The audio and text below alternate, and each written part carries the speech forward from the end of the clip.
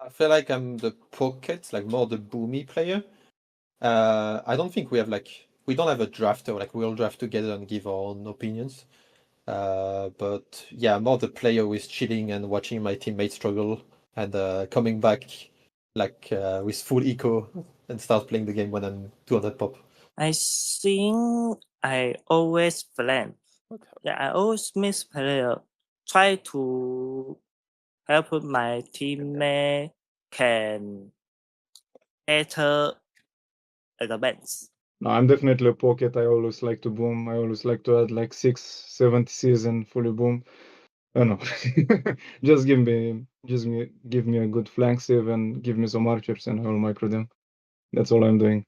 And it's simpler because I only have to focus on my part of the game while Sito and Sorokuma trying to make it messy, have to focus all over the place, while I just have to uh, deal with my player mostly.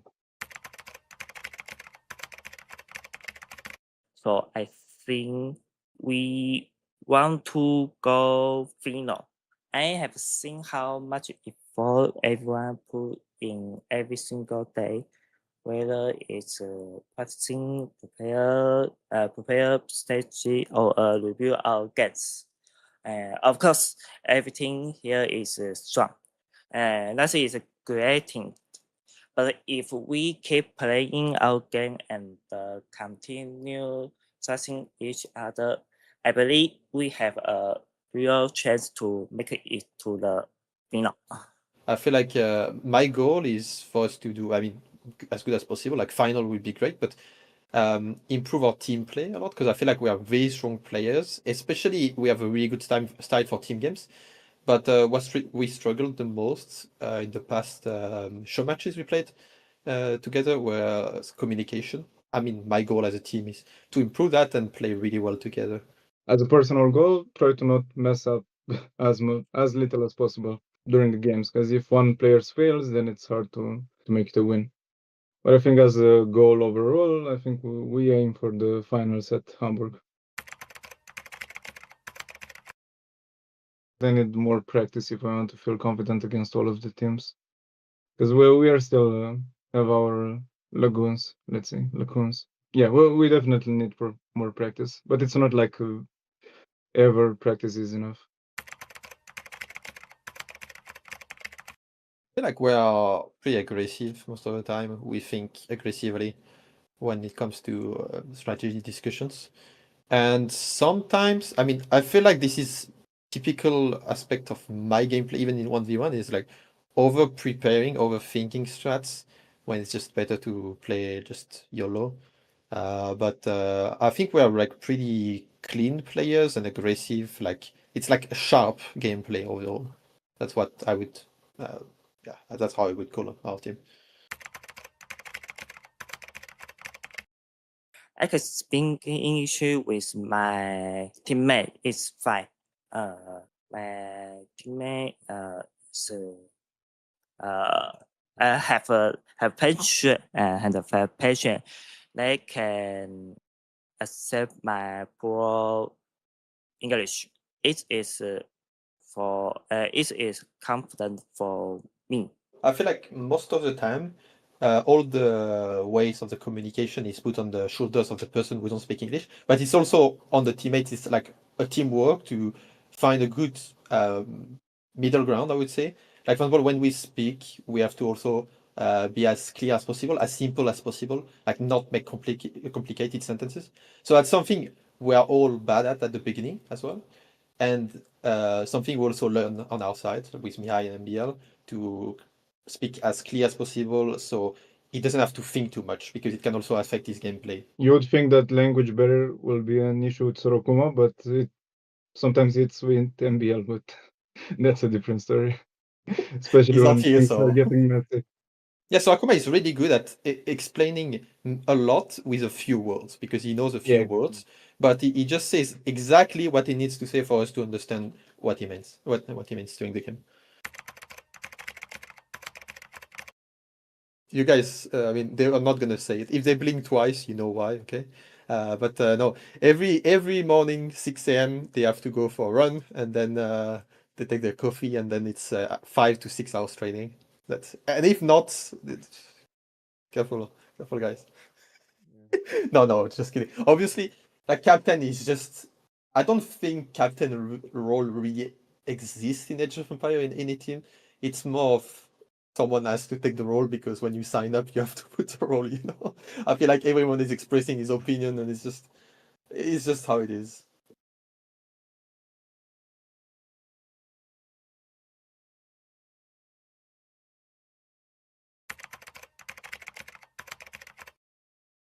Hard to say because like most of the stuff we do is like a group effort. I would say that mainly I'm some sort of a pocket player or like a tricky flank player who does strange stuff. And I think that together with Anatov, I'm like behind a lot of strategies in the team. But like I said, it's like mostly group effort and everyone does everything a little bit here. The thing is, Anatov is like the best pocket in the world, so it's tricky to be pocket here. Well, I'm the pocket that Running talked about. No, I'm actually when I started playing, I played a lot of flank, but I switched to pocket at some point in my AoE career, and from that point, I specialized a lot in that role, and I don't think I've ever played like in a proper tournament a flank game on a map in our team at least. I'm a pocket player, and I agree with Running that most of what we do is really a team effort, and we strategize all together, come up with new ideas, test them out, and yeah.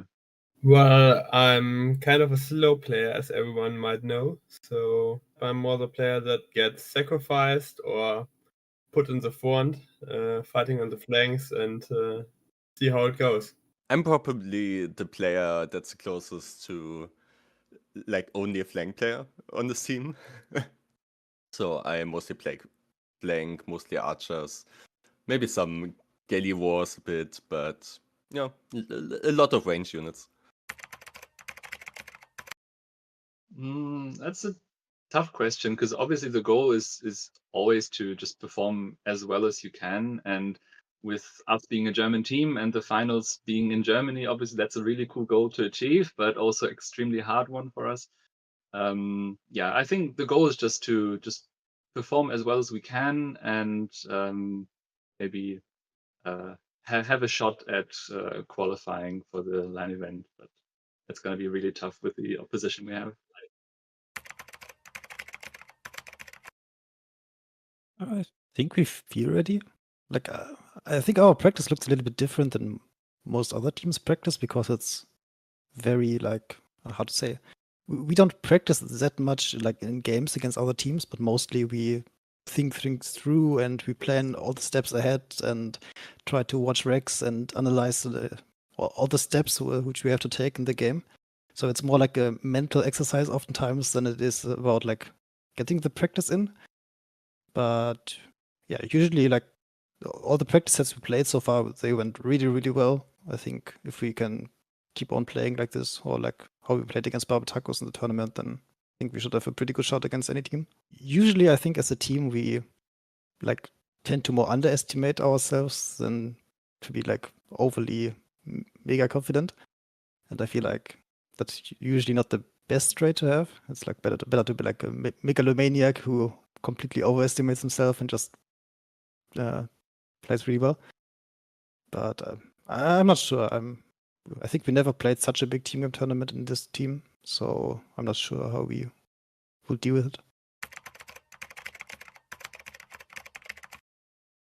I mean, as Running said, we like to think through, like we like to think about things a lot and come up with new strategies, but we also we can also play meta a lot. So it depends a lot on the map and like the civs that we can get, but we can definitely be on the trickier side strategy-wise. When you think like you're the underdog, then you might use a strategy that is a bit more trickier to win a game, right? Well, I'm not sure if we not play more unconventional if we are safe to win, to say that. I think he means that we have a tendency to troll.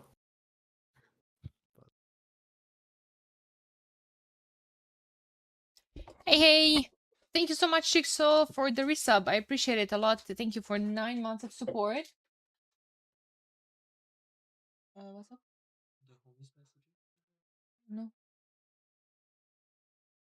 For the sorry, guys. Hi. How's it going? Happy Sunday. I'm happy you guys are here. I hope you're going to enjoy the sets. We're going to have 2 awesome matches. We have Tag versus Nocturna to start the day. We're going to continue with Vitality versus Onimaru Vanguard. And I'm hyped for today. I'm a bit tired. Wasn't feeling the greatest when I started the day, but my hype is fueling me right now. I think today is going to be a good day. We're gonna have good matches. Shikso, like I said, thank you so much for 9 months of support. Appreciate you a lot. Now I'm part of Nocturna. Let's go! Congrats! Loyal or Nobody, subscribe with 21 months of support. Is this migration stream? Cape of Storms, best I can offer. And Rima, thank you so much for the 3 months of support as well. Let's go, indeed. Thank you guys. Welcome, welcome. Starting the day fresh. Who else is here? Phil is here. Stefan, Hara, Wacky, Poro, Arbase, Minika, Chupta Tehen, Adwait, Kata, everyone. Celebrate. Hall. Thank you so much for being here, guys. Guys are the best. YouTube chat. Hello. Now, oh my god, for a split second, no one's saying anything, and I thought my mic is not connected or something. Let's take a look what these matches mean for today. They're still drafting, by the way. They were kind of a bit late to the draft. I will say that. We hear you. All right. Hey, Ann, how's it going? You guys were hearing me, but not reacting. I just gotta refresh. Nocturna versus Tag. Battling for... Well, it all depends for what, right? They are battling for... arguably the second spot? Both Tag and Nocturna played 3 sets already. Capybaras only play 3 as well, but... Well, with this one, Tag and Nocturna will be at 4. Onimaru Capybaras had that early buy. So it's going to be important for them eventually. But yeah. I think a tie. None of these 2 teams, neither Tag or Nocturna, wants to close this set with a tie. Of course, like I mean, that can be said. That can be said for every matchup, unless maybe you're the underdog and you just fear a team's gameplay. But yeah, of course, everyone wants to win. Of course, they're not playing just for ties. However, ties, I guess, still gets them ahead of everyone else.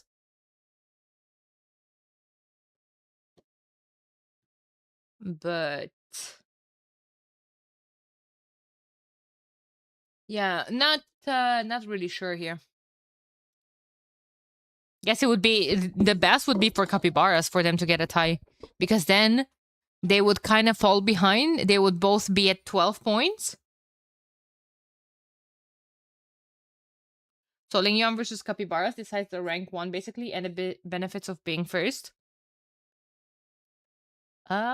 Arbase? Well, it depends on the points. It's some extra money, but when it comes to the playoffs, I don't think. I think rank 1 gets to be host in the draft between rank 1 and rank 2, if I'm not mistaken. And it's I think also some extra money in there. Or I'm not sure. No, actually, the extra money are after the tournament concludes. You have position 1, 2. It's not just after the league stages. Yeah, I think it's just a rank number 1 gets to be the host.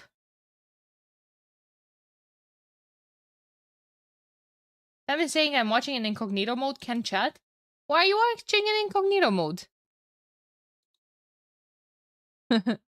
What's interesting about these same games is that the difference in experience, you can tell the players who are great in 1v1s would have never or rarely played in professional team games. Yeah. Like, I guess, who would be a fantastic example of that? Lewis? Maybe?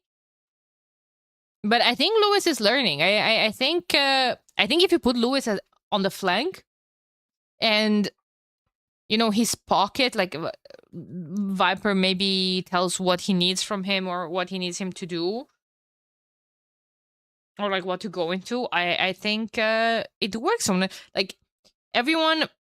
Yeah, also Lucho. Everyone is talking about Lewis or like, oh, he's not good in team games, but Onimaru Capybaras won every single game that Lewis played in. So no more jabs at the British Lion, please. Did they pick Capybara as a name just to spite you? I am convinced. I'm convinced at this point.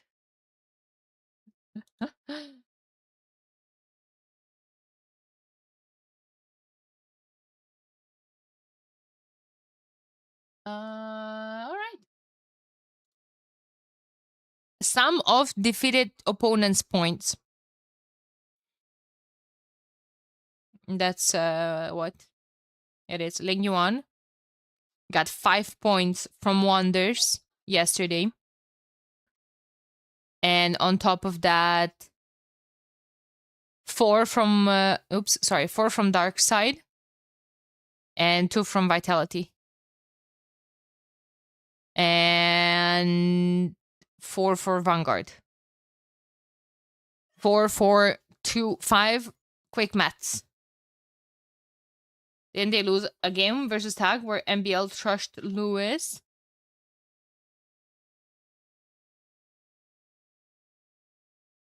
I don't think they lost that game, no. Did they? Wait. Onimaru Capybaras versus Tag was played in here.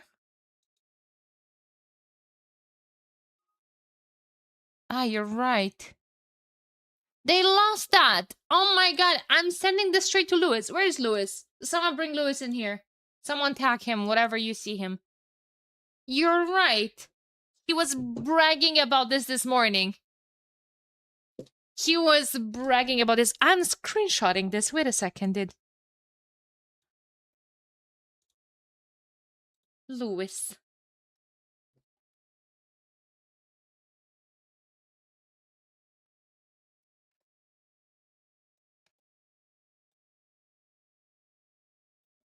You said you guys won all the matches you played in. Fake news.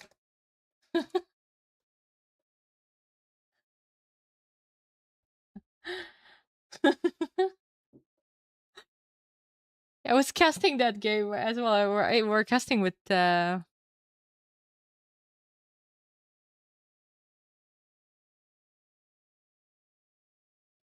Wait, was I co-casting that with someone? I casted so many games. I have no idea what planet I'm even living on. Lewis was assured there would be no fact checking. Yeah, he's not answering. Oh god. Let's take a look at the draft. It's done yet. It's done already. Let me see if they're in the lobby, because if they're in the lobby, they're starting probably soon. Are they deciding on a server maybe? Fortress first map.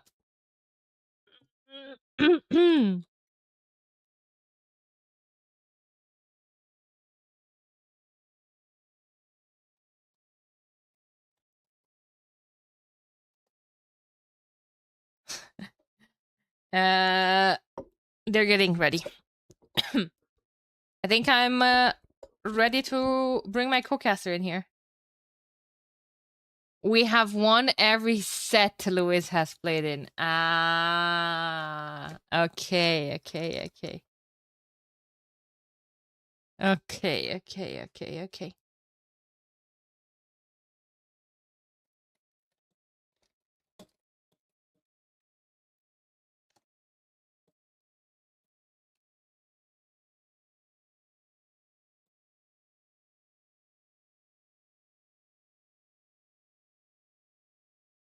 And then now he's asking, is my statement incorrect? Freaking Lewis. Somehow Lewis will say that one game lost doesn't count. Yeah, exactly.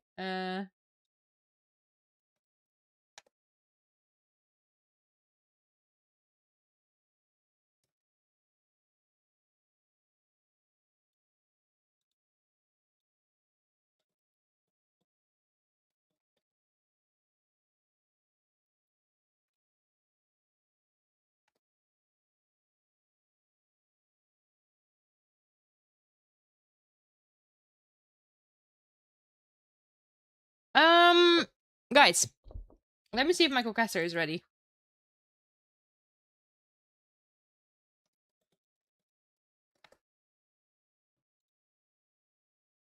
Team.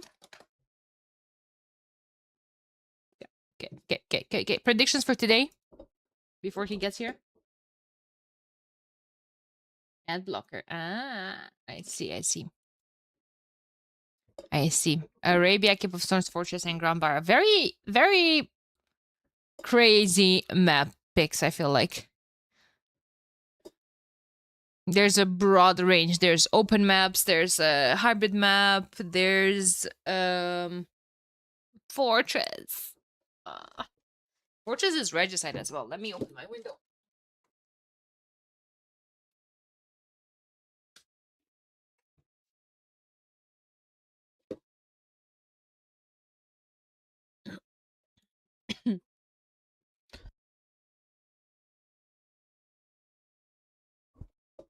Hello. Oh. Hey. Can you hear me? Nope. Maybe you can. I cannot hear you. Hello, Daniela. Hey, Dark. How's it going? It's going good. How are you? Good. Happy to have you here. I think we're ready to start a fantastic series. Whoa, the Eh. start already? Yeah. They're in the lobby. They're preparing an awesome Fortress game for us. While I have you here, Nice. I was hoping to take a tiny bit of a look at the draft. What do you think about it? Didn't look closely into it. Okay, I just came, so I haven't really analyzed. Let's see. Let's see. I was saying that we're gonna have a Grand Barra, Arabia, Cape of Storms, and Fortress. A broad selection of maps. There's open ones. There's hybrid / water. There's Fortress that's closed. I don't know what to make about these maps. Well, from what I see, Tag has Khmer for Grand Barra probably. Mm-hmm. Bohemians for Fortress. I really like Bohemians there. Maybe Turks from Nocturna. Bengalis. I'm not sure about Mongols' first pick. It's probably on Cape of Storms, but I don't know how good that really is. I'm not sure if that's first pick in the draft. Yeah, I think we've honest. seen them being played at the top a lot, right? In the either scouts or CA position on Cape of Storms, I mean. Mm-hmm. Yeah, I really like Nocturna Sieves for Cape of Storms. They probably have like Mongols Magyars for scout spam. However, Tag has more greater archer sieves. Yeah. In the meantime, we do have the civs up for Fortress, except that my app is not working for some reason.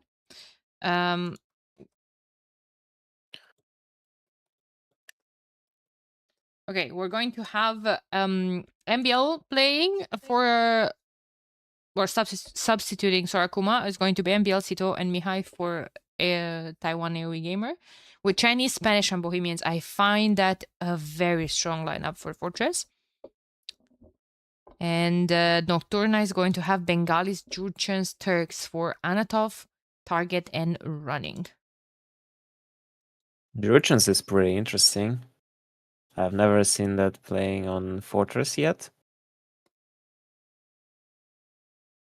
But overall, yes, I like tag civs probably more. Yep. Let's take a look. Oh wait, are you getting into the game? I'm having issues loading into it. Just Yeah, need let me to. try.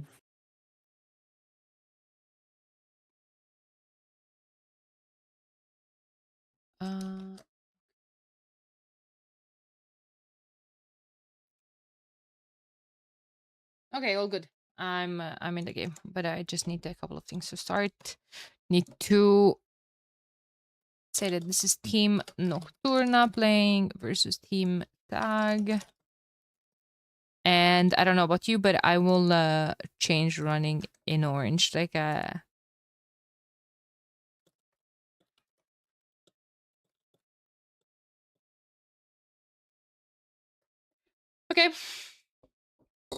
We're in. Game number 1, ladies and gents, we have, like we were saying while we were waiting for the game, we have MBL playing as Chinese for Tag on the flank position as expected, probably. Sito is going to be their pocket with Spanish, and then all the way the other flank is Mihai with Bohemians. Yeah, okay, this is not fully expected. Bohemians on flank, sure, but Spanish in the pocket position, I mean, with this lineup, I kind of find this lineup a bit of a 3 flanks on Fortress civs, but yeah, I guess if you want a pocket, Bohemians could work, could go half Huvnica, but if you want cavalry, Paladin from Spanish is probably good. Now for Team Nocturna, we have Running at the top, playing as the Turks. In the pocket position, Anatov playing as Jurchens, and Target on the other flank playing as Bengalis. Hi. So you were saying that you like Team Tag's civs more? Dark is not here anymore. Is he? Dark, I can hear you. Uh-oh. Uh-oh. I lost my co-caster, chat.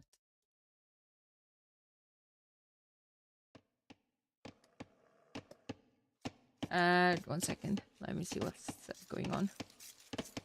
He's going to take a sec to rejoin and everything. He's probably dealing with some technical difficulties. Panic, maybe. Maybe. Yeah, okay. No problem. He has some problems. He messaged me. He's trying to solve them, but yeah. Anyway, Team Nocturna going up to the next stage. All of them are. All of Team Tag is as well. One thing that I want to point out here for Bohemian, Spanish, Chinese. Bohemians and Spanish in the same team means if this game goes to a very long game, they definitely have the advantage in terms of trade, right? The Bohemians have their team bonus, being markets work 80% faster, and Spanish with the trade units generating 25% extra gold. So for the late game, that's going to be fantastic. Just a second. Dark, are you back?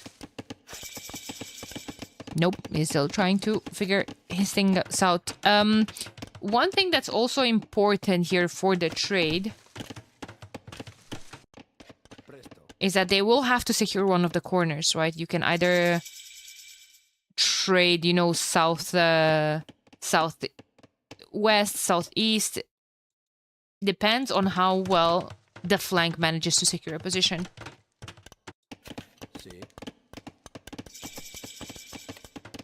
Now, on the other hand, at the top, we have Bengalis for target. They have a nice trade bonus as well for the entire team. Trade units generate plus 10% food in addition to gold as well. I have Turks with gunpowder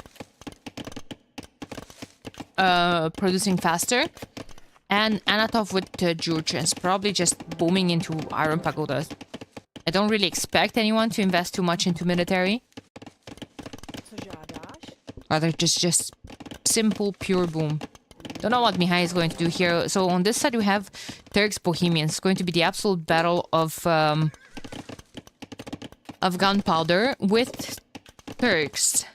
A big advantage that you have is that you get access to chemistry for free, basically. And it's instant when you get to the next stage. So bombard cannons are a huge timing Yes, I'm advantage. back. Hey, Dark, good to have you back. Hopefully Sorry, everything sorry. is settled. No worries.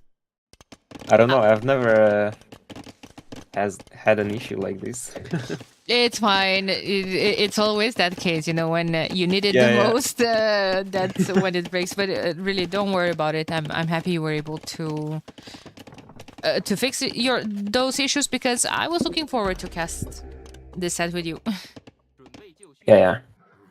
So what I was trying to say is that team tags having sieves for fast trade setup Mhm. and really efficient trade as well with Spanish. Yeah. So I think it's gonna be something like Chinese pretty fast and trying to secure a trade line.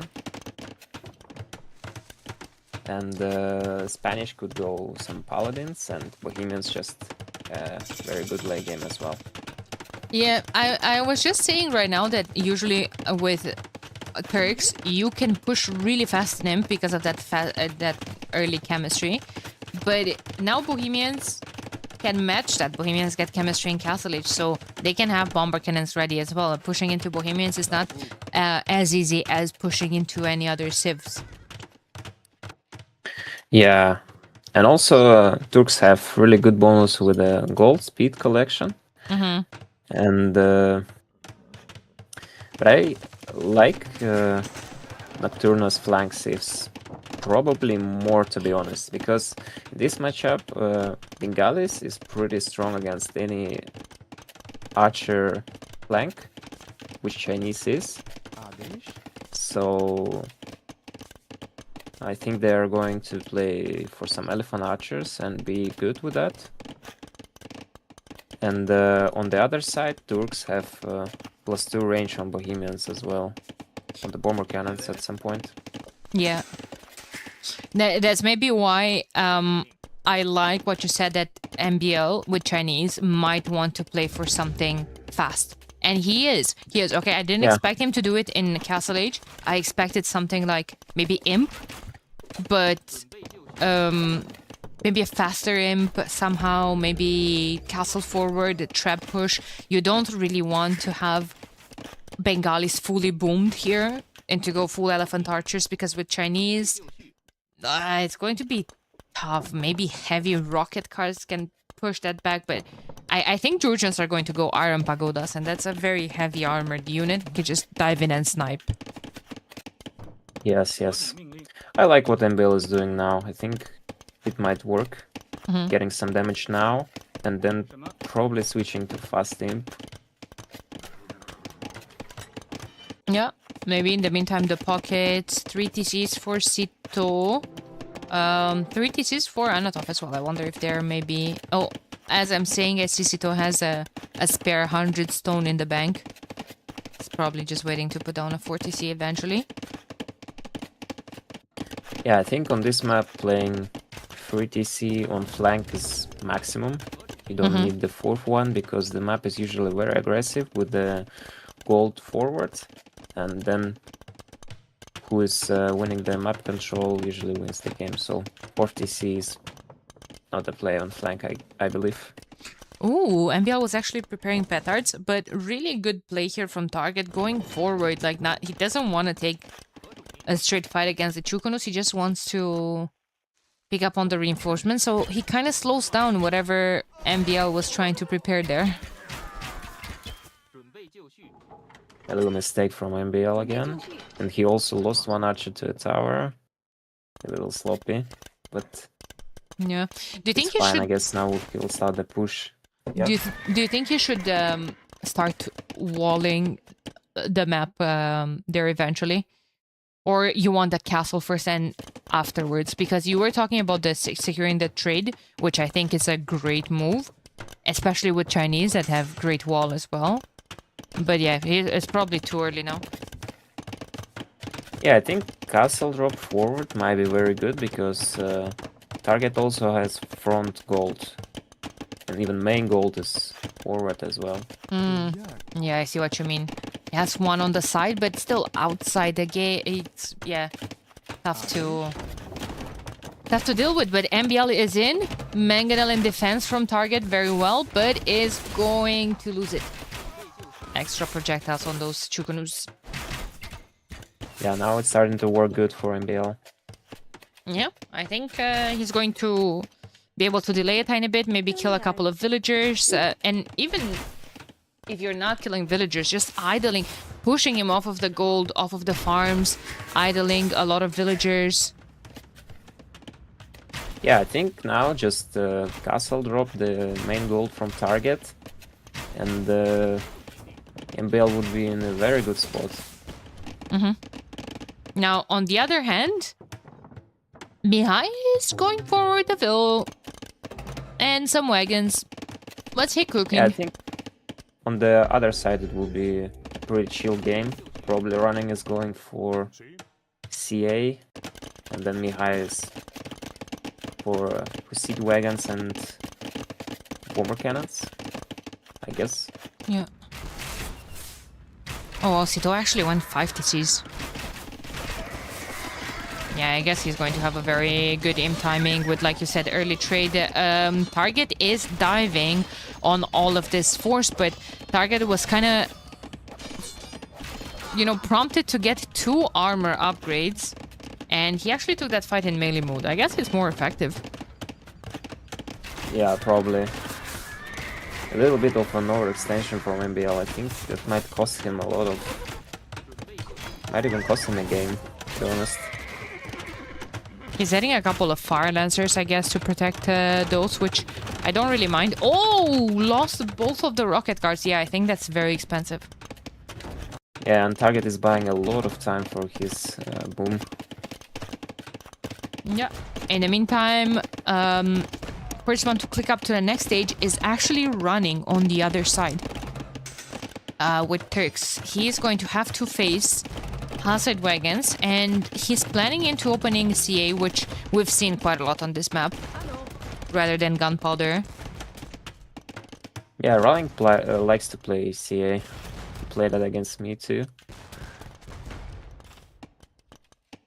But I'm not sure how good that will be against the siege wagons. Probably with a mix of bomber cannons, it's gonna be alright. Yeah. That's going to be nice. I mean, Mihai is starting to wall his side of the map. I guess MBL is confident that they can trade with that corner easily. I do like to see all those outposts from Mihai. I think that's very good. They have a lot of vision on the map, and usually you don't want to have random castles from the pocket just creeping in, cutting the map in half like we've seen from some players.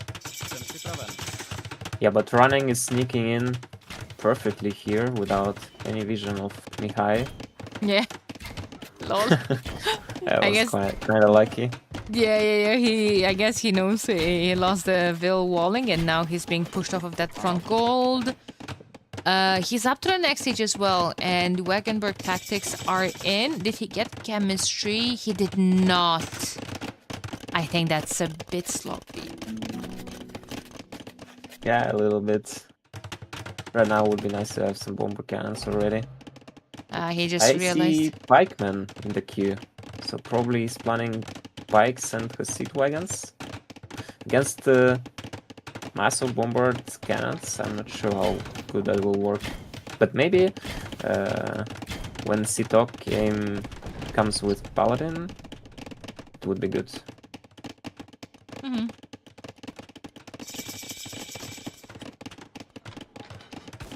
And on the side of MBL, I think his main problem that he doesn't have resources for imp right now. I would see like more of a fast imp gameplay from him, but it's actually Target who's going up first. Yeah, quite great from Target, honestly. Like, I mean, he defended quite well. The MBL invested a lot, didn't do too much damage. Now you have University going up from Target behind quite decent boom. MTC on the outside, not sure what to think about that, but he's going to be fine. He's going to be fine. Look at the amount of castles Anatov is already putting down. Like, he's going to go pagodas. Quite heavily armored unit here. How do they do against Paladin though in a 1v1? Like, I think they get to 14 base attack with elite maybe. Then you can get 4 more from the upgrades. Well, the pagodas are good because of faster moving speed and also for the faster attack speed. So I don't have much experience playing them, so I can't really tell how good that will be, but I think it's a solo unit. Yeah, I think they're going to be really good. They do have 1 less melee armor though, to probably just compensate for the faster attack speed. Actually, yeah. no, they don't. They have 2 melee. Ah, okay. I guess they just got an extra one with elite. Yeah. Yeah. I think the base one is just 1. Yeah, I was looking at it. Yeah, that's 160 HP as well. Paladin is in the queue from Sito, but they're pushing here quite convincingly. They're pushing me high. Sito lost a couple of Cavaliers, and suddenly he only has 13 against 25 Elite Iron Pagodas right now. Yeah, so it feels like Iron Pagoda is like a Paladin, but it's very good against the other melee units as well. So it's very good. It's looking very good for Team Nocturna now, because I think running will be, Target will be in the winning position in like 3-5 minutes with the Elephant Archers. Yeah, but on this side, I don't know what to say. They really need those Bohemian helps. However, the Heavy CA will absolutely nuke them. Yeah, playing halbs and cannons probably didn't work for me high here. Yeah, it's looking very good for Team Nocturna, but it's their best home map, I would say. So it's kind of expected. Honest, from this draft or in general, you think? No, in general, they are very good players on this map and playing it very frequently. I would agree, but I think in this tournament they absolutely shined on migration as well. Like, if you're asking me what's Nocturna's best map in this tournament, I would say migration. Well, the way Capybaras played against us yesterday. Oh my god, that was a bit of a masterpiece there. I'm not sure how Team Nocturna will stand against that. For now, we haven't seen them face. I think they're going to be facing in a bit of a later round. Military number is not looking great for Team Tag, Dark. I really think MBL will probably want heavy rocket cart there. But maybe. yeah, I think that's what he's saving for. You have Hufnitsa for Mihai on the other side. But I think there's artillery already. No, actually no. Good thing that Tag is starting the trade already. For Spanish, is gonna bring a lot of resources. And I wanted to mention that MBL probably has another good option of heavy scorpions as Chinese. That will be good against the elephant archers. However, Bengali archers receive less bonus damage from scorpions. Yeah. Oh, University going down before ballistics. Dark. Oh, MBL is going to have to build a new one, and I'm not sure if he's going to notice, honestly. That he Yeah, I think didn't get ballistics. Sorry. I think Target will push MBL right now, and will break the trade line as well. So, yeah. It's looking almost over. Oh boy, yeah, I mean, 158 military to 92 from Team Tag. Not just that, but 12k more resources invested into military, and Anatov just doesn't stop. He has 66 iron pagodas. Now he's raiding MBL's base. MBL who deleted his walls for a better trade route. He invited those pagodas straight in. Well, I think they're going for the king snipe. MBL's king is just standing in the grass. Oh my god, he's right there! Anatov! Anatov! Oh my god, he noticed before Anatov. Little does he know. Little did he know that he was 1 second away of closing this game. I mean, MBL doesn't care about his kings. Yeah, Like, yeah, I've seen people king snipe them a lot. oh man. Pagodas are attacking the wrong PC though. Little do they know. Wait, where is the king actually? No, he's in this one. All alone with 2 vills. Pagodas could actually still find it if he starts attacking the TC. Yeah, but probably Anatol just forgot it for a moment. That it's registered fortress. Axel is saying there's a $25 bounty per king, right? Wrong tournament, Axel. Wrong tournament. Oh man, Sito is sending so much stone to MBL.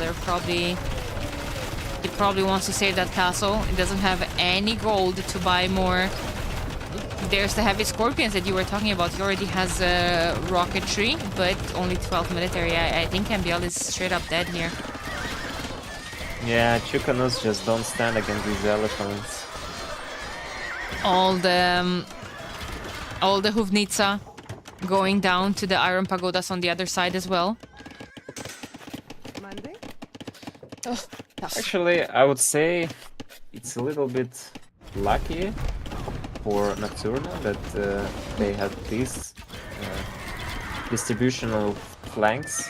For example, if Bengalis were up against Bohemians, it would be much worse for Bengalis than against Chinese.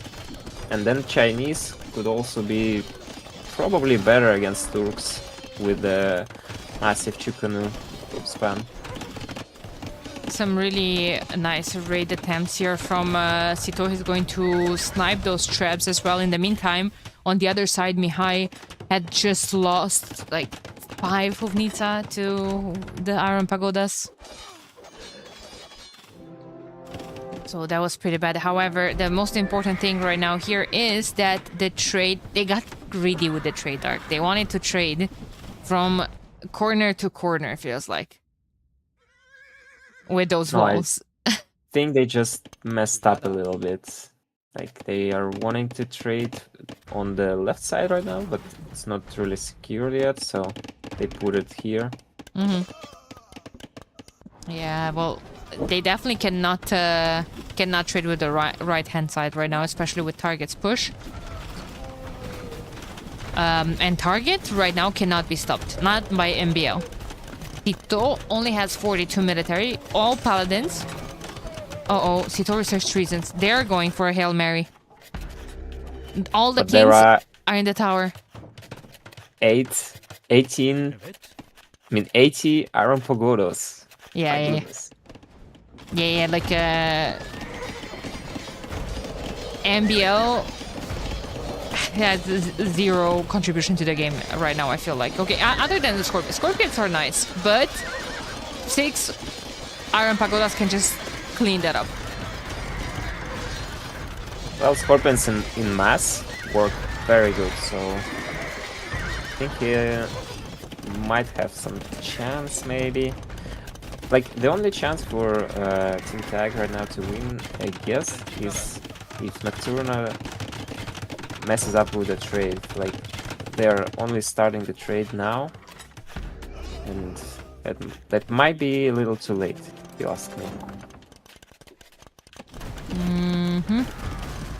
Yeah, no, I jabbed at the Scorpions and they're doing a good job. However, MBL is thinking about switching into pikemen. Like, Sito can sling him food. He has a lot of gold. Maybe he can send his gold to Sito. However, he needs all that gold to get the halberdier upgrade.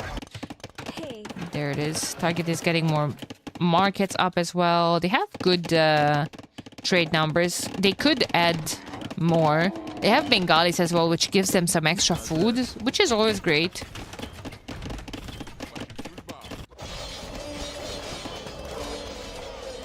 But yeah, I mean, the pagodas are just not stopping. It's just a constant flood of pagodas everywhere.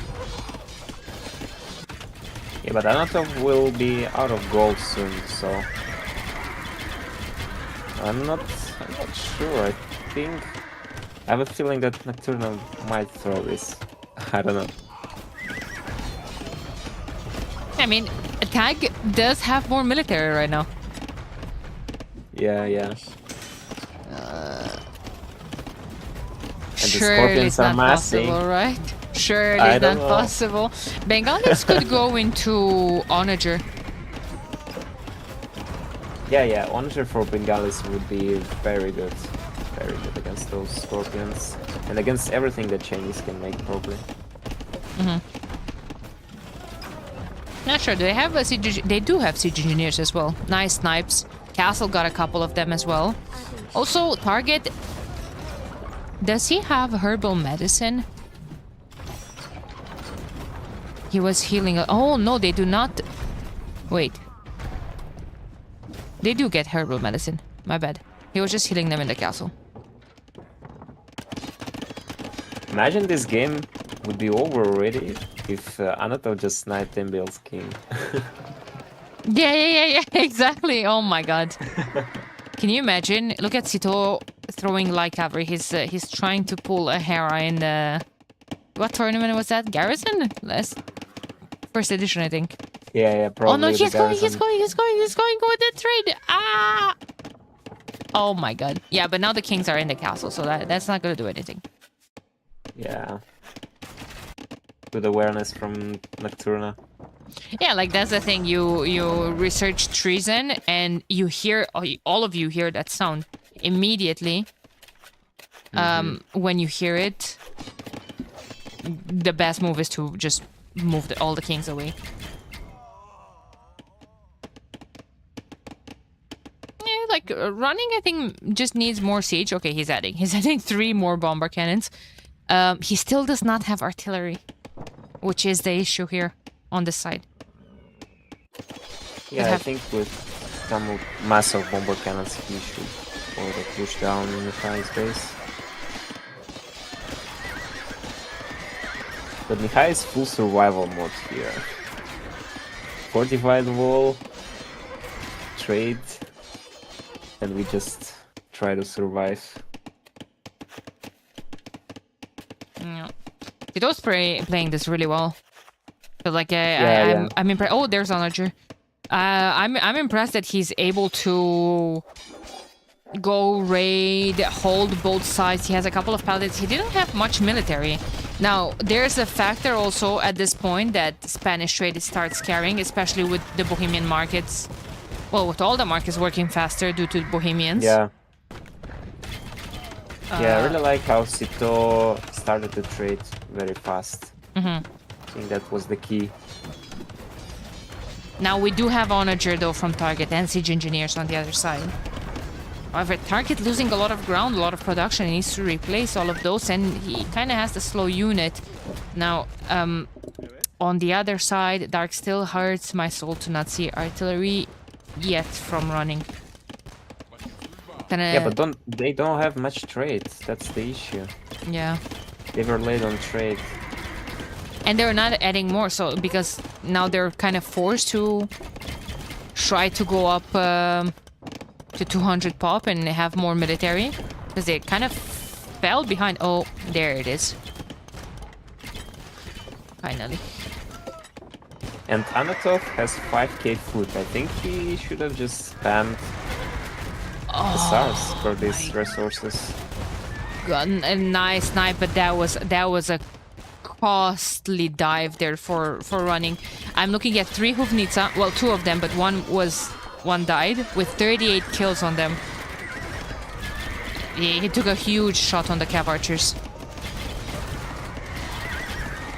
And on the other side, Sito is flanking the elephant archers. And MBL is going for them.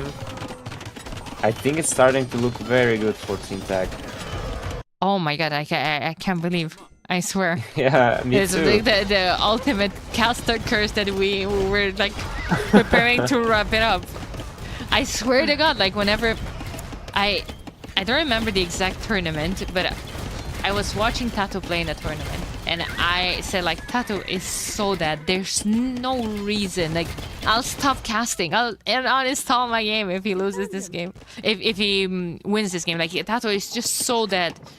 And nope, Tato won that game. And after that, like I started to become so careful when to call a GG, but like this was looking super bad. Like, as soon as I said MBL has no contribution to the game, it's like he heard me and is like, yeah, no, I'll show you my contribution to the game. Yeah. And now he's 200 pop with 69 military.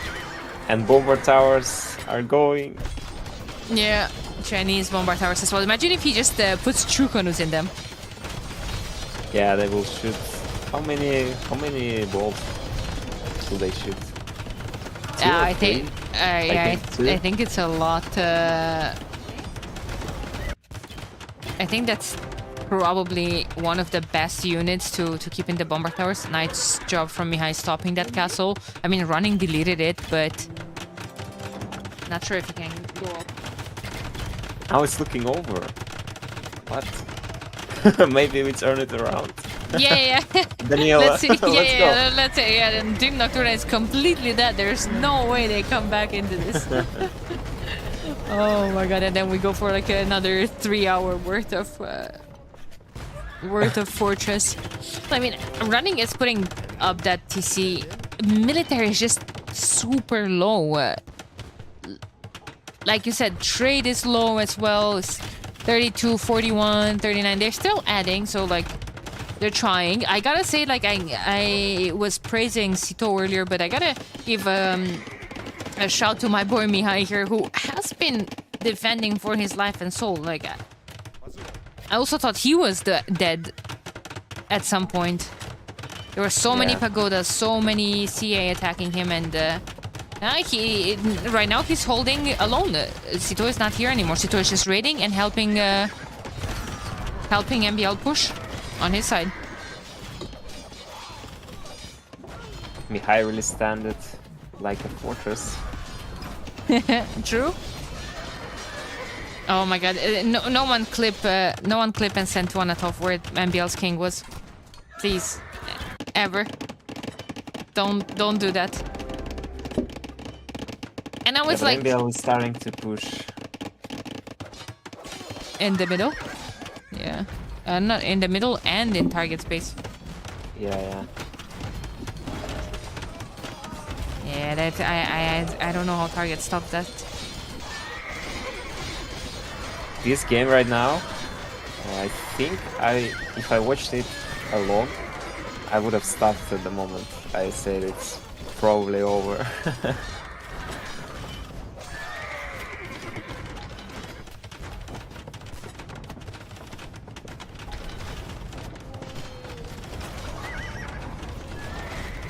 But then Team Tag came back. Sorry about that. I was just checking on something. Target is trying to go at the top and reboom, but he's just raided to death, like by that Lycav that got in. Like Sito really was waiting for all of those gates to open when the trade was going through them, and he just like sneaks 5 or 6 more Lycav and just constantly raiding. And I was about to say earlier that MPL felt like even baiting Team Nocturna with moving afterwards his king into that super exposed watchtower, but now he just moved it back to the castle. With all Look those... at the right side of MBL's trade line. What is this? A mega wall. Oh my god. Does he have a Chinese wall? This is the Great security. wall, yeah. It does, yeah. Oh, he doesn't want to risk it anymore. And now even Mihai is pushing on his side. Elite Hasai wagons, all those Huvnitsa halbs. It's going to be tough for running to defend this. Like he needs bomber towers or something. I think bomber towers were really good, but he cannot afford them. He has 0 stone.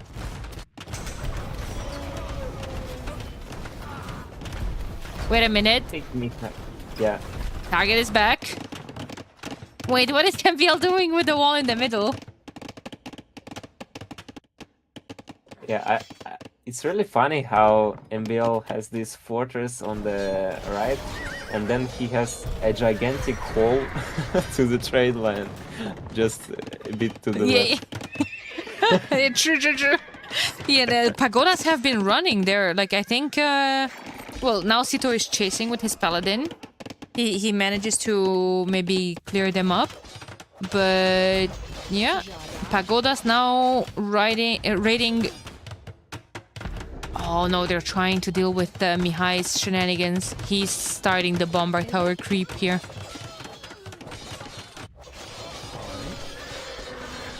And running had to delete markets again. Oh my god, I cannot believe this game, Dark.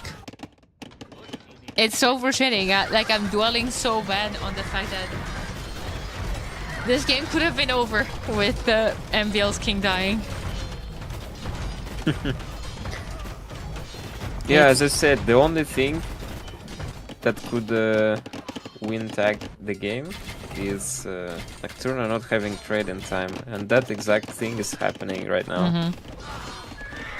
Yeah, they were missing resources for so long, right? Their military dropped badly. While now. Mihai right now has 3k gold. True. I mean, if he's not losing his Huvnitsa, there's not much he's spending on. He has 7 Huvnitsa in the queue, and 4 Hasai wagons, and he still has almost 3k gold. It's And really he could well also played. buy some stone and give it to MBL for spamming more bomber towers. And I like MBL's situation on the right side right now. In this stage, actually, I think Chinese are pretty decent against Bengalis. If they're getting to bomber towers, getting to scorpions, getting to siege ram, and starting the push, it's really hard for Bengalis to stop, actually. And I love what he's doing, like moving forward. It's like, again, I agree with you with more towers here with his push to just reinforce it. But even putting buildings, more barracks, closer ones for the slow units, for the halbs, more siege workshops. Now even adding siege rams that will tank so much of those arrows. It's a really nice push there. Okay, so they were just baiting. Pretending to not play good and then Yeah, win the whole thing. elite fire That's the lancer now. strat.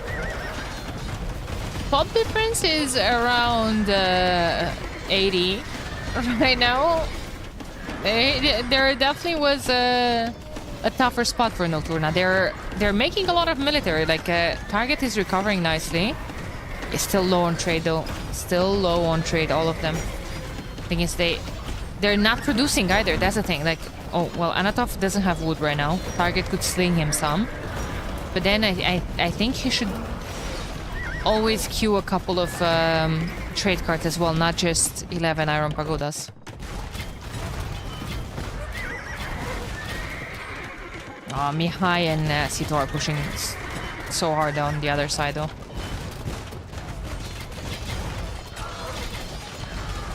I feel like, maybe tough to afford again without that much trade. Do you think Elite Fire Lancers from Jurchens would be good here? On this side? As an addition to Pagodas? Not just full transition. No, I don't think so. I don't think so. Oh my god, they pushed all of that back. Actually, it's 130 military to 130 military. Do you think we did it? Do you think we're turning this around? Again? We might. They're still not adding trade though. And Mihai is with bombard towers in the Oh, what? at the markets, yeah. Why now?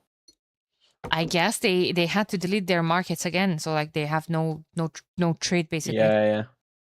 Because of those bombard towers, they can't do anything against it. No siege.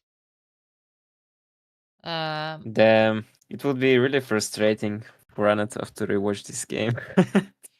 I honestly hope he never does. I honestly hope he never does, because that, oh my god.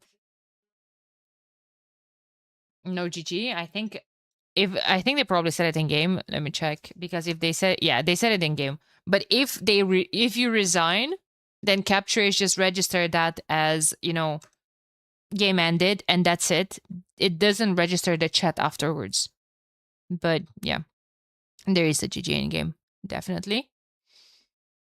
And yeah, I mean, team tag to game number 1. Nocturna played really well, but I will say this, as hurtful as it is, it was Nocturna's game to lose. Yeah, that was a throw. That Yeah. was a throw. Yeah, it was tough. But hey, they have other maps to redeem themselves from. That was one of their home maps. Another home map for them is Grand Bara. Now we're going to see what they're going to go into. Fortress was a win for Taiwan. Hey, thank you so much, Ble, for the prime. Appreciate it. Wish you all a nice Sunday. Thank you very much. Thank you. Justin says happy Sunday, fun day as well. Thanks for watching, guys. I hope you're enjoying the tournament.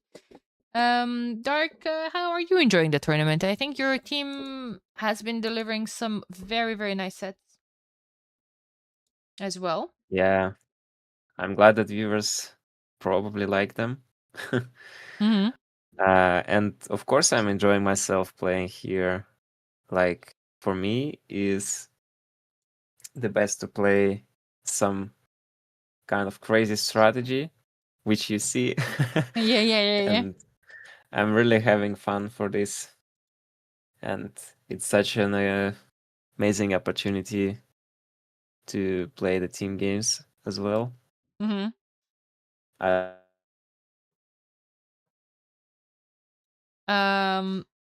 Dark, I think your mic failed again. Yeah. I think the technical difficulties are back for Dark. That's right. Nick, thanks so much for the raid. Welcome everyone. We're casting some 3v3 league today. This is round number 4. And actually we have the next map up and it's going to be Cape of Storms. Sitomi Hai are in the lobby already. Thurs is playing this one. Anatov and the running are already there. So it's time for Target to sit a bit on the bench. Can you hear me now? No? Yeah. Actually. Oh, okay. Oh, you said to the chat. Sorry. Yeah, but it's fine. It's fine. I'm happy problems were fixed and you're back. Cape of Storms next map.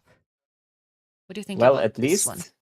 the good thing for Nocturna that they didn't spend their best picks, so they might have something cooked for other maps as well. Mm-hmm. But what And about the civs here? Well, this is also the home map for Taiwan. Then you have Wu, maybe Hans at the top. yeah, Huns are very strong on this map. I wonder why Nocturnal let them free like this. And They seem what to about play Huns there as well. what about the pocket? You said Khmer here, maybe? No, I think Mer goes for Granbara. Mm, I think it's gonna okay. be something like Wu, Hans, and maybe Koreans But and then or Portuguese. okay. What if Wu plays at the bottom, full water, Portuguese, pocket archers? I've seen that before. And then maybe Wu at the top with cavalry, or just to put Wu in the pocket position to begin with. I don't know what's the plan for the tag. Like they could Mhm. play many things here, and I think every team has some different approaches to this map. So Mhm. I don't know what's their approach. What about Nocturna? They have Japanese, they have Malians, Georgians are good, Mongols. Yeah, they picked Armenians early, so probably Armenians for this map as well. I really like Mongols, Armenians, and Japanese. It seems like those are good picks. Those are definitely good picks. But then, yeah, no, it's going to be Georgians, Mongols, and Japanese. I was about to say then, what do you put in the pocket? Especially like Nocturna likes to go double scouts. Usually Yeah. on maps like this. Japanese is great for fish booming too. So it might be Japanese who plays scouts as well. But I'm a little surprised why they picked Armenians early. For which map that is? I don't know. Yeah. Wuhan's and Vikings actually. MBL is going to go at the top with maybe archers, maybe just being annoying, maybe just being MBL. Just some sort of like crazy spears, skirms, towers. Why not? Vikings at the top are wild though, I will say this. Oh yeah, Vikings. I kind of missed them in the draft because it's last row. Yeah. I don't know. I feel like with these picks, Taiwan maybe wants to make sure they win water so they all can fish. Because I feel like Vikings, first of all, they're giving, their team bonus with cheaper docks to everyone. And then they could just dock as well. Yeah, I think Vikings are going to fight for water. But Mongols will have the fast feudal timings as well. So I think Mongols stand pretty good against Vikings on this map. Yeah. In the water fight. With 3 boars as well. Mongols are very good here. So I don't know if anything if anyone will play water from Team Tag except the Viking player. Well, the Viking is actually the third guy on top. Yeah, that's what I was saying. Like they picked Vikings at the top. Oh, That's why didn't get it. I'm not sure about that. It's going to be Viking Mongols at the top, and like yeah, I agree with you. Mongols are still better, but I think Nocturna is gonna go double scouts. I think both Georgians and Mongols will go scouts. They love to do that. Yeah, seems like it. I kind of disagree with their position choice. Like, I would have picked Mongols for fighting the water and Japanese for booming, probably, fish booming. And about Team Tag, maybe MBL is just going to play archers as Vikings and have a little buffer for their team, while Mihai is going to dock and fight for water, probably. It's going to be Wu Japanese here. Terrace coming forward with a fantastic position for the dock. It's somehow in the middle. Like, okay, he walked a tiny bit more to it, but his units are going to be very close to Mihai's. Mihai has a low HP villager there, but he is walling him in. Yeah, this is aggressive from Terrace. He's really depending to win water right now. Maybe he's going to try to attack the palisade. That's a couple of hits away, though. And Mihai will react. I mean, there's nothing happening.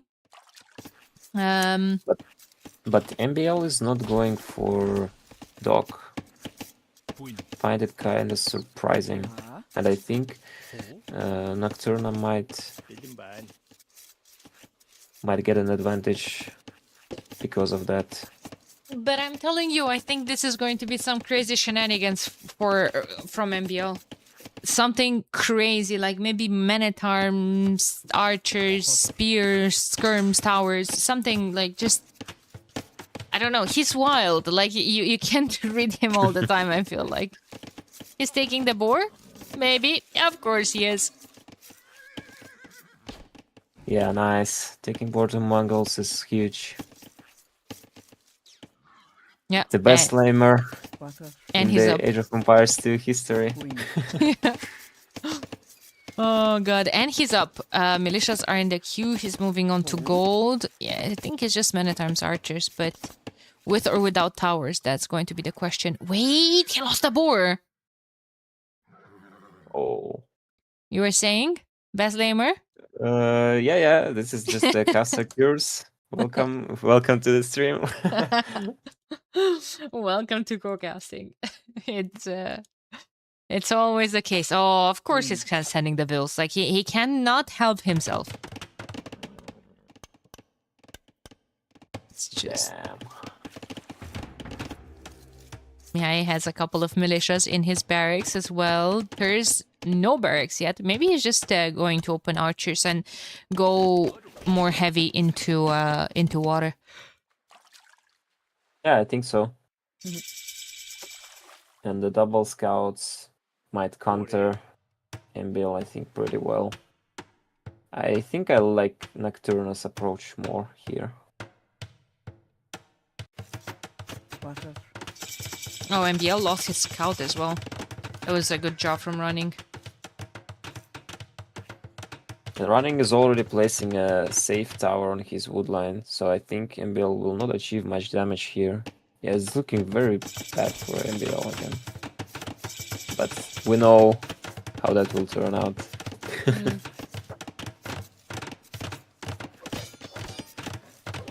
Okay, scouts are going up. Tower going up from MBL to... What, to deny the gold? It's like he hasn't been watching Nocturna play so far. Oh, Nocturna! He's denying the boar. Yeah.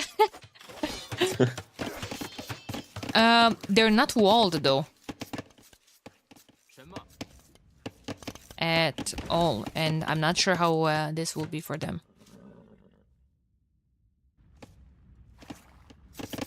many still times. think it should be fine for Nocturna. Hmm. Just right now, mass the scouts. Don't extend too early. Yeah, but maybe MBL is punching down the stable. How can you mass the scouts without a stable? Just make a new one. Also, I don't know if you said... Yeah, well, he is. He has to. Running did end up docking, and MBL still doesn't have a dock. So, running has 4 extra eco, basically. Yeah, I think this strategy from MBL would have been better right now if he went to the dock.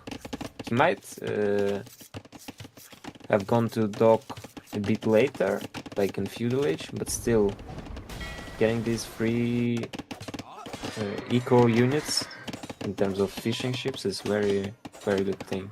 So I'm not sure why not docking here. There's the MBL spear. Men at arms were cleared up by the scouts. I can't believe like those villagers are taking the board. That's so funny. Now, what he could do, I feel like he could just move with those villagers and make a mining camp in the north. Yeah, there are a lot of minerals on the top, so good thing for MBL, he is kinda securing it for now. Yeah. And Team Nocturna has so much less military. The Terry is Yeah, but investing I'm not heavy in water. sure what is MBL's follow-up going to be right now. Seems to do archers. Yeah, has 3 of them in the queue from home though, but his wood line, it's fine because 3 of those scouts were quite low HP actually.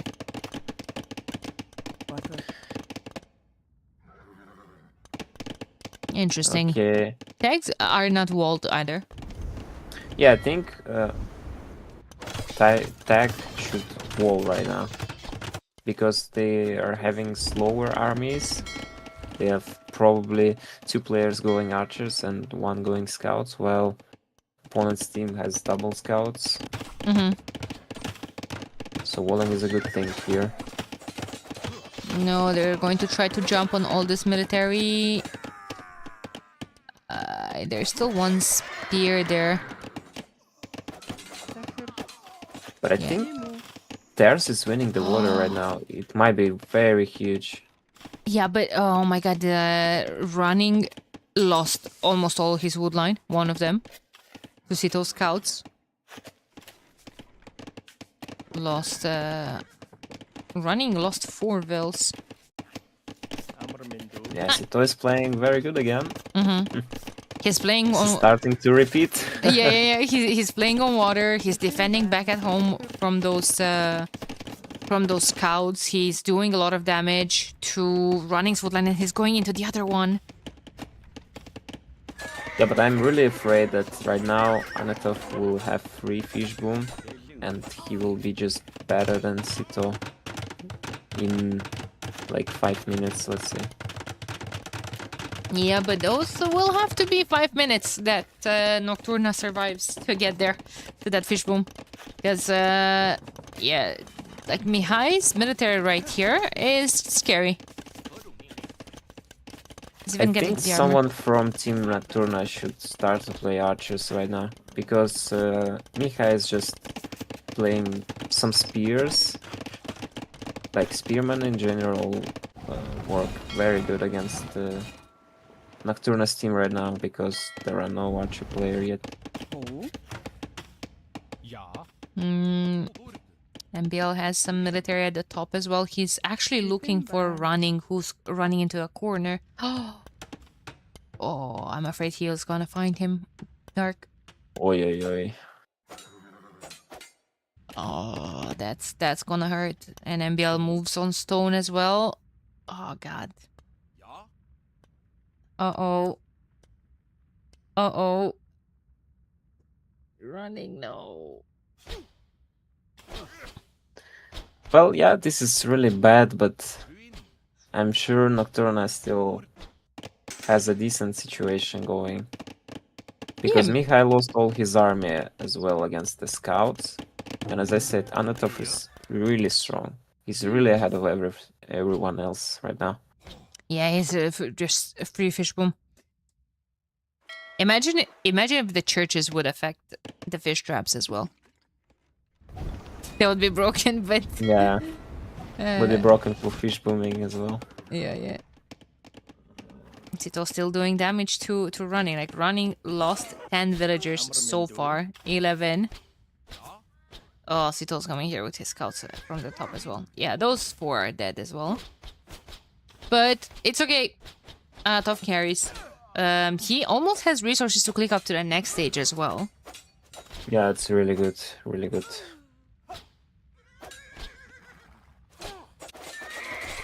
And But he's somebody- killing. Look at Miha's base. Yeah. But somebody has to play archers in their team. If they only have some archers, I think they're in a very good spot. But I think that's usually Terz's job. Yeah. He goes later on. Like right now, Terz completely won water, market blacksmith, and barracks. Like I think he's going to start going into crossbowman. Yeah, that's good. 2 ranges as a good wood eco. Double the military from Tog though. My god. Man, running is really taking all the heat here. But like you said, 5 minutes. 5 minutes. We have 2 players going up to Castle Age. We have MBL going up to Castle Age as well. Oh no. Running, just run on the other side. The whole game running is just running. Seems Yeah. like. Very straightforward name, I feel like. Very intuitive. He made it for himself. Yeah.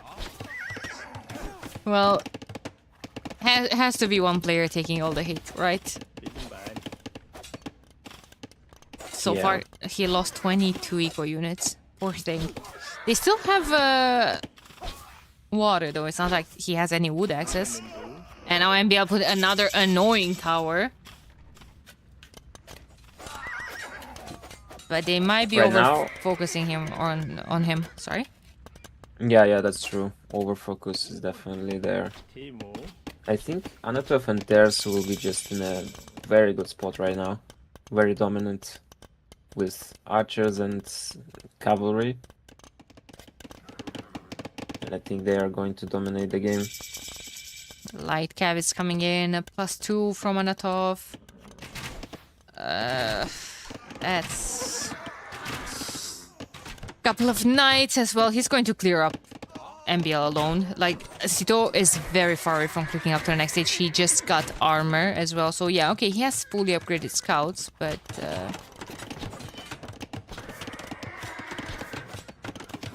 never mind. He's actually clearing up Terz's reinforcements. Because what was Terz doing outside with his archers? I don't know. Trying to throw the game to make us look as a good casters. Yeah. Oh my god, he's gonna lose so much gold there, actually. Gold miners. Crossbowman is in. And ballistics, very fast as well. Oh my god, look at Terz's resources. Is this a fast team? Yeah, it might be. But I think he needs more army. Like, he needs heavy Yeah. army, not the imp. I agree.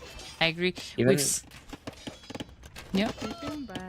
He might even just sell the food to get more gold right now and get more army. I think that would be better than imping.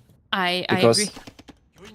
everyone from Team Tag is not close to imp, but by far. He would still be ahead if he clicks imp in like 3 minutes or so. Yeah. We've seen so many cases this tournament where it would have been just much better for a player to pump out military rather than click up imp, and yeah, it showed. Running is going up as well. Okay.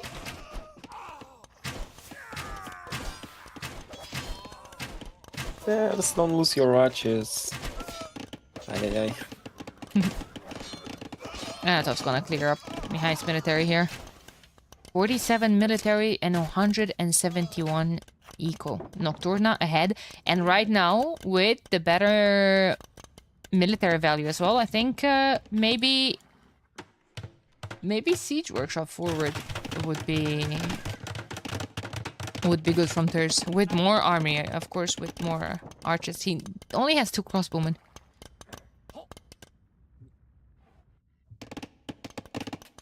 Oh, they're still open. Like, running is pinging exactly where MBL has that TC and, well, all his military, but that is open, and 22 knights, 4 light calves are going to go straight there. Oh, they I won't think even for check. running, the Yeah. best play right now would be Elite Skirmisher. Oh, Thurs is going imp. I think Anatov is going to buy enough time here with all of Team Tag being focused on clearing up this and not dying to all of this. Yeah, Anatov is like super strong right now. He will even raid Sito and might raid him to death. I really think that there is nothing that stops Anatov and Thurs right now. Don't say it. Don't say it. Don't say it. Because there's 3 militaries here. I mean, he is strong, but there's pikemen forcing Hans into pikemen as well. That's tough. Yeah, everybody has to play pikes.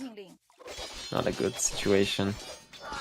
Yeah, forcing both Huns and Vikings. Tough. Tough. Huns don't get the last armor. Vikings don't get halbs. And now here is Thurs with Embracer chemistry on 16 crossbowmen. And fully walls won't help against water control and a transport ship being prepared.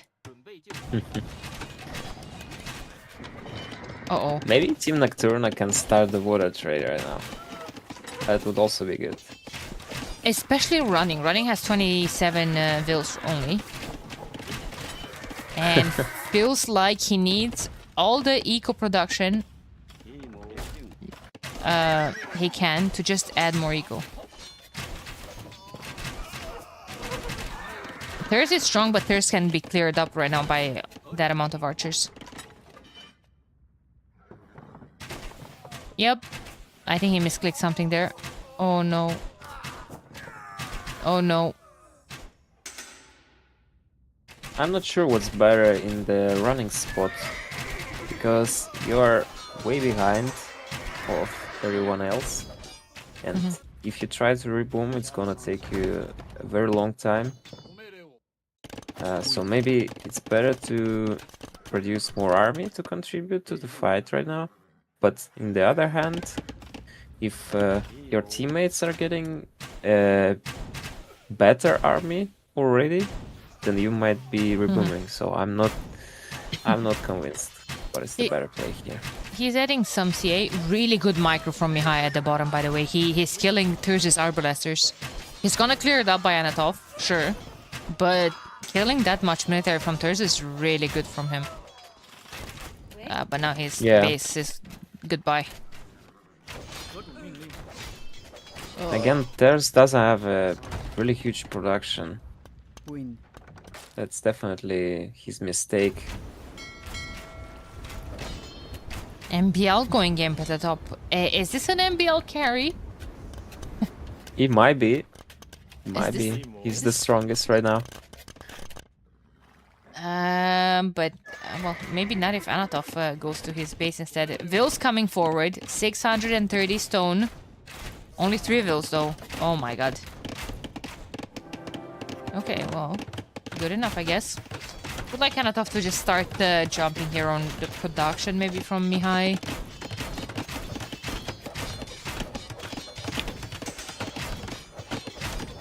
But But yeah. I think Anatov will click Imp 2 pretty soon. And then match MBL's army. MBL is losing to random CAs here. Yeah. It lost a good chunk of his military. There's still raids from Anatov in the back where Mihai is trying to reboom. Team Nocturna looks like they're trying to start the water trade. Yeah, that's good. The water trade is super strong. Yep. Arbalesters are now in, so all the pikemen that these people invested in won't matter too much. I think Anatov can jump on the MBL's army. As soon as he will see him from MBL, he will jump.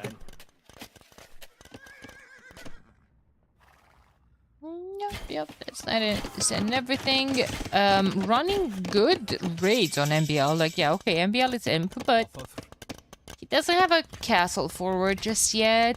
He has 6 on stone. Now, Arbalesters from Vikings will be strong with the extra attack.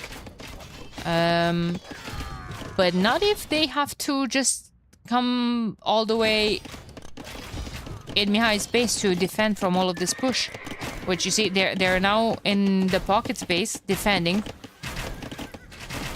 Yeah, the problem for MBL is that he has a lot of army. Right now will be a very strong army, but he cannot use it to make any damage to opponent's eco, so probably Team Nocturna will just maintain the eco lead and then start snowball it from there. Thurs needs the same numbers here as MBL, otherwise they can push there. He's bringing reinforcements, which is good. Just and a lot of damage to Sito. Like he was playing really well in the beginning, and he still is. It's not on him. It was really well played from Thurs to win the water for them. And look, Thurs even transported. That transport was for going at the bottom and make a dock for better trade. I thought he's gonna transport the Arbalesters.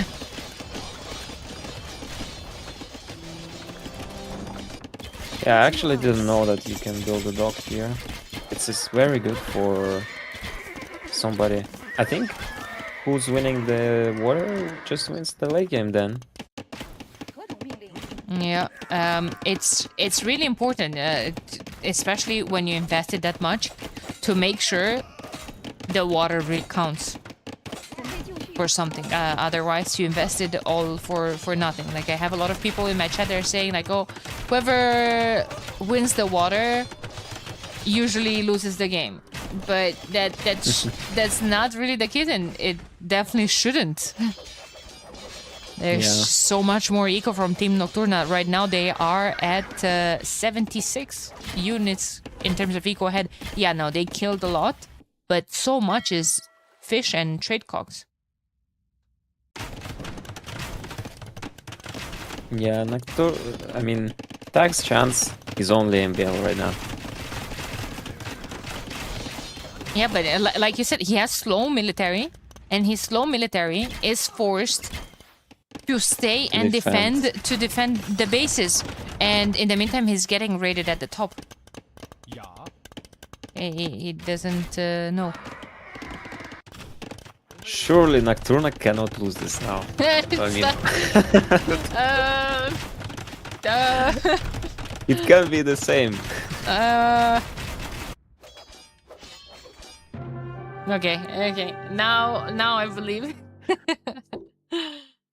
And man, this is good for Nocturna because Nocturna sniped a whole map from Tag, and we're probably suffering from Tag doing the exact same before.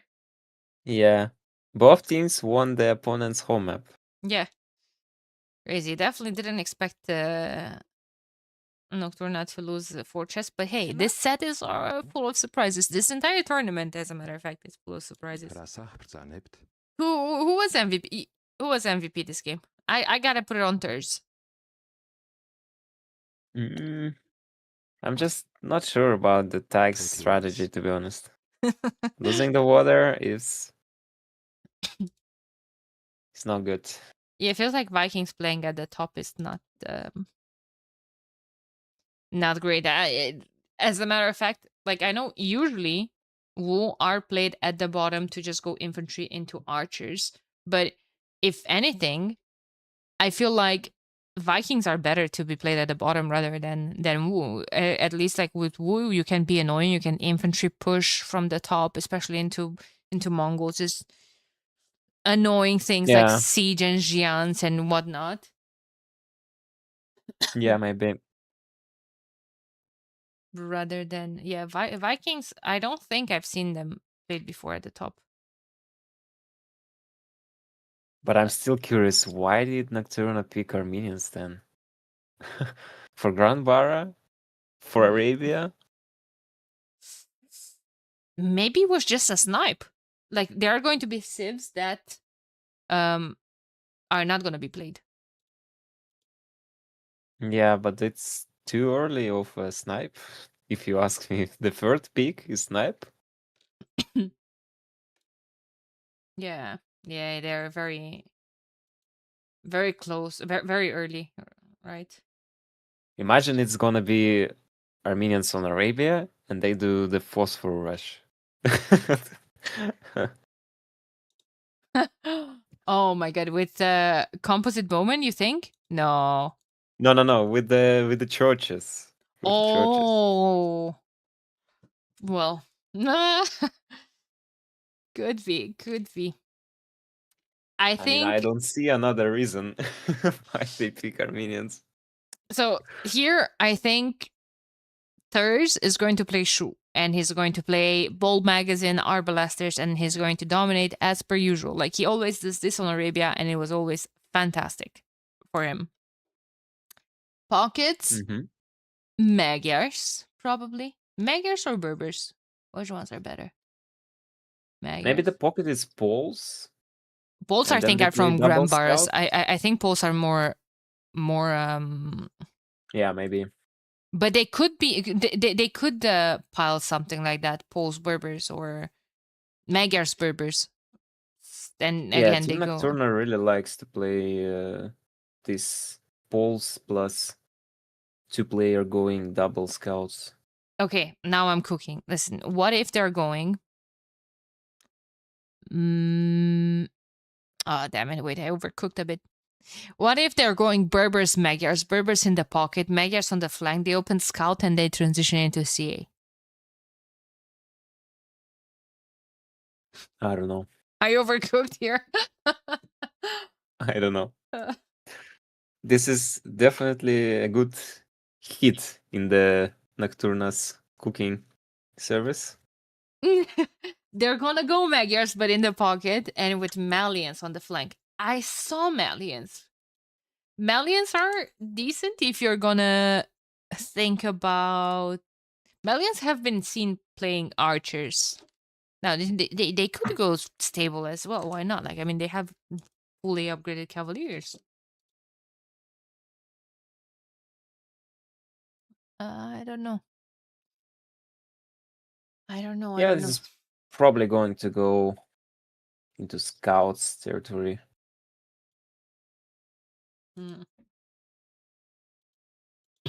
Yeah, I mean, when you look at Team Tag, though, they have just a 101 civs though for Arabia. Maya, Ethiopians, and Franks. Yeah, these civs are insane. Yeah. I wonder that Ethiopians and even Mayans are left that late. Still don't know what Nocturna is cooking with Armenians for Granbara, but I think that Ethiopians could have been better pick for this map, or Mayans. Yeah. Yeah, let's see. I think could be some sort of like monk rush on Grambara from the flank, but usually you have like an archer civs that is able to defend. Wait, maybe that's for feudal age longswords on the flank? And the pocket going scouts, fuel scouts. Okay. Let's see. For now, we have game number 3, and it's Arabia running with Malians at the top again. On the top of Magyar Pocket, and all the way down here, Stairs with Shu. Stairs is going to face Mihai with Ethiopians. Pocket, Sito with Franks, and MBL at the top with Maya. Oof. I feel like...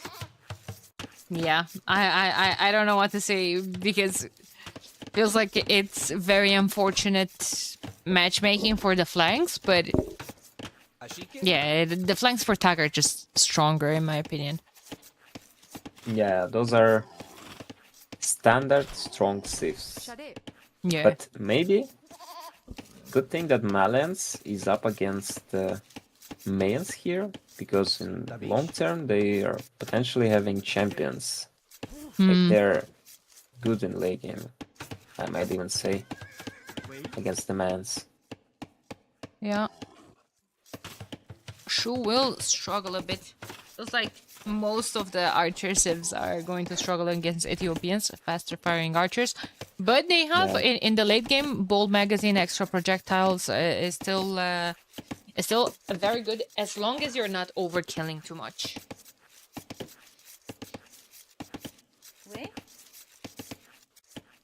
Ooh, but look at Mihai's gold. I think that screams a tower. Yeah. Well, maybe he could just play a very clean and aggressive fast build order, and then he'll just have a lot of army to defend that gold. Or maybe he's gonna go to the other one, and apparently he has a nice wall here. I feel like just go from the wood. Smart. Yeah, wood lines. It's nice scouting from him, right? Yeah. Go wall from the wood lines to the edge of the map, and then to the TC, and that's all you need.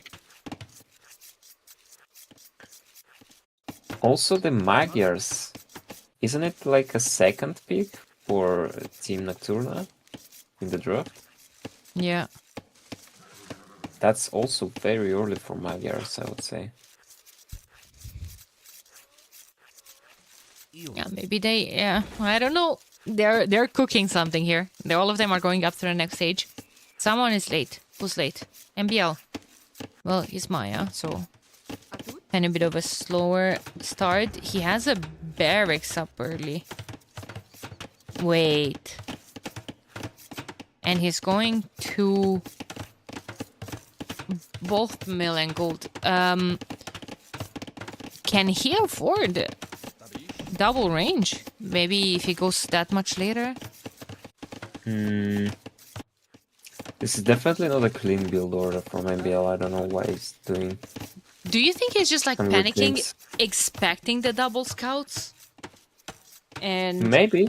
maybe he's like, okay, I'll just go up later. I'll wall myself and defend with spears.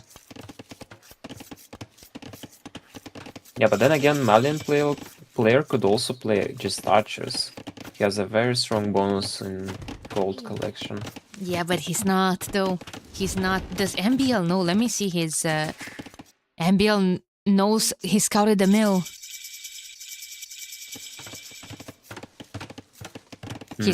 He scouted the mill early, so he knows that he's not going archers. Yeah. Well, running has nicely walled here, so I think he's gonna be pretty much fine against what MBL is doing. And MBL is doing man-at-arms. Oh my god. Now here, if you're MBL, do you mix a spear before you click man-at-arms here? Or you click it immediately? I think you might click man-at-arms. Because he has 4 man-at-arms, and I think that's exactly fine against any early scouts.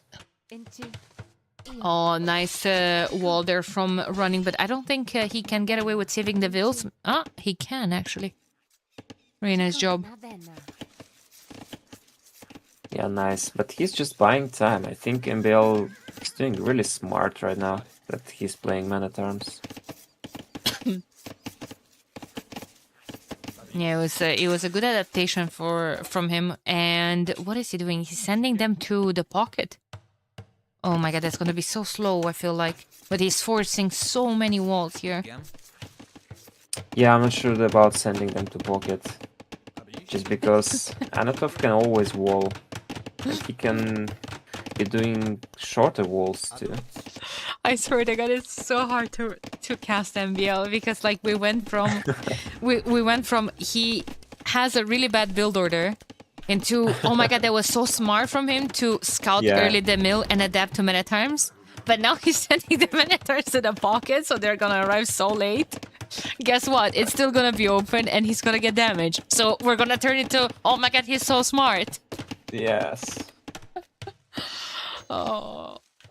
So never say anything about MBL. You can't That's cast the lesson. MBL. Yeah, he's just doing his things. Like nothing that he does works. Well, he's gonna get cleaned right now. Yeah, but I mean, both of the scouts are here and not forward in the pockets. Yeah, but everyone else is defended nicely. And I think Ters with Mihai has a decent position as well. So Sito I'm diving kinda in. starting to like the Nocturna spot here. Oh, the scouts are going to dive in though. I think they're going to kill a lot of vills there. They're Frank scouts, more HP. And now everything is idle from running space.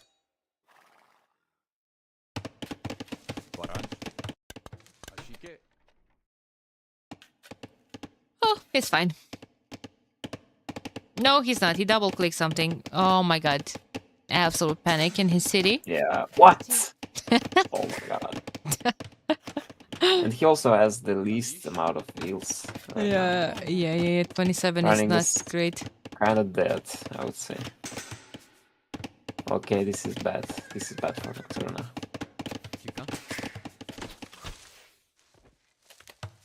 MBL said sorry. What did he do?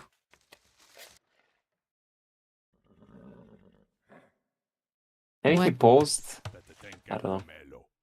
Yeah, maybe he asked something. Yeah, in the meantime, Sito has a nicely walled base. He felt the need to go for a tower on his gold as well, even though he has already 2 spears. Don't mind that, even though his gold is in the back. Yeah, they are playing very safe. I like Yeah. this action. Now Anatov is going to take a lot of heat here. There's a lot of military going straight for his base. He has to make a second layer of walls, actually leaving outside the gold that he was struggling to integrate in his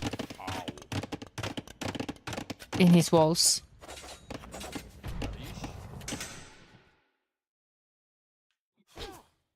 And White Terrace has lesser wheels than Anatov.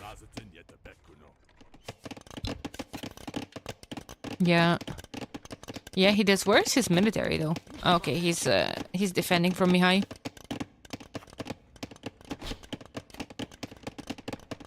How is Team Tag ahead in? No, they're how are they behind in vills? Feels like when I'm looking at them, all of them are lower. I guess yeah, Anatov has 38. Maybe that's idle time, and also Sito right now has wheelbarrow, and so does MBL. Yeah. Okay. That's maybe why. Yeah. Wheelbarrow coming in for running as well. He has a lot of farms, so that makes sense. Running is actually going to have quite a decent uptime. So will MBL. But yeah, look at Ters cleaning up Mihai's military. But Sito is up to Castle Age already. Yeah. I think Sito in the position to carry this game. Yeah, he still has so much military on the field as well, right? 11 scouts. He didn't invest into upgrades. He just went for numbers. He's now getting armor on the way up. Yeah, the best game for him. Invests nothing, no eco damage to him. And the fastest castle edge.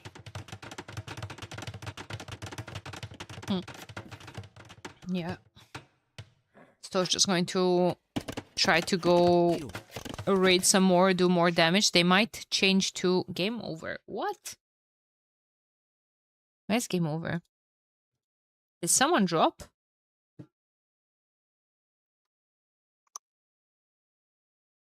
Maybe. Are you still in the game? I was just watching your stream, so Oh, I Sito. didn't. Ah, okay. I thought you were spectating on your own. No, I did it for the first game, but then I kind of started to just watch your stream. Because do you want me to stream on Discord as well? There's a tiny bit of a delay, I think, between the stream and No, I guess it's fine. I will just open the game myself. But it seems like they are sitting in lobby, so there might be a drop. Yeah, so Sito is asking internet or game crash. Running said game crash. He is still in voice call, but he has save. Okay, so they're going to try to restore. All right. They're going to try to restore. Yeah, I mean, all team tag going up to the next stage, and the only one that was going up to the next stage from Nocturna was running, who we said that he's kind of dead. So yeah, we'll have to see. Yeah, Team Tag is in the lead right now in this game. And also, yeah, the second pick is Magyars from Team Nocturna. So it's actually better Sieves for Team Nocturna in the draft. I don't know. I'm looking. I'm just briefly glancing at these drafts, and I just like Tag's draft more. They have just the classic powerful sieves. Yeah. Very Like classic. a couple of weak ones.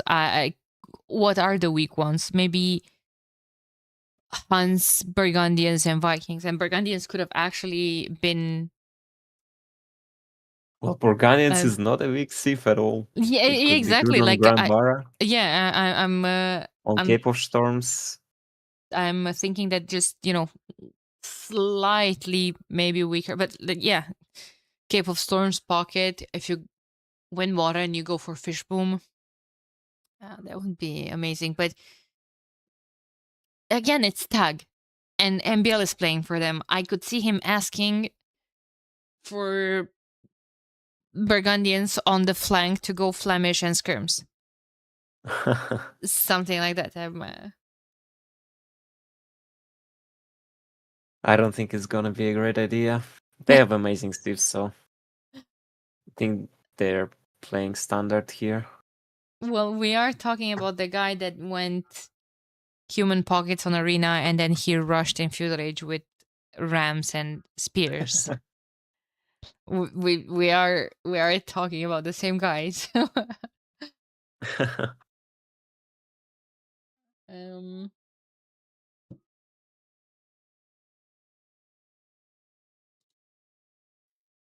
Yep, all good. Let me see. I think there should be able to restore.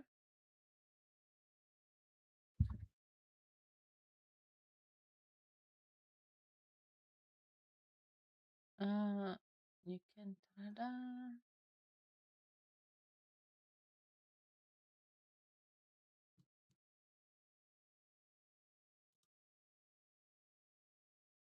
Oh no, okay, yeah. Whew. Good pick there from Mihai. He told him to make sure it's not a 10 minutes delay. I think that's the standard. That Yeah. people they have to will have to pay attention to it. And There is a weird feature. I'm not sure why devs cannot yeah, change that's really weird. But they changed it, and well,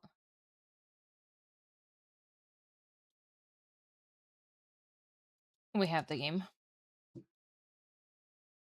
Still have to wait 90 All right. seconds. All good. Hopefully it works. Like sometimes these restores break as well.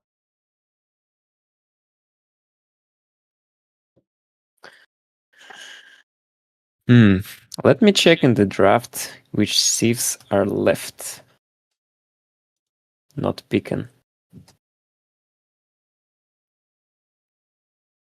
Ah, true, because like you have like a couple of saves. Well, I don't see, I don't know, gods there anywhere.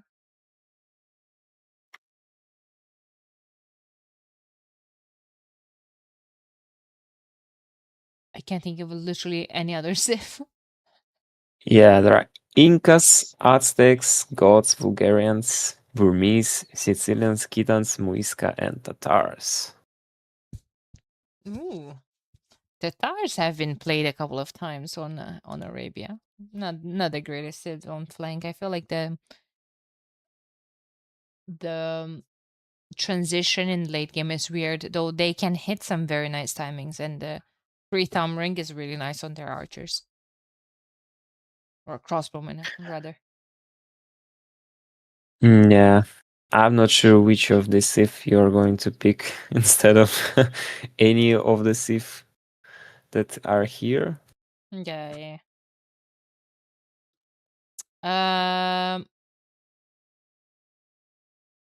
Transfer of restore file out of sync. I couldn't hop into the game. Can you check if you can? I'll see if that's a me issue or. No, I think they're rehosting again. Yeah, they're rehosting again because running also dropped now with the restore. It's funny because I think they jinxed it. I think Sito joked with something that they'll first drop ever or something like that. Yeah, Sito said first restore in the history, which seems to be working. Yeah, well, our base literally answer him, don't jinx it. I don't know. For me, restores were all the time working good. Mm-hmm. Well, you're a lucky person because I've seen people struggle with it quite a lot.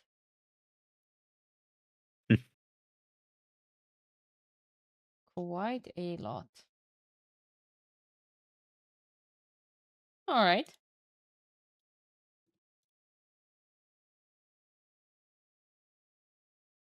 Now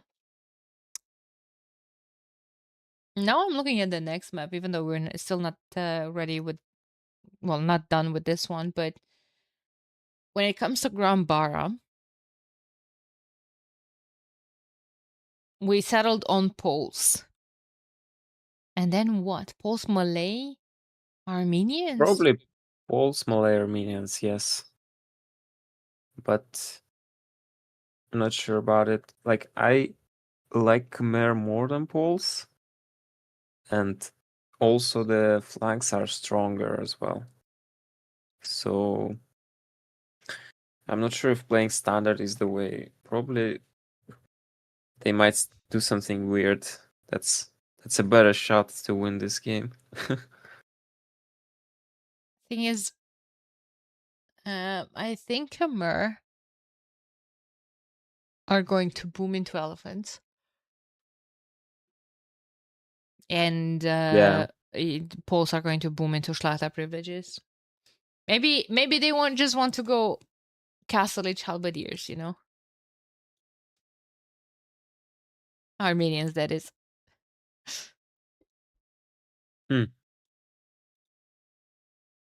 Don't know about that. Yeah, like, it would be extremely slow. Okay, this is just very weird. Maybe they did slight mistake somewhere. I don't know. Let's see, game is up.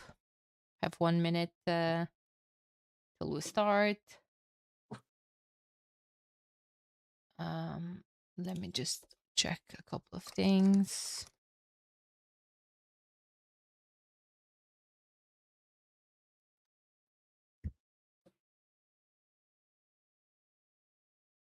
Okay.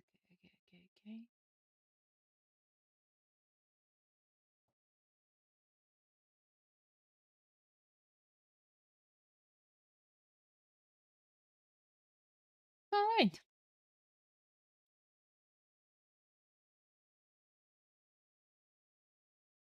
Yeah. Hey, Bodin. There were some issues with the game. Like players dropped a couple of times, and they're trying to restore the match. We're still in game number 3. They didn't finalize the game, so that's what we were waiting for right now. We're just trying to look at a tiny bit at the civs and see what's left for the next games. But we should be able to be in the game. Now I have the game ready. Yeah, me too. Okay. So like we were saying, tag, last time we checked, they were all going up to the next stage. Running is as well. He's getting bloodlines. He's getting the armor. Terrorist just clicked, so bit of an advantage there in terms of timing from Team Tag. However, Ters and Anatov are in Mihai's base with a lot of military here. Yeah, it's really important to get some damage right now, because otherwise Mihai will be just faster than Castle Age. And eventually he's going to clean this army, I believe. Mm-hmm.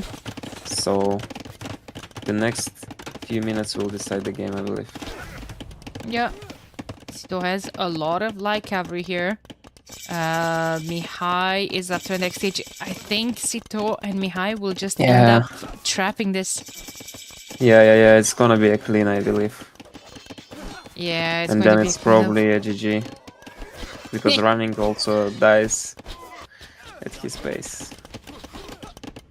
How many knights can he amass? He only has 2. He cannot afford +2. He only has 4 on food right now.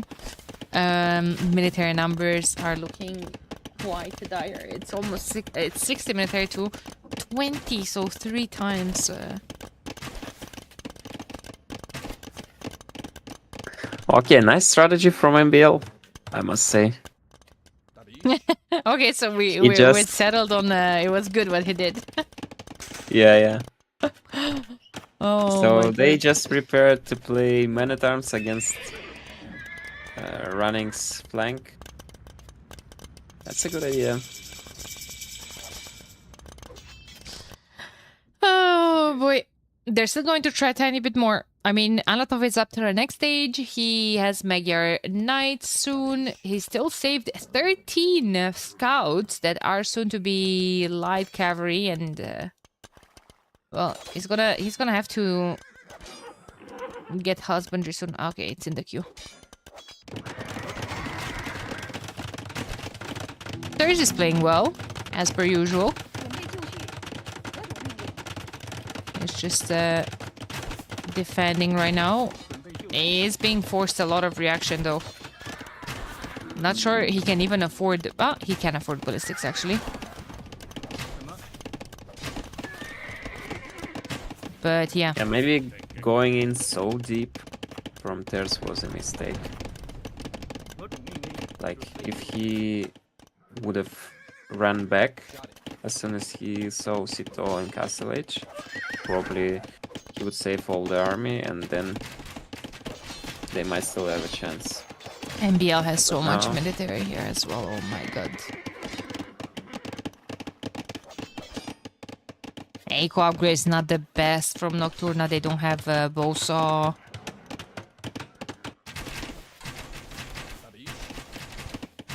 Yeah, only one player has a wheelbarrow, Anatov doesn't have it. Yeah. Needs to basically kind of stop probably the build production as well to just invest more and more into military. It's 3 stables for Anatov.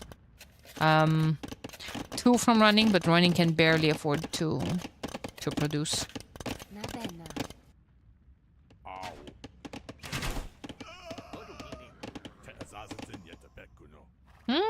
There's actually actually has almost the same amount of military as Mihai at the bottom, but Mihai is putting down a second TC.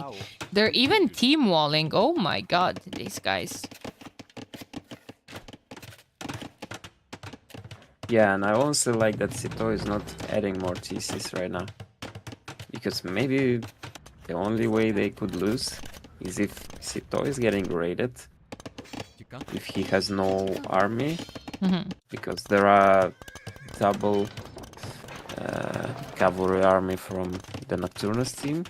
And if they suddenly start to raid Sito, he might be in trouble. Yeah, but I think he wants He's to. doing very smart. He can't add more TCs because he doesn't have the stone because of the tower, but he's putting down a market, and I think it's to buy the stone. Yeah, probably.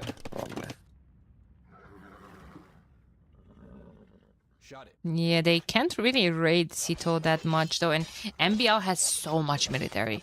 Like 41 military right now on the field. And yeah, he can't be easily cleared up either. I mean, he already has 2 TC, so he's quite in front of running. Quite ahead of him. Yeah, and there are no kings to be sniped. Yeah. No, I think not that we would snipe the kings anyway. Like I think they had some sort of gentleman agreement. But yeah, lots of military here from Mihai and MBL. So many archers in the middle of the map, and those are only half of MBL's archers. Half of them are at the top, either coming as a reinforcement or even a couple of them in defense at home. And he's putting a 3rd TC.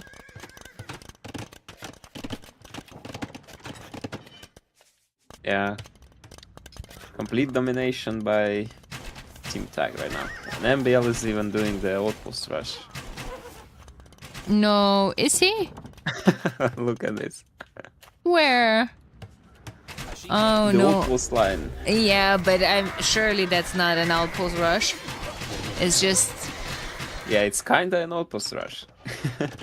Oh my god. Well, big fight in the middle. Thurs is contributing. Thurs is up to him. I would like to remind you that. Now, they might be losing everything here though, but that didn't seem to be that bad of a fight for Nocturna, honestly. Like half of Sito's military was not attacking. Yeah, it might be a shady chance for them. If right now Thers will get a very solid position. He needs to remain his crossbow numbers.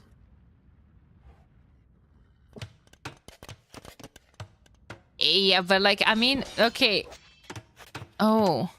MBL is going for forward walls on running. Okay. Well, those outposts in the middle of the map, like people are saying, I'm surprised they didn't ban outposts rushing in a unified handbook. So, like, at least there's space, and you could have an argument that this is for map vision. Like, yeah, okay, it's starting to be some sort of message, but it is for map vision. And BL, however, guys, is about to lose his entire military right now. So I think he's dancing on a bit of a thin ice, and they're still very much ahead in pop right now. But military numbers all of a sudden are 60 to 60. And Thurs is going to imp. Yeah, right but now. Numbers are easily replaceable by MBL, so doesn't really care about losing crossbows as Mayans and Kudiko. Yeah. And this outpost rush, sort of, is actually a very good move, so I'm pretty sure there is no anything that could insult players in some way or something. Yeah, like this is very good for their map vision. It's not like throwing 15 outposts in running space in 4 tiles. Also, like, I'm very, very confused about those walls that he's trying to start. Like, they're not finishing them, so like it's just weird. I think Sito is going to get a lot of the heat from the Arbalesters. And Mihai is Yeah, moving it's weird. forward before the upgrades. Weird that MBL didn't finish this wall, but this wall is also a good move. Like, Yeah. I think people don't. People tend to underestimate stone walls and how much that gives for the late game. Like, imagine MBL right now walls the entire edge of the map, and then he would have the secure trade line for the later stages. This is very huge. Oh my god. Please tell me, why is Mihai sending units forward before his upgrades? He lost some crossbowmen there, and Thurs is actually killing a lot in Sito's base. Sito is about to be the same eco as Anatov.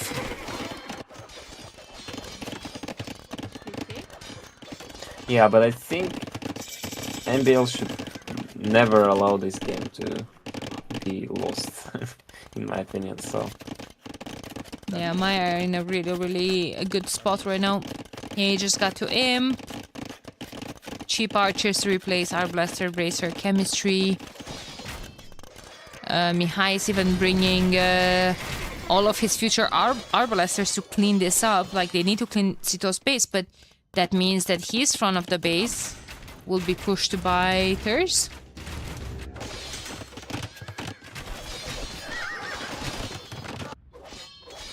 Not really sure how. I'm very confused about this game. Nocturna is up 20 military, 50 less equal though. So we're saying that easy to replace all of that lost military when you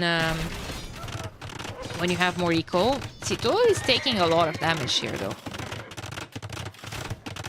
yeah, but the best player for Team Nocturna right now is Thers, and he doesn't have much eco. While the best player for tag is MBL, and he has almost the same amount of arbalest and just way better eco. So Thurs has That's why I 60, think- 60 equals 64 military. Alright. I respect that. I respect this is that. some aggression. All of Team Nocturna's military is behind the opponent's base. MBL will lose some arbs that are in running space right now. Needs to pay attention to the reinforcements to not be just picked up just like that. Yeah, but MBL is sending a huge amount of arbalest through the middle. Yeah. I think it's going to Thers. I think he's going to Anatov. Probably eye for an eye. Kill their Well- pocket. It would be better to go to Thers' base because he's weak. His eco is very exposed and he doesn't have much numbers. Yeah, no, he's going to Anatov. Anatov is just moving out with his some bills. Nope, abort mission.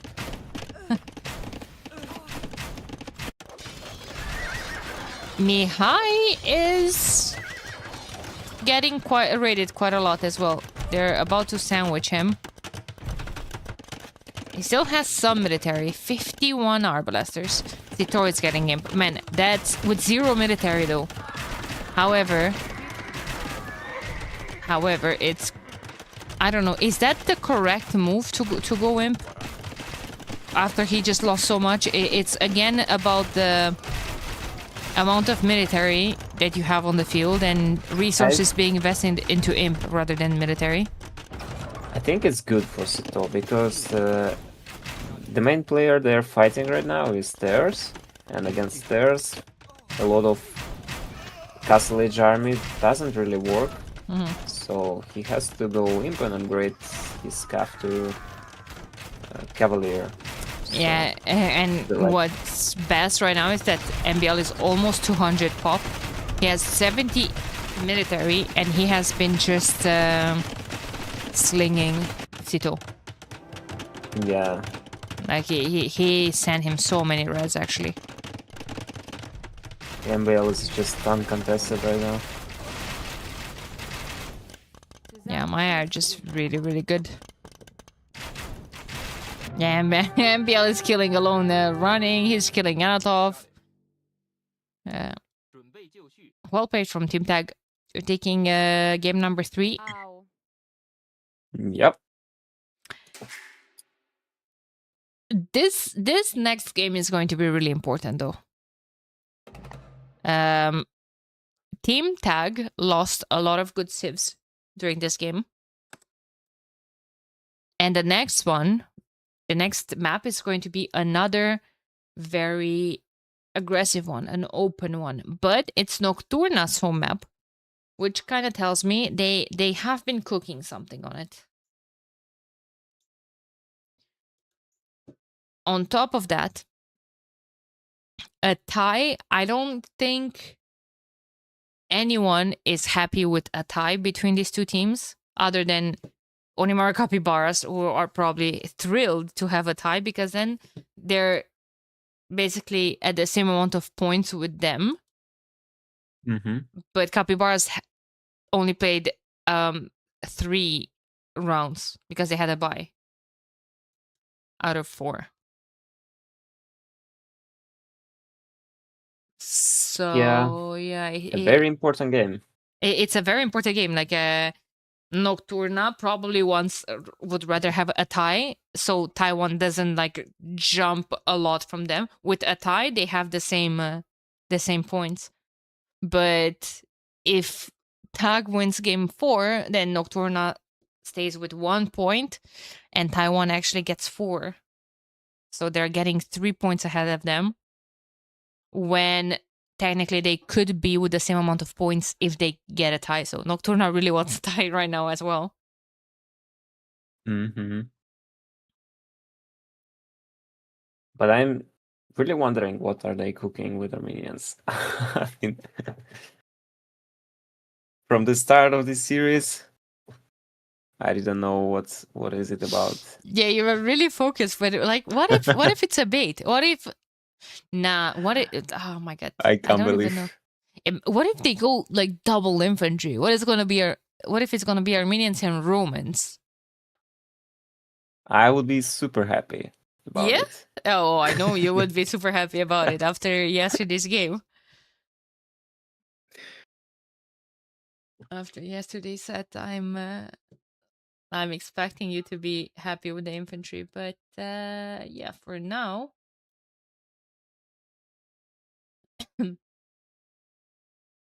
For now, I don't know. It could be. What if it's Malay? I don't know. They still have Berbers as well. Berbers have good options, good camel archers, even good. I don't know, man. It's gonna be Well, Portugal. Armenians is not a bad civ. Like, they will have mule carts to collect the deer food, and also there are a lot of like staggered trees around the map, which might be very good to mine with the mule carts as well. Mm-hmm. But still, it's not like a very top civ for me. And they do have arbalesters too, so they have a good eco and good arbs. But I think what are they lacking? Thumbring, I think. Yeah. So definitely, they have arbs, but you're comparing their arbs with Britons and Portuguese. Yeah. Why not Portuguese or even Koreans? I'm not sure. Yeah, I think Mihai is probably gonna go Britons, and then it's up to MBL if he wants cheaper archers with Portuguese, cheaper with Koreans as well. But in terms of wood, it depends if he wants bombard towers or Yupsong keeps. It depends what he wants. And then you have Britons with yeoman towers as well. Oh my god. Ultimate tower arb fiesta.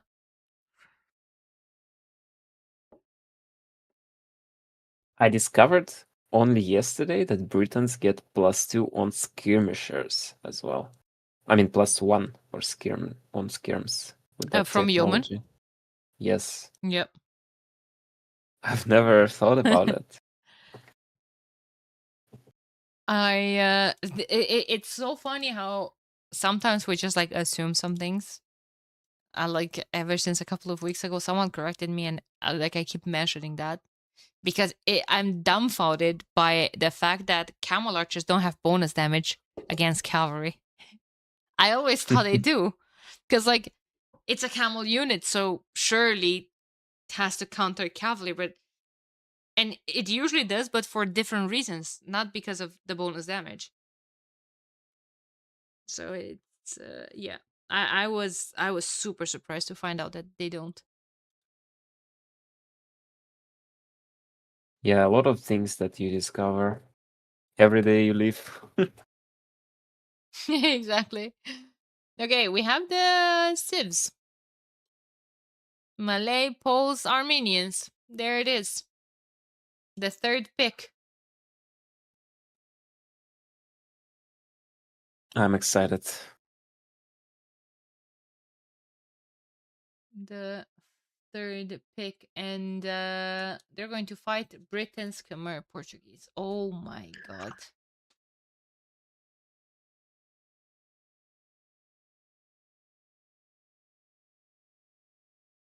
Oh.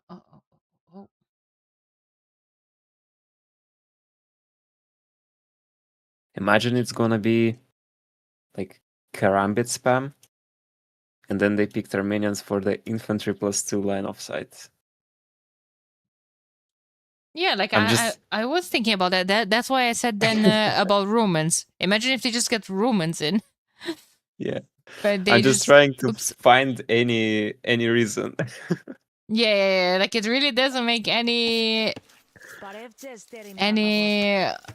sense to you. And like we're in the game. Okay, we're gonna have running with Armenians on the flank. He's going to be facing Mihai with Britons. Yikes.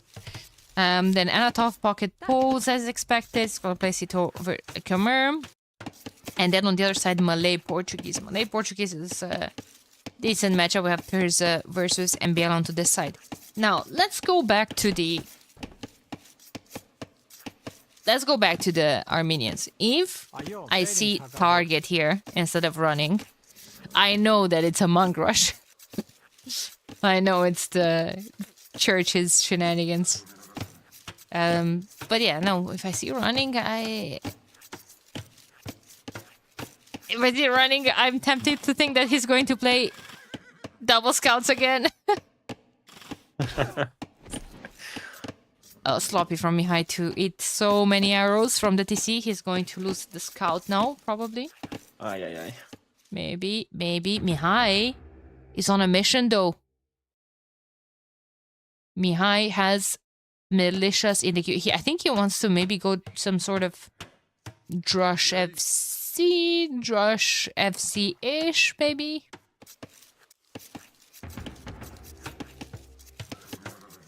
We'll see. 2 on wood, early barracks from running. Nice scouting of the militias. He was going for that extra ostrich, but yeah, nope. Militia's gonna get it. Laming a goat. Rude. And now the spearman defense. That's why they pick Armenians. Alright. Oh. When the scout is dead already. Oh man, Mihai actually laming another goat. Quite annoying here with his shenanigans. There we go. Yeah, he did a super fast rush. Interesting. It was a nice build. Now he's just long distance getting all those zebras. And MBL is also rushing. Yeah, Thurs was ready, however, with his own militias. He's going to push this back, and he's walling behind. As a matter of fact, rushing on this map is quite common. Running didn't get the memo, unfortunately. But yeah, he's going up to the next stage. He has militias in the queue as well. But now I just don't know what are they going to accomplish. MBL was at like 5 militias. That was not Drush, that was, I don't know, something way more degen than that. Okay, Thurs is just gonna add his own. Sure. Well, right now I could see running even doing Oh my god! long swords.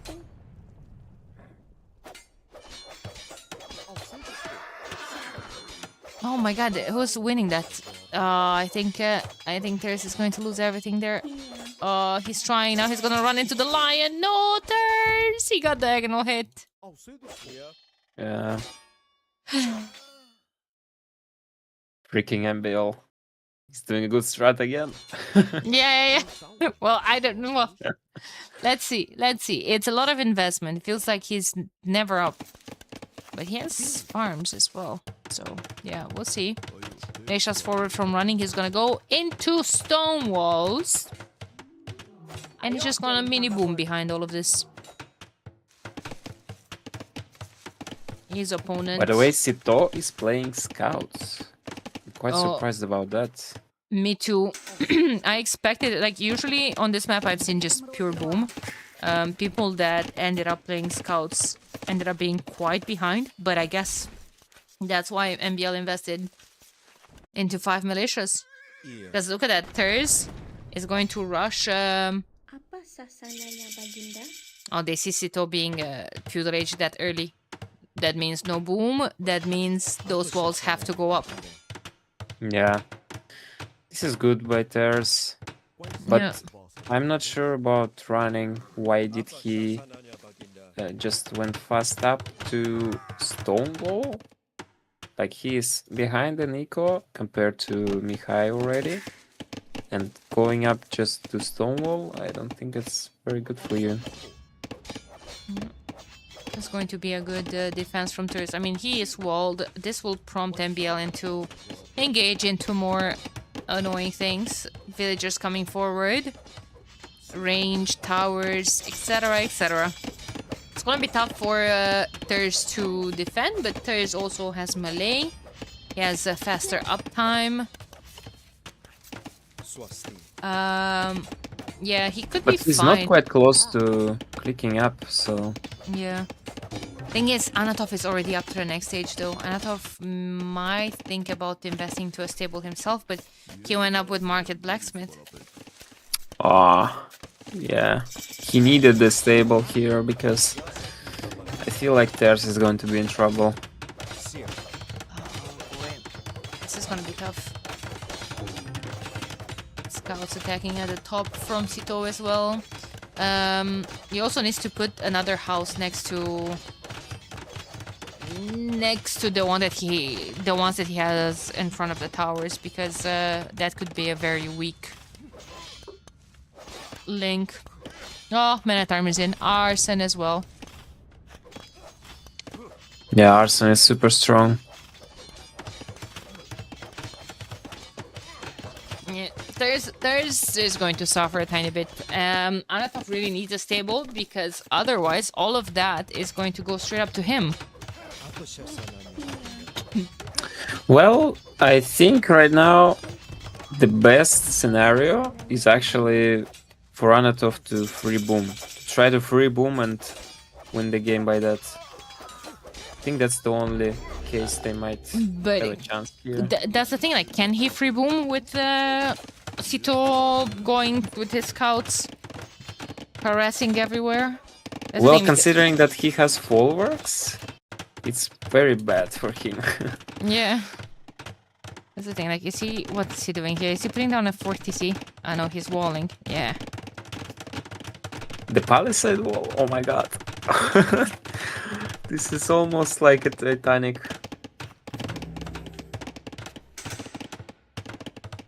Yeah, it feels like the position of that town center should have been as close as possible as from the forward, basically. Maybe in the south of that wood line. I don't know. Now he has Palisades, but Palisades don't do anything against the Manatarms with Arson. But I actually like what Thurs is doing here. Thurs is going to do a counter tower, and all of that military and the tower are trapped from MBL, actually. So... Yeah, and the scouts cannot go through. Yeah.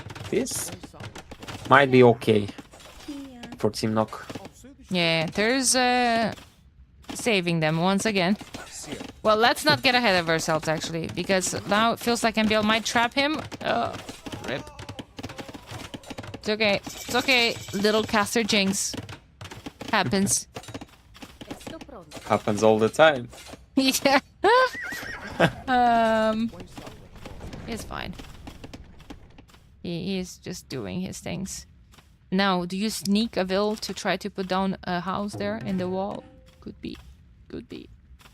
Well, Thers is just trying to survive here. And Anatov's best shot is to get a free boom by that. But he's not like way ahead of Sito. That's the problem.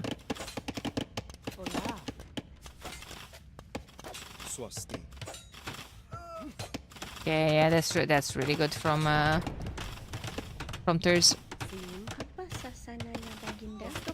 Really, really good. He's going to kill all of those Vils from MBL. But his ego is still disaster, so... Disasters. It's fine. It's fine. He can, okay. Now, looking at Sito's ego... Oh, my... and Anatov had a hole in his wood line. So bad. GG. Oh my god. Oh, no. Oh my god. When you said GG, I was like, wait, let's not jinx them. No, it's literally GG. Yeah. Oh, no. Well, this game... I don't know. It felt like one of the worst home maps I've ever seen in this tournament. But yeah, so the plan for running was to go into composite bowman. composite bowman. Yeah, he was on stone. Why you pick Armenians? I don't know. They lose to crossbows. Yeah. Well, maybe not if Anatov gets a free boom and you know has knights everywhere, and then your composite bowman just ignored the armor from the cavalry from the pocket. I don't know. Yeah, it's might be. It's tough.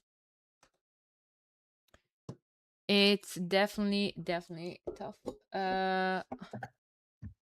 Okay. Well, 3-1. 3-1 for Team Tug means 4 points for them. So they're gonna get quite ahead. I'm just going to bring the website on my screen in a couple of seconds. Let me just put that. It was a win for a Tag. Really well played. This puts Tag on a very sweet spot. And not sure the teams at the top are very happy with this. Let me just go to brackets really quick. And okay, this was not updated yet, but Tag is going to go now to 14 points, Nocturna to 11. 14 points, that's position number 2. Which means that Capybaras are now forced to win the set that they have a difference, basically. Not just a tie, because a tie would put them on the same spot. Of course, a lot of things can happen in the next rounds, but still. Nocturna still top 4 still. Yeah, Nocturna is still good. Mm-hmm. They're in a good spot. Dark, thank you so much for co-casting with me today. It was very nice to have you. Yeah, thank you, Daniela, for the invitation. I had fun here and tried myself. It was actually one of my first time co-casting, so I hope everything went good. Really, I have the vague memory that we casted before, though. Really? Maybe for I don't think Rage so. Arena, I'm not 100% sure. Well, I don't know why. Hmm. I don't know why I had Well, that. maybe because we met in Brazil. Yeah, maybe. But I really felt that we maybe co-casted before, but I guess not. Thank you so much for having you Yeah. for being here. It was nice having you over. And yeah, everything went well. Good luck for the rest of the tournament. Great. It's nice to see Sal's cooking as well. Yeah. Thank you, Daniela. Thank you again. Thank you, viewers. Bye bye. Bye bye. Thank you so much. Guys, that was Dark. Really would appreciate if he gets a shout out from the mods, because Dark, like he said, I did met him in Brazil, and he is a very, very, very wholesome guy. Like, he's just super nice guy. He was there to help Winchester prepare for his set and for the tournament, and it was just, I don't know, a pleasure. Like, he's a really well-mannered, super nice, sweet guy. He's nice, so he definitely deserves your support. If the mods could shout out his channel on Twitch so you guys could leave him a follow, that would be absolutely fantastic. And now for the next set, we're going to have Onimaru Vanguard versus Team Vitality. Alex, thank you so much for 2 months of support. I appreciate you a lot, a lot, a lot, a lot, a lot. Hey, Dark. Thank you again for co-casting. I appreciate it a lot. You did great. Man, congrats once again to Team Tag. They played really well here. Someone said MBL difference. I think MBL had questionable decisions. They did turn up being great. They did. Like, okay. I'm not gonna say they weren't. But I think it was Mihai and Sito difference. Mihai and Sito were unstoppable today. I think they played really well, both of them. Guys, I'm going to run at the bathroom really quick, and then when I'm coming back straight with the interviews for Team Vitality and Team Onimaru Vanguard. I think it's going to be a fantastic set. It's going to start in about 15 minutes, and we definitely need to get the interviews rolling already. See you guys in a bit.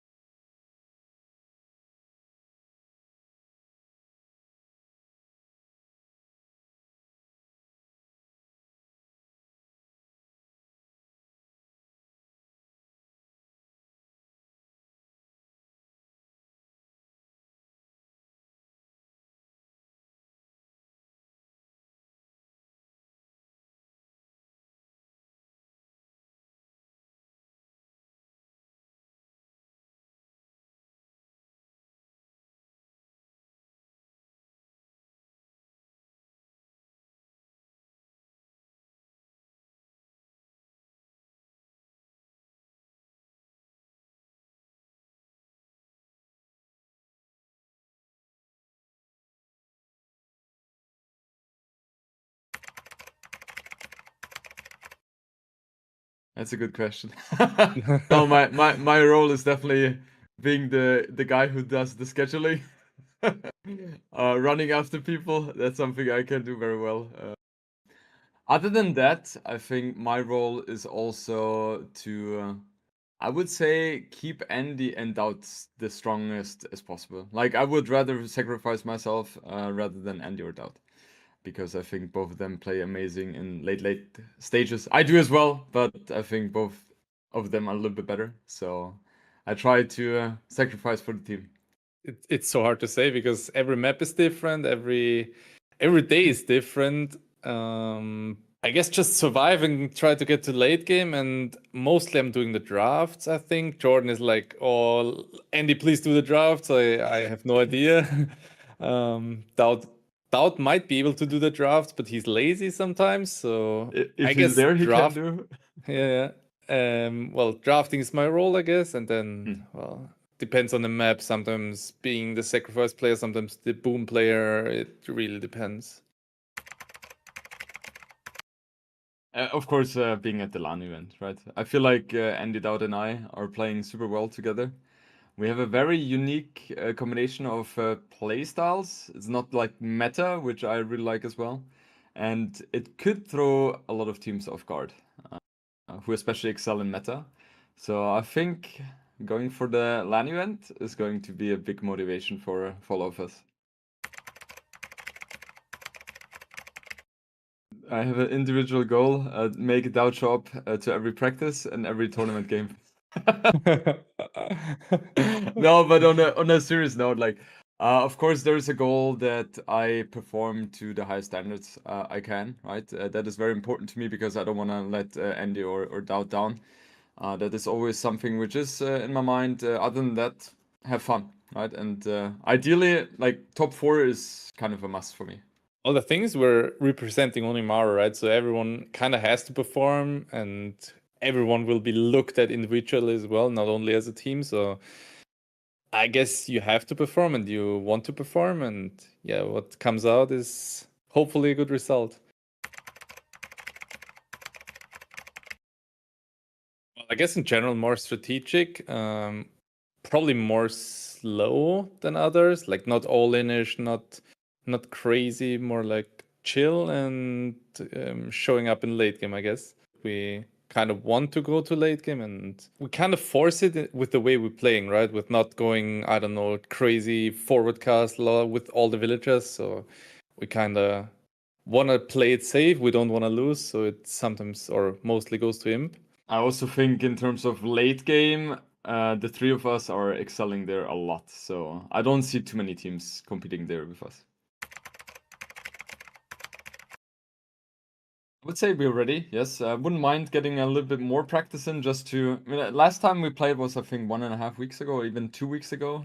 So it's really time to get some practice in again regarding the league. And yeah, right now, of course, getting some teams from Division 2 because all the teams of Division 1 are still to be faced from us. So we don't want to, practice with those. But eventually, after we face teams from Division 1 as well, we will use them as training partners as well. I think in general, we are not communicating too much just because we're all quite experienced in team games and everyone, well, we talk through the plan before the game and mostly everyone knows what exactly he needs to do to get to that point. So yeah, it's mostly details like, oh, this guy coming to raid you, this guy has army here, but well, nothing like, oh, you have to go for that unit because everyone kind of knows like, oh, he's playing into ARPs, he's playing into Paladin, he's playing into, I don't know, longboats on water map, whatever.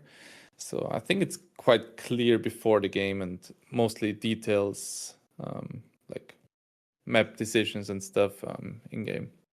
Yeah, we are also checking other positions, right? Like how's the position of Dowd, how's the position of Andy or Jordan, and then you kind of think yourself, so to say, without the other one needing to say something. Sometimes, like I'm asking a question, right? If I'm thinking about 2 different unit types, I'm asking like what would be maybe the better complement to your unit type, things like that. But there's not a lot of communication going on, yeah.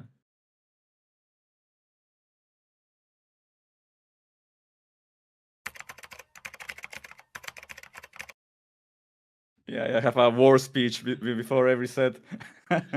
No, I mean, it's just a bunch of scheduling, honestly, talking to people, DMing, going after Lyris and Hera's ass all the time to get their times and when they can play, Other than that, I think it doesn't give me like a role above them or anything. I'm just, putting more time into getting things done, basically. But other than that, I would say like we all have the same level of, I don't know, of hierarchy maybe in the team. So yeah, I don't think I do much other than just trying to schedule and making sure everything's organized.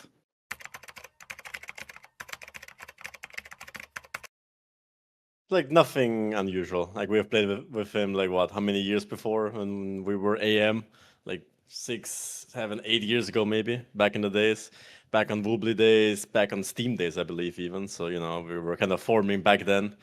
Then on the way we got lost. It's like in the film, when someone gets lost in the dark side, and then we have to come pull him back over to the good one people, and then eventually you find together again. So it's nothing crazy. It's just business as usual, I guess. Well, there weren't that many team games during that period of time, right? But yeah, I mean, Hera and I always had the same role in team games, like we were world pockets. And I think when he was very active, I didn't play much myself. So even when during the AM days, for example, when we both were in the team, I think it was always him playing, him and somebody else as pocket. So I think I never got to play with him that much outside maybe 1 or 2 tournaments. But getting back together has been nice because obviously the friendship is there, and I think it's just always nice to play with people you trust, right? Like it's like sometimes I'm dying, but I know like if I'm dying for something, and my team will do their thing. So I feel like that's, I don't know, that's one of the nice things. I think I usually wouldn't be fine being in a sacrificial role if I wasn't playing for Hera and Lyra. It's a nice feeling.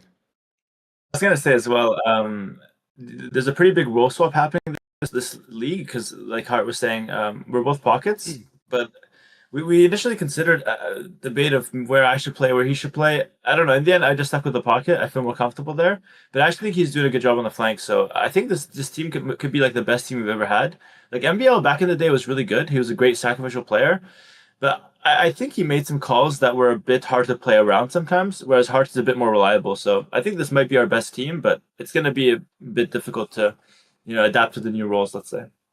I think it might take a while before we see like our prime plays going, let's say. I think there's still a lot of adapting, and I think we're just going to get better as time goes on.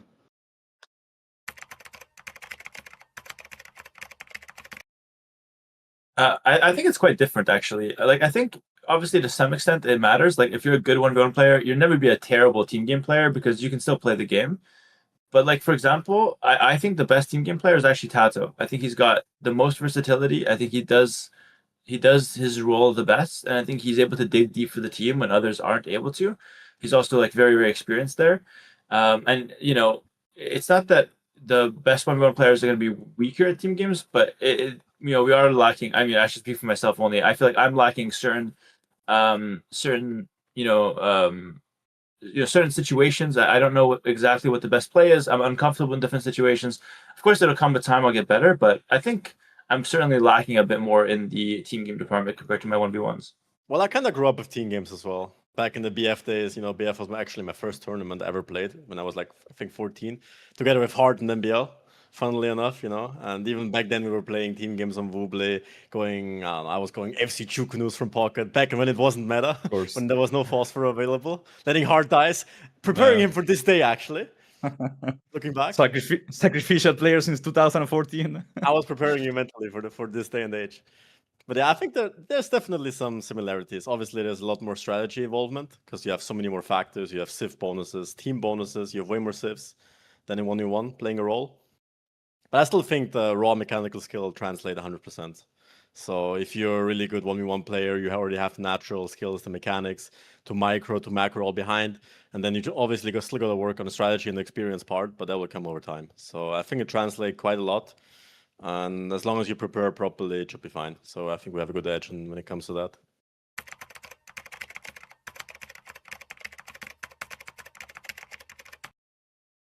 It would mean a lot for sure. I don't I don't get that nervous nowadays playing tournaments in LAN. I think that was like the first 2 LAN tournaments. I would get nervous for sure, but the latest ones, which I guess has been a while for me now since I missed the last one, I think it's a lot more normal. Like you feel more comfortable in the situation. But yeah, I think especially playing in a team game, I think it relieves some pressure off yourself. You feel, I don't know, you have 2 other dudes with you, you're ready to go. You're all there together. So I think there's a lot less nerves and perhaps even pressure when you're playing a team game than when you're playing 1v1. When you're playing 1v1s, high stakes in a LAN tournament, let's say the final, Red Bull final, like I'm sure that's a lot of nerves, right? Because of the whole stage is something different. But being on the main stage, I think with your teammates, I think it would probably feel fine. Yeah, I think what's the saying? What's the phrase called? I think shared pain is like half pain or something like that. I don't think any nerves will come into it. I'm already looking forward to it. Like I can already imagine it. Will be hype in front of the people, main stage. You have your boys around. You have the enemies on opposite sides. Start shadowboxing a little bit before the games. You never know. It's exciting. It's exciting. Yeah, it's exciting to think about. And when the moment comes, obviously, it's like a moment you have been waiting for weeks or for months. You have been preparing for that. You have been playing for that for months now because we're starting right now. The qualifier happened 2 weeks ago. So it's like a lot of effort and work you put into that finally comes true. I think it's really cool, actually. I kind of echo what Lee Reinhardt said. I think there's gonna be no nerves. I don't expect any nerves. I think it's gonna be way more fun than a 1v1 event compared to the nerve ratio. Like the fun to nerve ratio would be 100% fun, 0% nerves. With 1v1, it's usually like 50-50 because you don't have anyone to talk to. And I think it's gonna be really cool. Like I think number one, it's always exciting to play against or play around the crowd and in a 1,000 person live theater, live audience in Hamburg. That's going to be incredible. But I think it's going to be a different atmosphere to do that as a team, and I think it's a good way to test the waters for AV2 team games. See if people are all about it. See if it does well, and hopefully it could be the start of many more to come.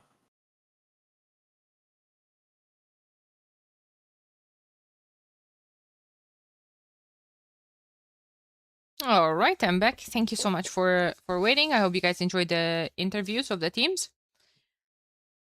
Oh, I think this set is going to be pretty nice. The stakes are high for these 2 teams right now. They are at 3 points each. Position number 1, Ling Yuan with 15 points. So definitely some grind to go here for both of these 2 teams. Important results for them. Onimaru Vanguard already played 3 sets. This is their 4th. Vitality only played 2, so they really need a win right now. So does Onimaru Vanguard. They want to start competing for the top positions, of course. And let's just take a look at the drafts really quick. Games are about to start in about 2 minutes. Let me just do this first. Okay. We're gonna have Frontline, game number 1 map. Then Menindi is the second home map for Vitality. Onimaru Vanguard with Crescent and Tres Leches. Tres Leches has been a map that they have been consistently picking. And I feel like when it comes to Onimaru Vanguard and Tres Leches, I'm just starting to look for civs that have, how you call them, low chuans, basically. Just starting to look at those Wu, at Wei, consider Vidians there as well. But for now, I'm getting ahead of myself. For now, I have Frontline. It's Armenians, Vietnamese, and Jurchens against Aztecs, Maya, and Slavs. Armenians versus Aztecs probably on the front line, literally. Then Vietnamese versus Maya in the archer position. And then you have scouts into Iron Pagodas, maybe, from Jurchens. That means that they have to set up a really good eco in Feudal Age, though. A really long feudal. Invest into lots of scouts.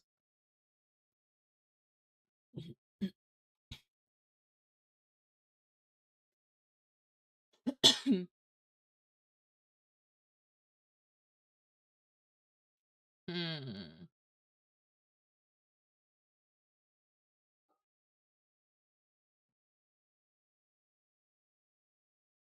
This is interesting here. I don't know what lineup I prefer better. Let's see. It's also Vitality playing. Vitality kind of set back when it comes to fights in the middle of the map. Yeah, basically they just wanted a smooth opening. However, now Aztecs are going to be played. Who's playing them? Let me see really quick. Heart's playing them, of course. Just like they said in the interview, Heart is always the one biting the dust with the weaker civs. Guys, without further ado, game number 1 is launched, and Heart is bringing in his first boar, pushing in a deer before shenanigans are started. Before anything, Andy is playing as Armenians forward. I think this is the first time I'm seeing Onimaru Vanguard playing this map in the main event.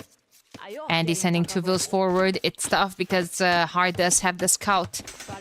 And Andy's just gonna shoot all the deer, and he's gonna come with cheaper mule carts for Armenians. And collect it probably. Eventually. Managed to get back that sheep as well.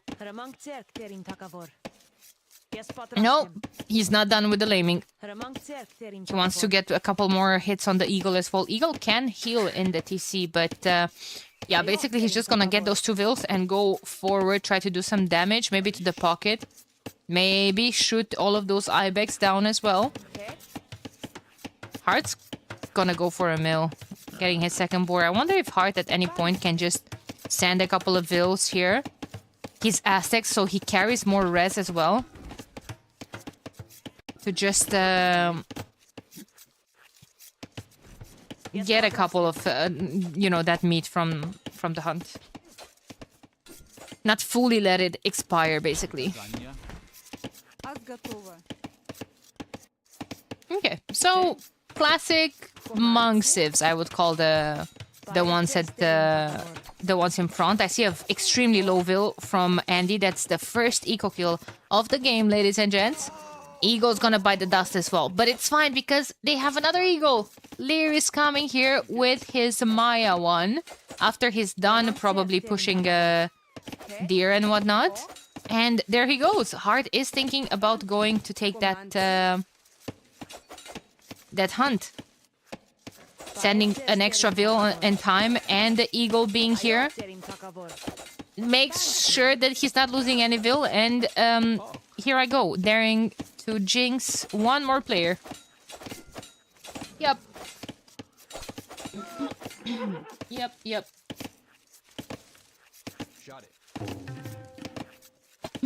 Sorry about that. We have Leary moving to the next stage. So all in all, like 1 vill, 0 second idle TC time. Only Leary with 2 seconds. But he's Maya, so maybe he forgot that he's Maya and he was housed. Surely not in a 9 villager start. But yeah. Bloody fantastic here for Leary. So far, putting the barracks up, he's going up to the next stage. So is Jordan.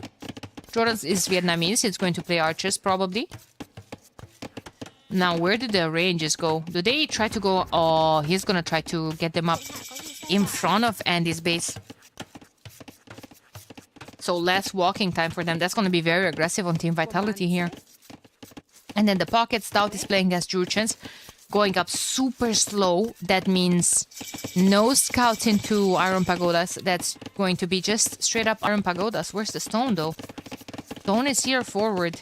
Oh, kind of a tough spot. There's one here as well, but that would be outside the walls that I'm imagining he's going to start preparing. Maybe it's going to be some late scouts. He already has 2 on gold. No, this is going to be a very fast castle into Pagodas, I'm sure. But they have to pay attention to all of this, because this can be extremely dangerous. You have two players investing into military against only one player here, and it's going to be the archer player. Yeah, okay, they're going to have walls to protect them, probably, but still. Archers are slow. Hera has scouts that can just pivot and go on the sides and start raiding. That's going to be the sad truth here. And usually Hera is the type of player that he just starts investing a tiny bit into scouts while adding a lot of eco behind. And before you know, oh, well, he's up to the next stage. Heart is getting super close to click up to the next stage. So is Andy. I think Andy just needs the buildings right now. Lost the Veil though. Delirious Archers. Market Blacksmith coming up. And yeah, Spears in defense from Jordan. Spears and Archers don't have mobility, and he's just going to run it back. In the meantime, Castle H in the queue from Doubt. He's the first one to click up to the next stage. Moving a lot of people on stone.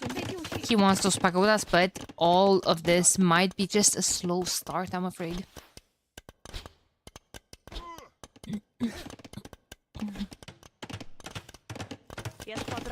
Let's see if the Lord will manage to get a good timing on the pagodas. Hera has a decent eco with Slavs as well. All of his farmers are more efficient. Has a decent amount of farms, even people on berries, just chilling here.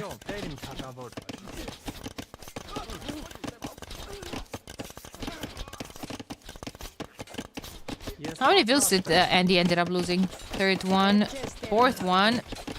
Oh, that one single archer that Leary is going to micro until the end of days.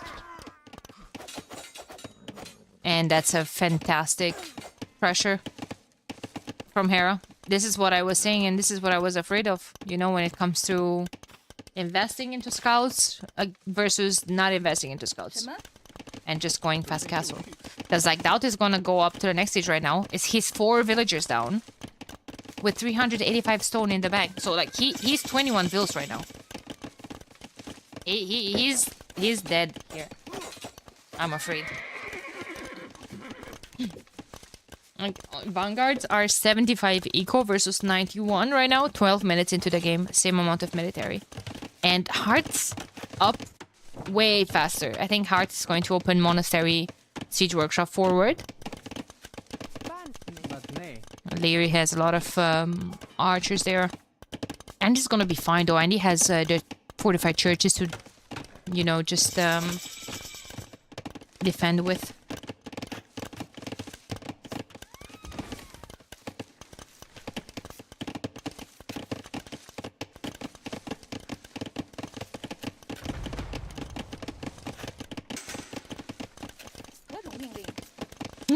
The Hera is so annoying. He's still hoovering with those 2 weak scouts.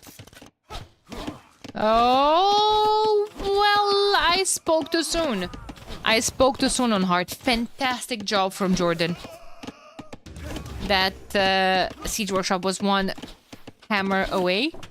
But that was a nice delay. And 2 Vil kills. Heart lost 3 of them as well. Doubt is still losing Vils. It's 25 vills, putting a second TC. Yeah, at this point you just gotta make up for the lost eco. Feels like okay, you lost the timing on the pagodas. Might as well add a second TC and try to put down a couple more farms until you get the stone. He is getting there, and well, the thing is, Hera didn't mass a whole lot more scouts. He is getting a couple more now, though. So he might get some like have upgrade for against monks. redemption instantly from Andy. Just wants to go Monk's defense. Monks can be easily sniped by the archers though. However, Leary is not going up yet to the next stage. Neither is Jordan, if we're being honest. But there we go. There we go. Hey Click, hey Dizzle. How's it going? Mental, thank you for the follow. Thank you everyone for the follows, guys. Mental, Crashbone, Electrof, OJ. Everyone. Thank you guys. I appreciate you being here.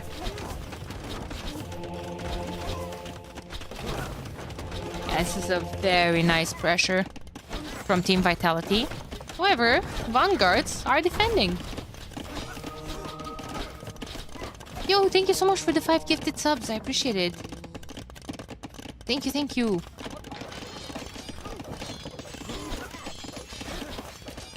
You're a homie. Did you know that? Yeah, that's the thing with Redemption. It is good, but maybe not that great against archers. Is it just for the badge? Ah, I see. Look how cute of a badge Dizzle has.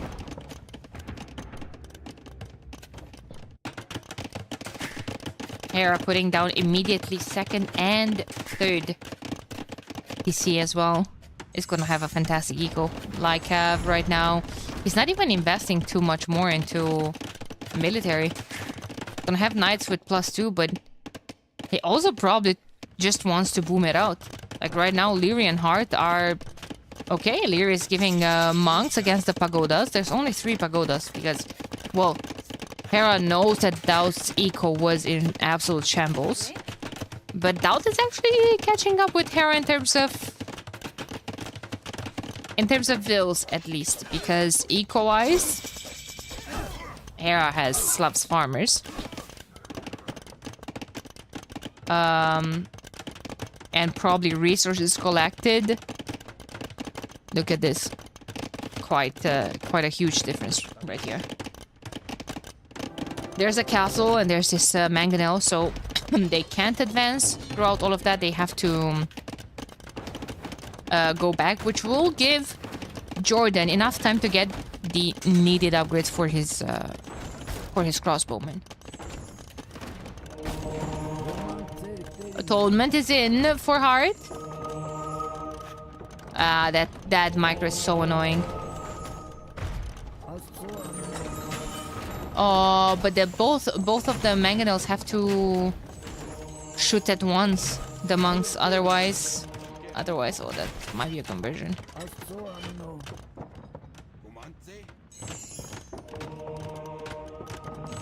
Okay, well, I gotta say it's a pretty decent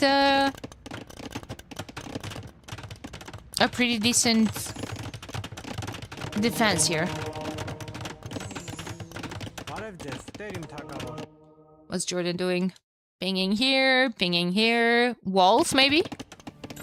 Walls from Andy to stop the raids. Such an annoying effective defense. Yeah, exactly. Hey, Matt. Hey, Axel. That was a nice mangonel shot. Leary's crossbowmen, half of them bit the dust. Vitality still ahead in eco. It's mostly Hera's boom. He only has 4 like abs, and that's about it. They just want him to boom into... What's he gonna go? Boyars or Knights? He has 8 on stone. It might just be Boyars, chat. He's gonna go up soon. Look at his res. That's gonna be a hell of an imp. Like, Leary at this point doesn't even care about if he's being shot or not, because, like, 8 monks from Heart are just going to heal him up. I think probably Castle's coming up forward as well. Heart's Castle's gonna come up forward. What does Hera do here? Does he go to Imp, or does he just, like, floods? No, he was missing the buildings. He's going up to him. Lumen's coming in. That's a minute 23 tech, remember, chat.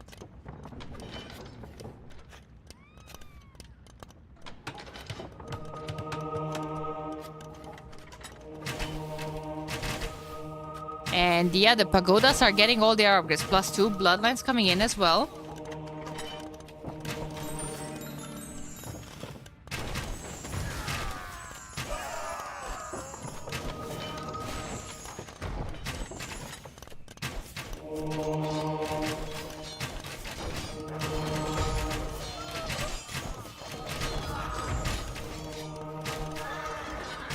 Yeah, I mean,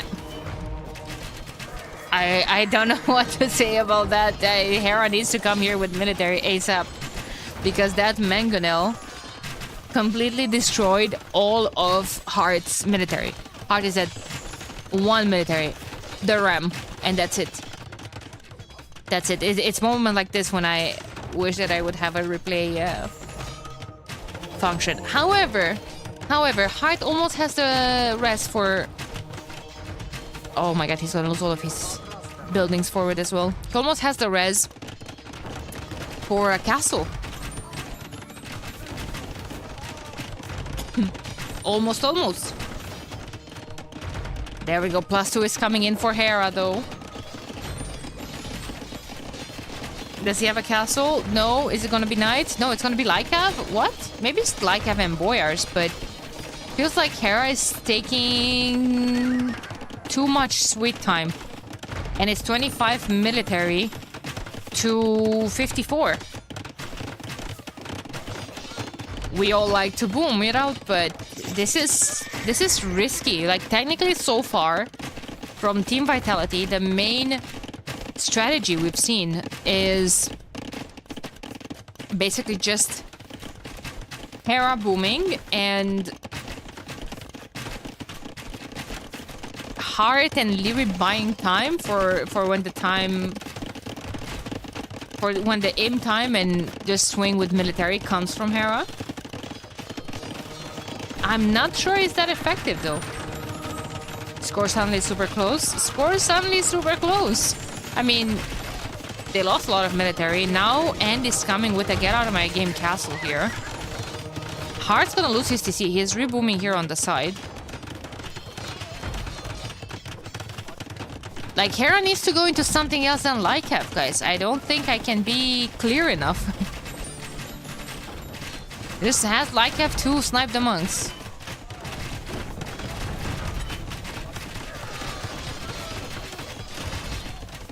Lycav is being saved, but at what cost? At the cost of, well, Jordan lost a lot of his archers as well. Jordan's going imp too. Because, like, Hera went imp, but he went imp into Hussars? I think he needs something better than Hussars. I think... Oh, he's gonna come with a castle here, ready to start pushing this one, but... Oh, wait, Jordan's gonna go imp into Elite Scrims. 140 versus 165. Is Doubt missing husbandry? He is. He is. I kind of like those walls from Jordan, but I don't think they're gonna go up. Like, they know this is Hera's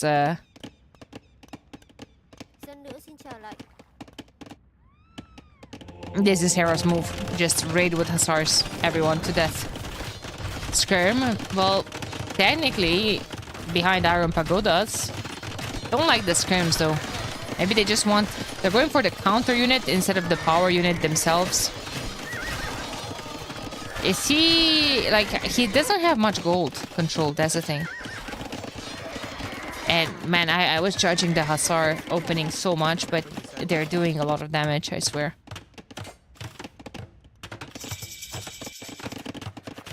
Skirm Bombard Cannon. But then why not go our Bombard Cannon? Like, you have more...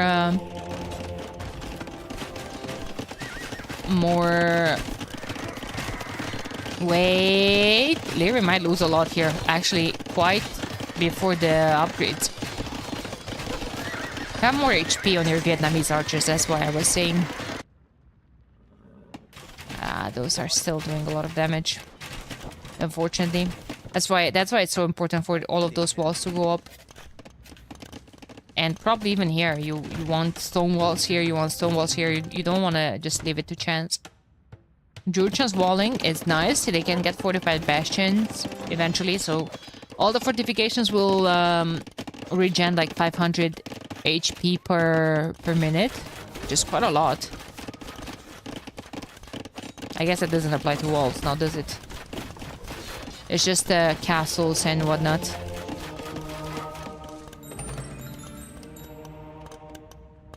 That mangonel. A lot of military here. Heart's kind of dead. 69 bills, nice, but Jordan is at 46. Now, you guys call me crazy, but when you're at 46 bills, I feel like you can still do a lot of military. You can still have a lot of army on the field. If out of 46, 23 bills go on wood, 23 on gold. And then you spam archers. But scrims are food costly. And guess what? They die to hussars.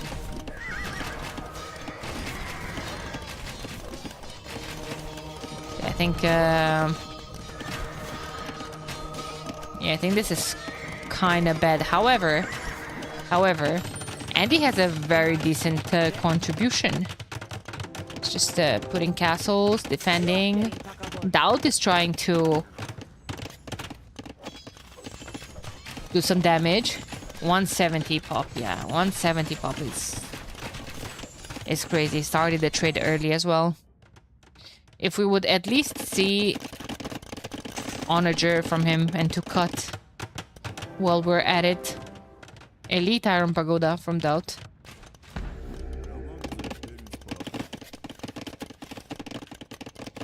He's just gonna clean the house here.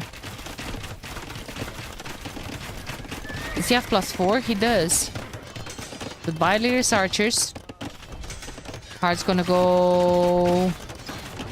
Eagles, maybe? And raid?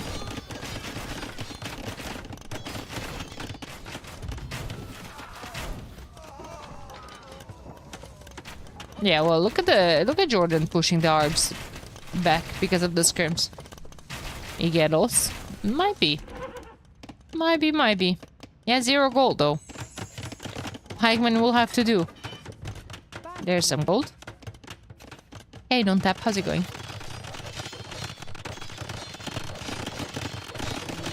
Double castles from Hera. He's gonna go elite boyars. Like, I'm just... he has 178 eco. There's the boyars in the queue. Yeah. Yeah, I hope I come back as an elite eagle warrior in the next life, but knowing my luck, I'll be a petard. Well, I'm a petard in this one, choked up.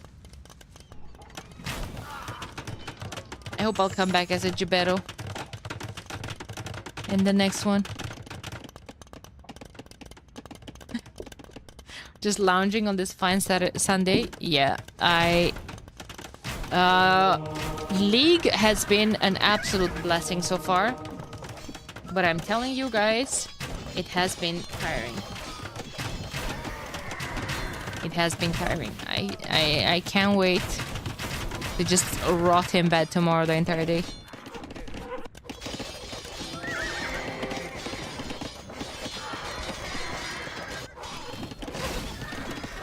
Yeah, just not sure how they are planning to snipe Lyris military.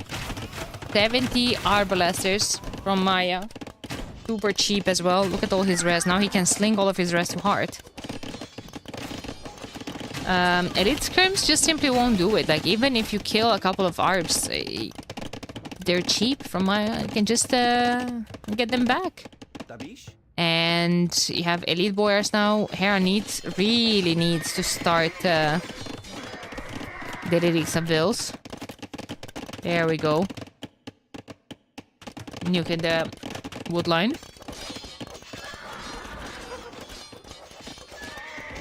Yeah, I mean, Team Onimaru is starting the trade as well. There's still... Oh! There's still some gold here. There's still res on the map. Andy preparing more castles as well. What are those? Elite boyars. Okay. Andy's still not up to the next stage. Missing some res. So is Heart, but Heart is up actually. Only 7 on gold. He hasn't started the trade yet. All of the castles for productions are going up in the trade. There's actually a double layer. First of all, there's a double layer here. Actually, no. Okay, it's just one layer. But yeah, double layer, fortified wall from the Maya, and now the elite boyar is in. They're just going to absolutely push the front of Andy's base. Andy doesn't have the goal to go up to the next stage. He's selling 500 wood, but then he's just selling them to queue up more trade cards. And 30 more military from Team Vitality, a whole lot more military value, and that's saying something with 16 elite iron pagodas on the field.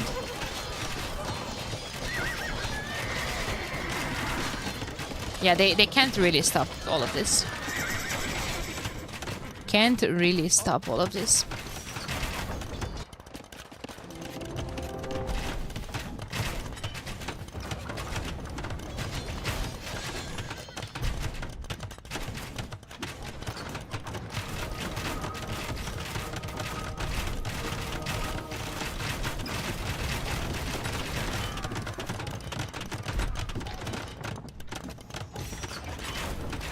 Oh, how is that even a holder?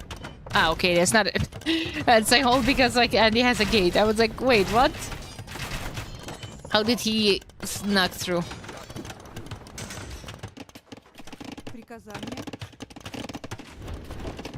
Crop rotation, Leary getting ready for the long game. While Hera is just patrolling everything in.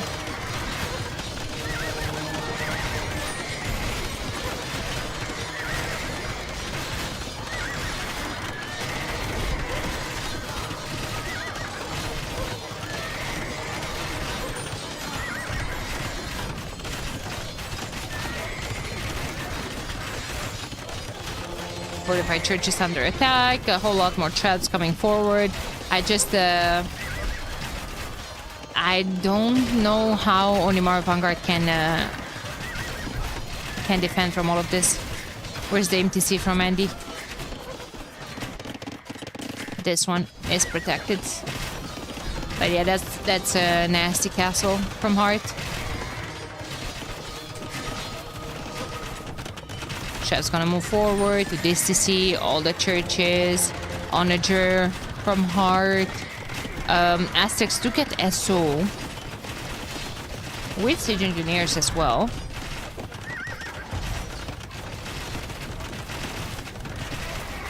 Just ready to flatten those scrims.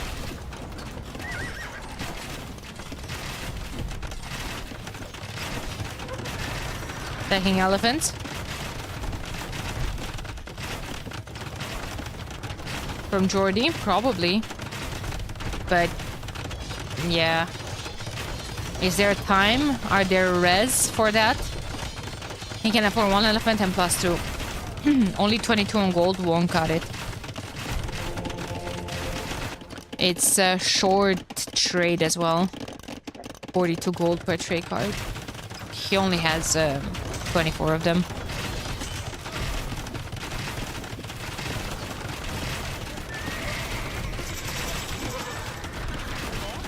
Yeah, well, double the military looking quite nicely for Team Vitality so far.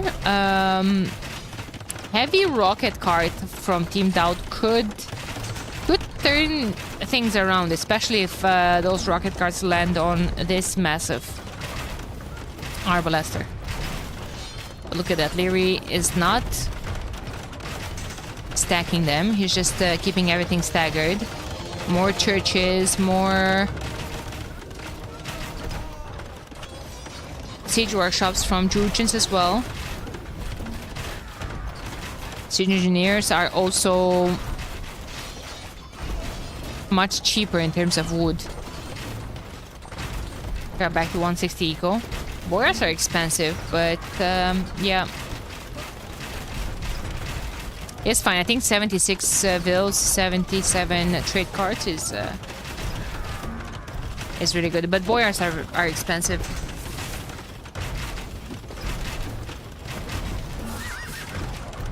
He's fine.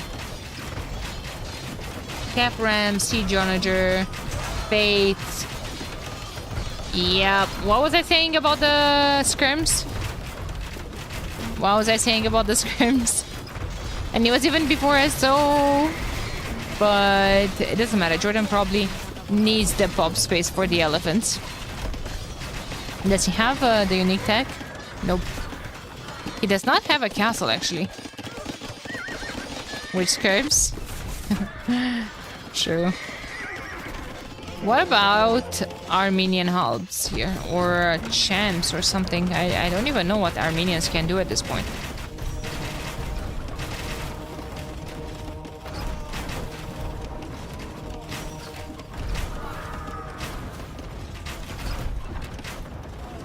It's like my throat has been so dry that I'm having a coughing crisis here.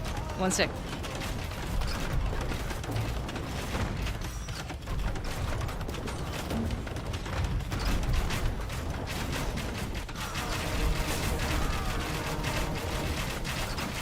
I'm so sorry.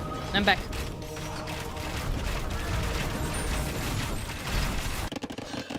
I'm back. Hera is killing... Hera killed 113 equal units right now, but the elephants are here. Elephant's gonna just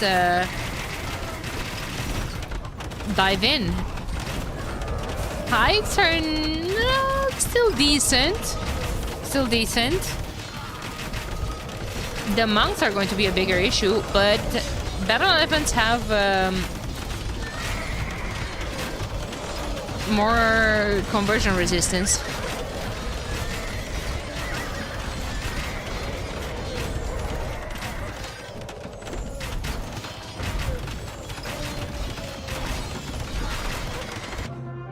Yeah, it's the military numbers, right? And along with the raids, whenever Hera can't really go forward, take a good fight, just selects everything and sends straight into the eco. Yeah. Game number 1 goes to Team Vitality. I think it was their home map anyway. Now with hard getting this castle up, it's just a very tough position to push back.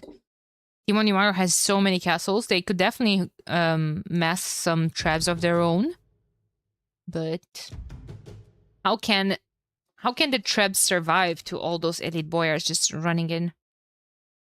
Can't really. And yeah, that was game number 1. Team Vitality winning their home map. And now we're gonna move to the next game, which I believe is going to be played on Crescent. I just want to check really quick. Yeah, Crescent is the upcoming map, and we already can take a look at the civs. It's going to be Dravidians, Chinese, and Wu. For Vanguards against Shu, Italians, and the Vikings. On that map, on Crescent, those are quite fantastic civs. And you know what? Without further ado, I'm just going to go ahead and hop straight into game number 2. I'm not feeling very well today. I don't know. I was sick lately, and also might be exhaustion. I might be tired as well, so going to try to yap as least as possible in between games. I'm just just looking forward to some really well-deserved rest. So we have game number 2. Heart is playing as Shu on the pocket position with on the passage actually. Is going to be facing Andy with the Wu. Then in the pockets we have Hera with Italians and Doubt with Chinese. And when it comes to Leary, he's playing as Vikings, and Jordan is playing as Dravidians. Vikings, Dravidians probably are not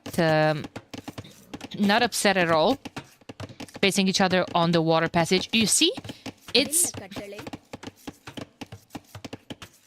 so random. I guess if you don't have a deep fish, you don't have a... No, this is so unfair, actually.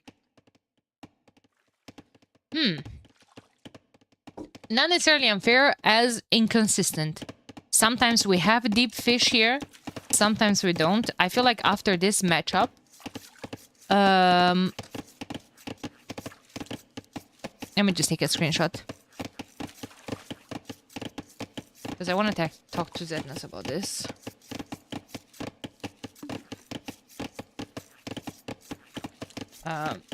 Sometimes you have deep fish in here. Sometimes you don't. And how are you supposed to know? Jordan was lucky because he didn't have a short fish. But I've seen people dock in the middle or like wanting to go for the middle. So you can easily switch either in the middle or in the back. In the regions where the canal is straight, there are no fish. In the regions where the canal is straight. Here, if there's an elbow, there's fish. In the scripting. But I've seen Siskan dock in here with no deep fish in the middle. But, okay. Elbow, you mean something like this? Let's suppose. Now I understand that it's all straight. But what do you mean by elbow? A curve?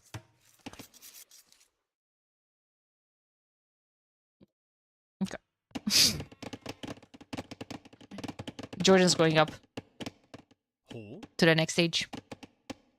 Leary docked in the back. That means Hera docked in the back and they want to protect his fish. Actually, Hera docked in the front as well. Andy knows about it.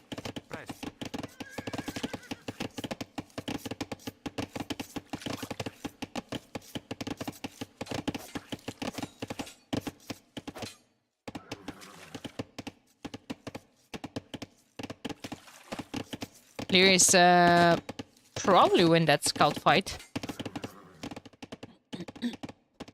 But Andy got enough info.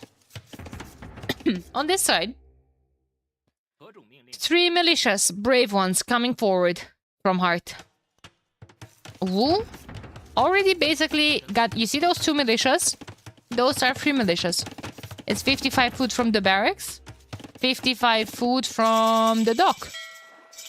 And if he's gonna make a second dock here, that's gonna be a free 3rd militia. However, he's not investing into a 3rd militia. Well, at least in terms of food only.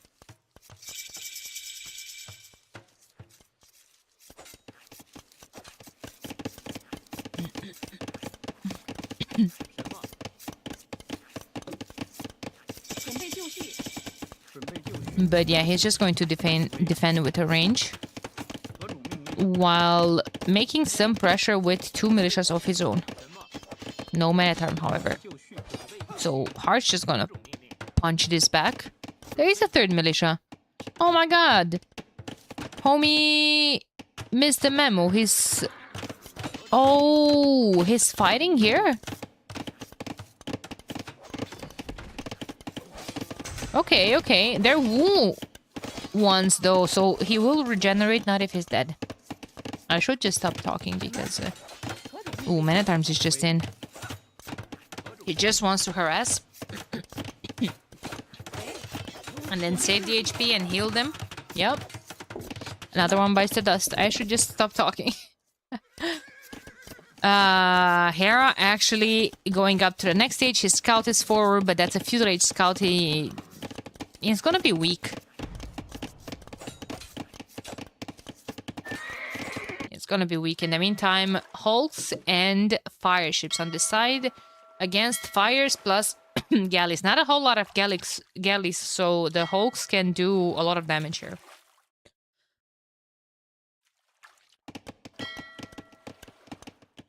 And the difference here between the pockets is that Doubt is going scouts.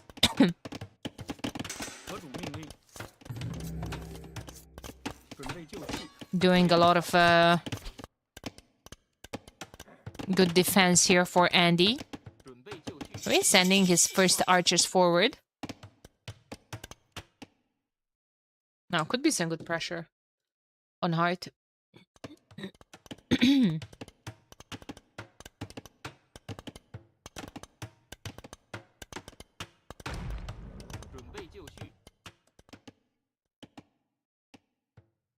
Hey, Angra. How you doing? Welcome to the chat.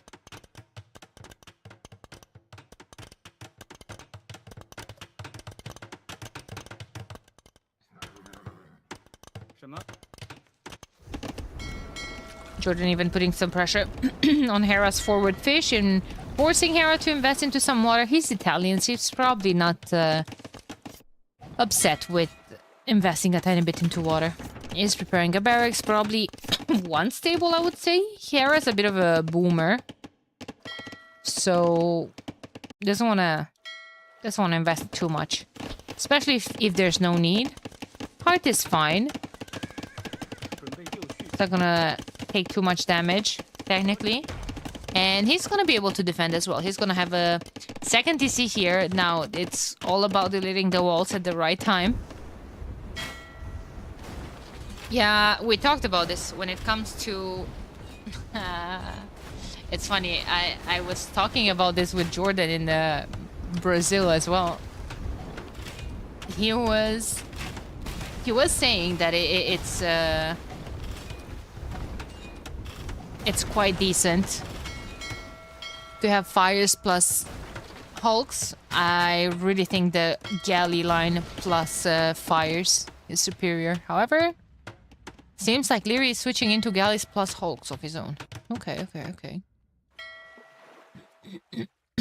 Too much fires from Jordan. He pulled them all back. Going straight for Hera's fish once again. Both pockets out to the next stage. Really good from Doubt, though. Doubt is playing as Chinese, so of course he has extra drills at the start. But I didn't expect to be able to invest both into scouts and to be up to the next stage so fast, basically. Thanks, Demasitu. Thank you.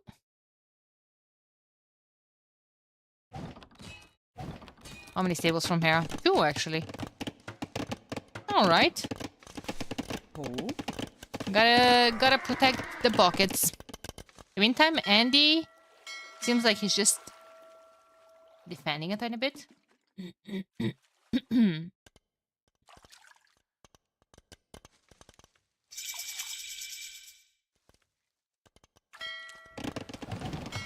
But oh my god, Hera is actually doing a fantastic job. I mean, he's Italians, right? So he has discounts in terms of technologies from the dock and from the university. He's not gonna invest that much to put on a university and sink resources into those upgrades. But he has a very nice setup. A lot of fishing ships here as well. A lot of them he's keeping on whale, so that's his gold income. To stable production, and he's doing a good job actually doing active damage to his pocket. Now his pocket is annoying hard.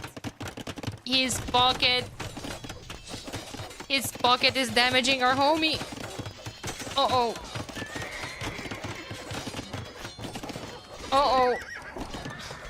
He's fine. Hera's here to defend. 2 knights.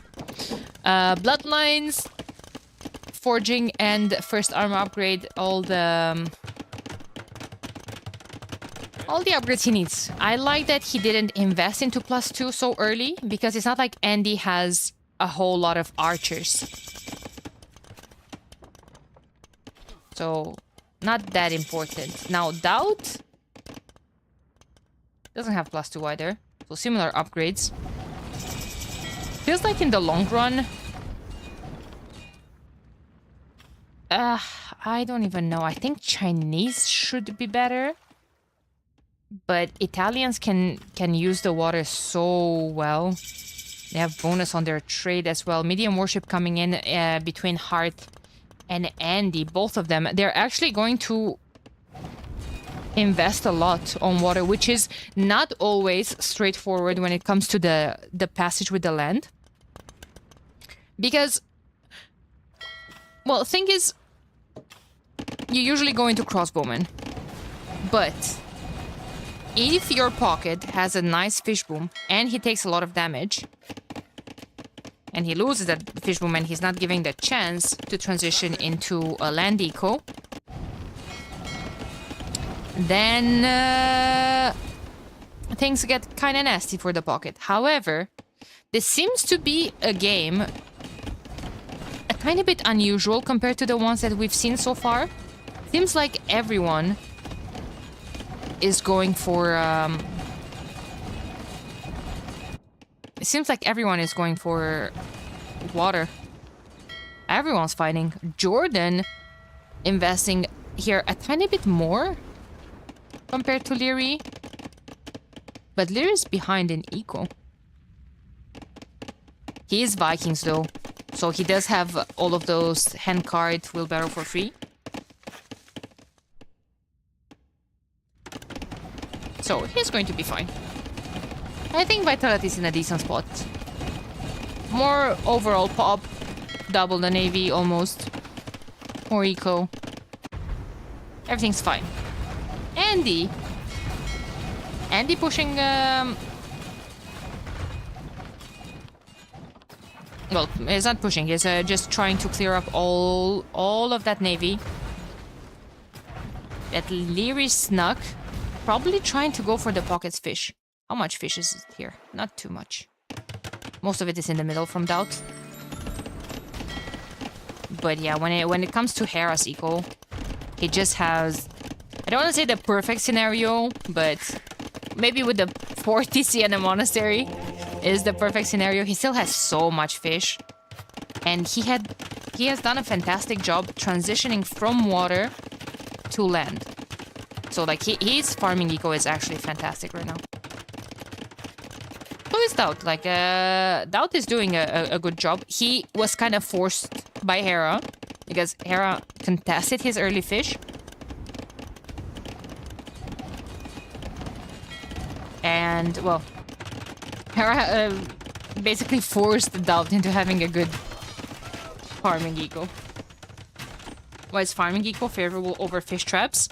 It's not necessarily favorable. Fish traps, if I recall correctly, in the long run, they're more efficient than a generic farm. Except for slabs, maybe, or for the civ that have heavy bonuses on farms. But you can fish trap if you lose the water, basically, and if you're exposed. They're still fishing. Also, there's all that time of putting down the fish traps. It takes a lot of effort, annoying, like especially features like auto farming in the latest upgrades have been doing a great job. Facilitating basically the farming eco.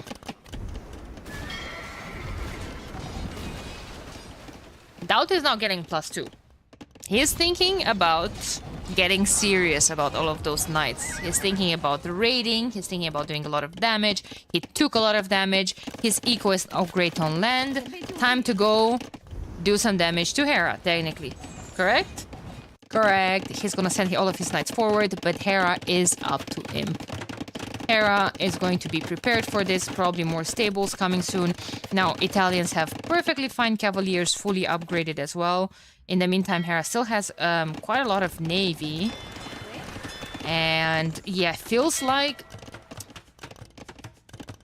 I don't know if what Doubt is doing right now is good. I feel like Doubt is trying to invest into knights and raid. Try to come back on water. And try to add more eco. basically he's trying to do a lot of things at once. Oh. Oh. Uh-oh. Uh-oh. Quick walls. It's fine. If anything, he just trapped. Oh my god. Okay. Yup.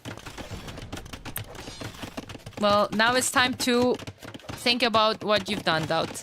I can hear Doubt's voice laughing about this though.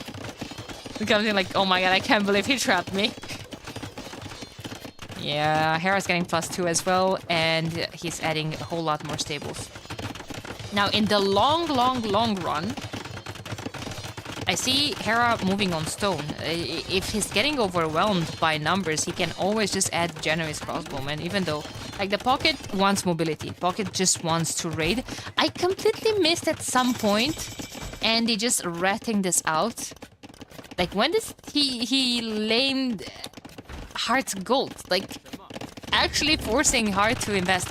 We have action on the other side though. There's Castle versus Castle, Leary versus Jordan. Leary gets the castle up. Jordan will as well. He's going to lose a couple of fills, but Siege Workshop instantly, and probably Elephant Rams going to be prepared from Jordan.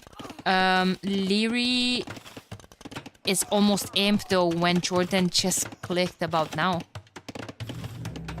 And Leary is actually going to prepare the crossbowman into our Ballester transition as well. Hera just putting a defensive castle forward a tiny bit for his flank as well. Hart is in a good spot. Hart just clicked up to the next stage. I mean, he won water on his side. Yeah, Vitality completely won water. Like, Leary's here behind their base. Now, if Vitality won water, they could add even more fishing ships. Like, at this point, they're all almost fully boomed. Heart could add a tiny bit more eco. But when you're on our Ballesters... Oh, they're even starting to trade. Oh my god, they're starting to trade from here? Oh, that's funny. Feels like that elephant is going to be annoying. Leary can't really do anything about it. Maybe some petards. But Leary can just bring either some longboats, either... Leary can't repair this castle either because he's going to be... Ooh, can Leary micro this to eject his villagers on this side and just fight that elephant? Probably not. It's fine. He's getting chemistry. He's gonna have cannon galleons. He's fine. In the meantime, Hart coming forward, reinforcing Hera's military with 2 siege workshops. He has faster... how do you call them? Traction traps with Shu as well. Just massing all of those crossbowmen up. There's a couple of fire archers for Andy, which are fantastic against buildings. Not gonna be that effective against Hera's cavaliers. Hera should probably just start sending to his pockets, start raiding. I could even see a transport through the middle of the map if you just want to be annoying.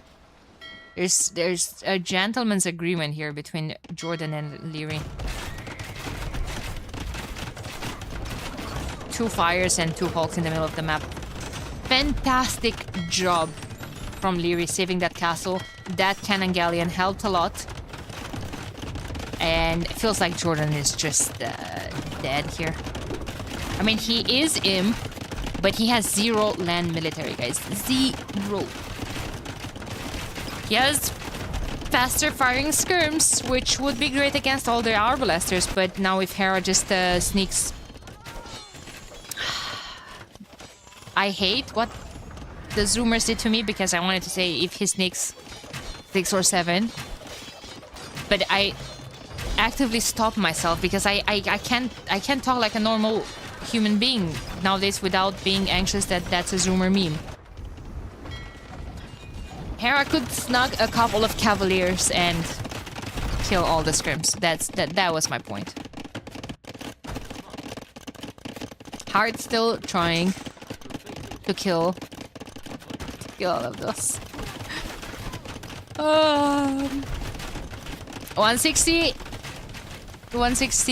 eco for Hera, but he's still not 200 pop. He's fine. He's fine. He's getting all the necessary upgrades. Hera has 2,200 stone. Now it comes a discussion of, do you sling it to your teammates, or do you come forward with your castles, or do you put castles or towers along the shorelines? Is there any potential way for Onimaru Vanguards to come back onto water? I mean, I see dragon ships from Doubt, which is basically the replacement for fast fires for Chinese, but I mean, Leary is prepared there with Karak.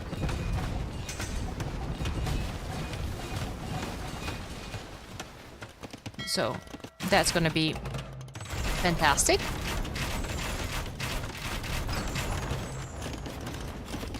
Four traction traps.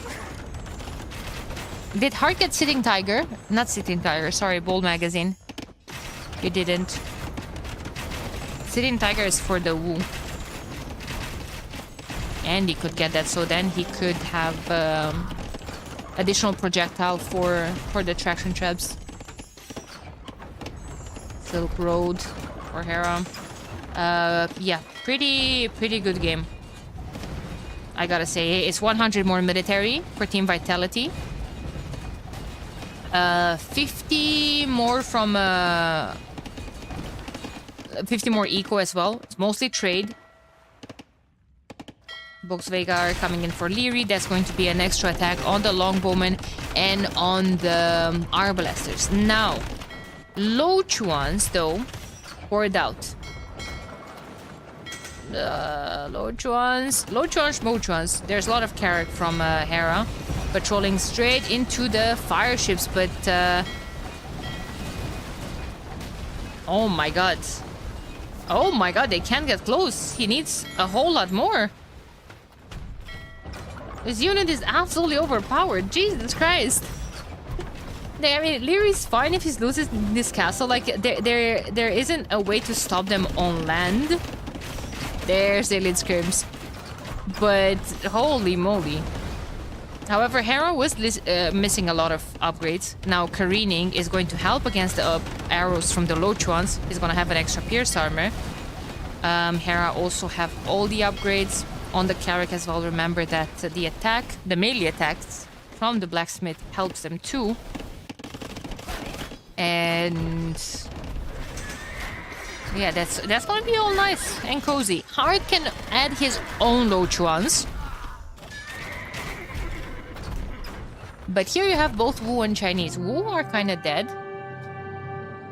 And it's tough. It's tough for Doubt to do anything alone. Basically, he has 0 land eco other than 2 knights. And all of his focus basically is on water. Like, it's just a matter of time of this force going straight to his base. Yeah. It's a really nice game from Team Vitality. Wait, was this Vanguard's home map?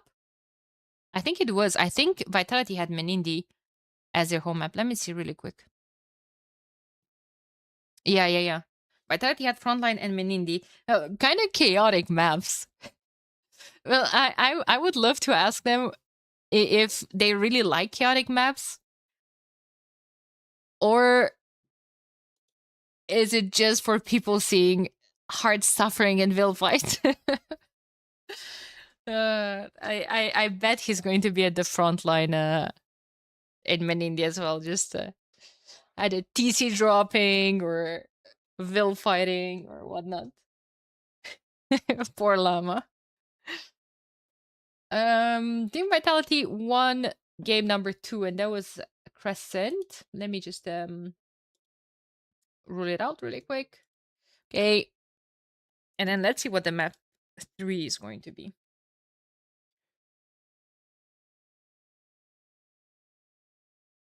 Really well played there for Vitality. I honestly thought that Wu and Dravidians are stronger on flank than Shu and Vikings, but it's close. Vikings are very good flank civ. They just have a nice eco on land and then full dog tech tree on water. Maybe not full. I think they're missing fast fires, but they're just super strong on water. They were the OG water civ back in the days. And you have all of this shenanigans with Shrew, with Wu, with Lo Chuans, Chinese dragon ships. I honestly thought Team Vanguard has better civs, but Vitality had the better strategy. So there was that. Apparently, next map is going to be Tres Leches. And Tres Leches is probably Onimaru Vanguard's favorite map. Like, I've seen them playing it every single set, I think. So, you know, for the people that are planning on picking or on playing, well, not planning on playing, but wait, my brain died for a second. For the teams that are going to be playing Onimaru Vanguard and they're, you know, scared of them, probably a good advice would be to just ban Tres Leches altogether. Because, oh, it's just the way it is.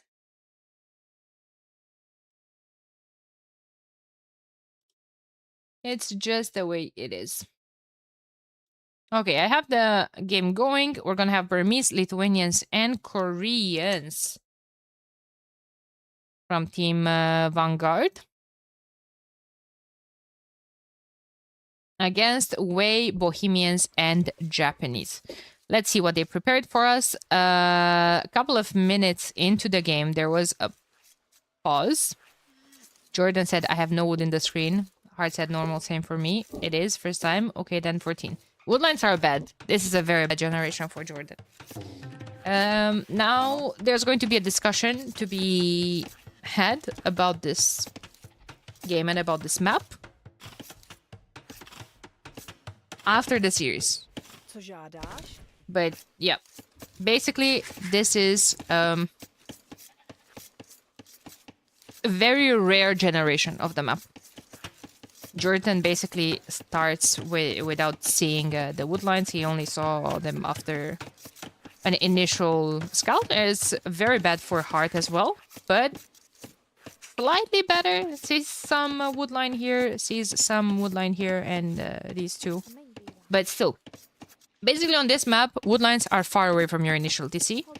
But this is a very extreme generation of the map. You see, like if you even look, Jordan has to walk a lot to his woodlines.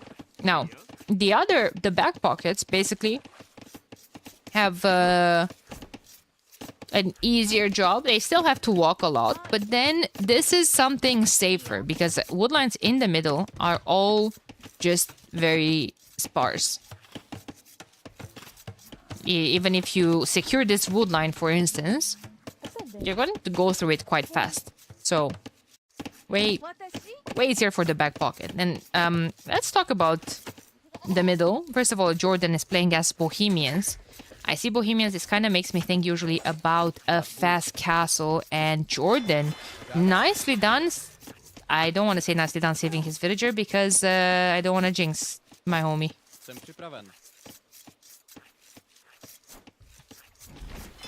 Nicely done, saving his villager. Now, let's see, because that elephant is still chasing, and the elephant is scary. Hart is getting Loom, and Hart is playing as Burmese. Barrack's already up. He's up to the next stage. Like, Hart recognized the aggressiveness of this map, and with Burmese, he could have went fast castle himself. Maybe he wanted to. If the map was different, if the map, if he had closer woodlines, maybe closer to the stone, kind of get some long walls, integrate. Maybe that was his plan all along, you know, to be super aggressive. But Burmese definitely could be a fast castle civ as well. Now, back pockets Doubt with Wei. It's the first time I'm seeing Doubt playing something else than Saracens on this map. Has a dock up, and he's probably going to fight for water on this side, seeing that his looking for a second dog position. He just lost his scout to Hera, who's going to play as Lithuanians. Fantastic sip for him. No late barracks, maybe? So, nah, I think it has to be a late barracks and maybe a couple of scouts here from Hera. I think Hart is going to play Man at Arms into archers, and Hera might... Yeah, no, he has to give a couple of scouts for map control, because Leary is Koreans, and Leary is going to fight for water on his side. And Leary is going to fetch Japanese. Yeah, this is going to be a full water on this side. Doubt is probably... No, Doubt doesn't have a stable. I would think then...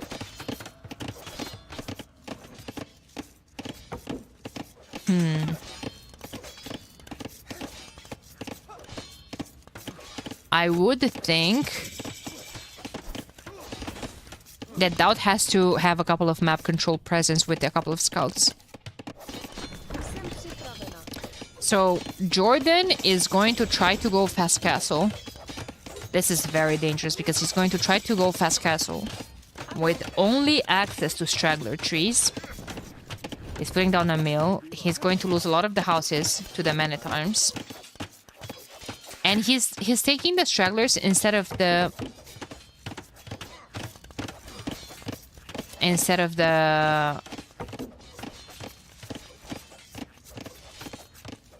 lumber camp.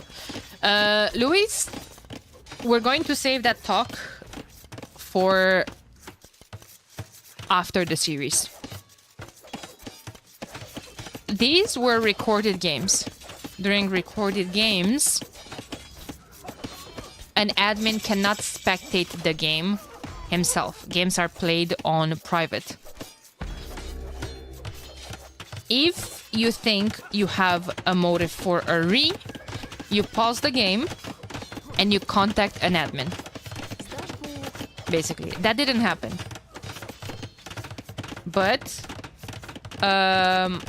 like I will say later on as well, when we're going to have a better discussion about this. Had Jordan asked for a re, he would have gotten it. It's a very bad map. It's an extreme generation, and as a matter of fact, after this extreme generation, the map was changed. I mean, the map creator even looked into it, and he made in a way where basically woodlines generate for each player. So Jordan has would have a better spawn of the woodlines. It would be per player, not per team, basically. How are things looking like on water? Fires and Hulks from Andy against Fires and Galleys one more time from Leary. Jordan's map is just so bad. It is. It is. He should have asked for a re. Like, I just don't know what to say to that.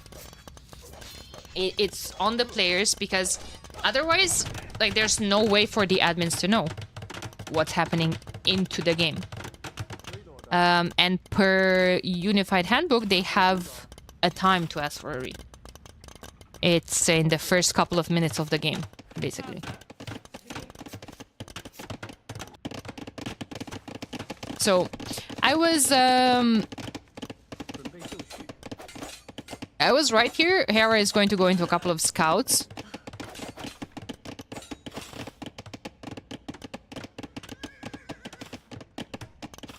For map control.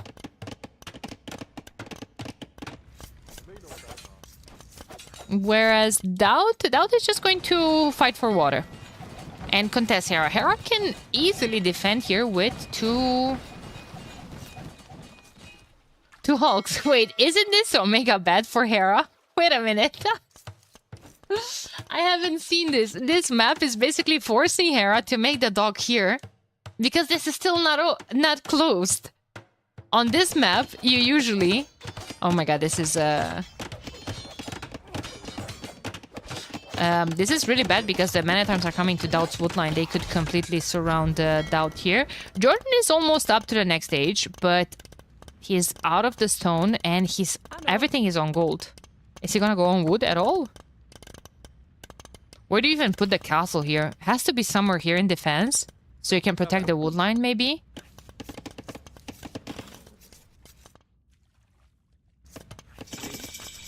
Maybe.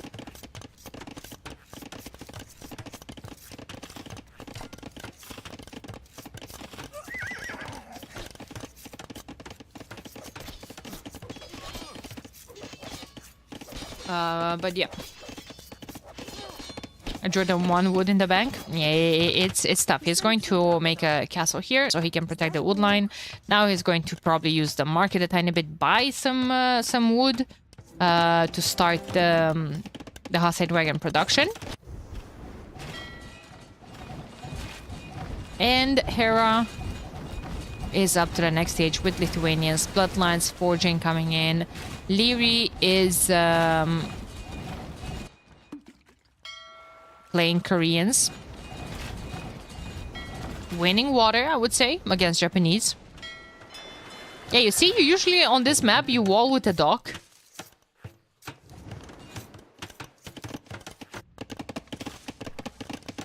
Oh, that's tough.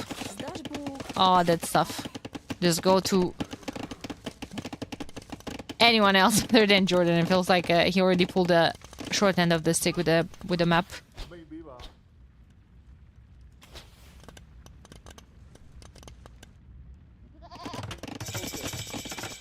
And now Doubt is actually forced to tower here. Doubt kind of... No, he didn't win water. He's just adding more eco. Booming.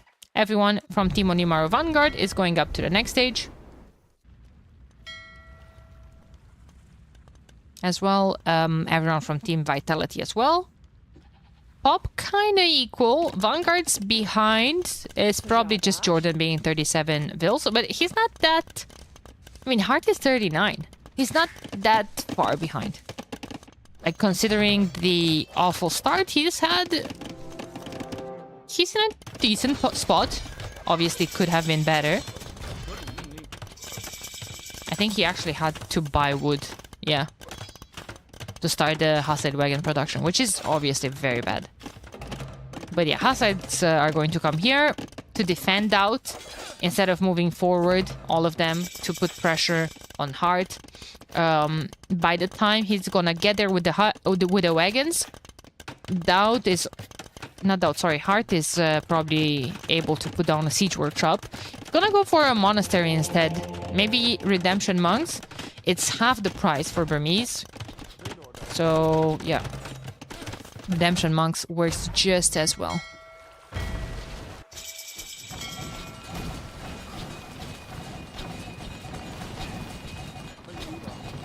A couple of archers from Heart here as well. Castle from Doubt. He's actually gonna go Tiger Cabs? Risky strat. Risky strat, I feel like. To have both players going fast castle-ish.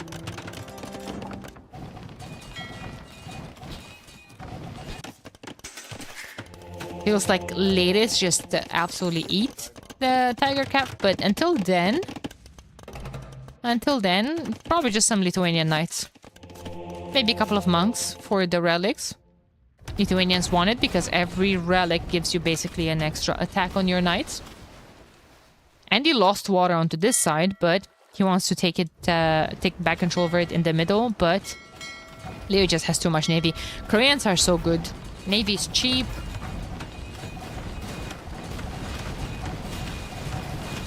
And all that jazz.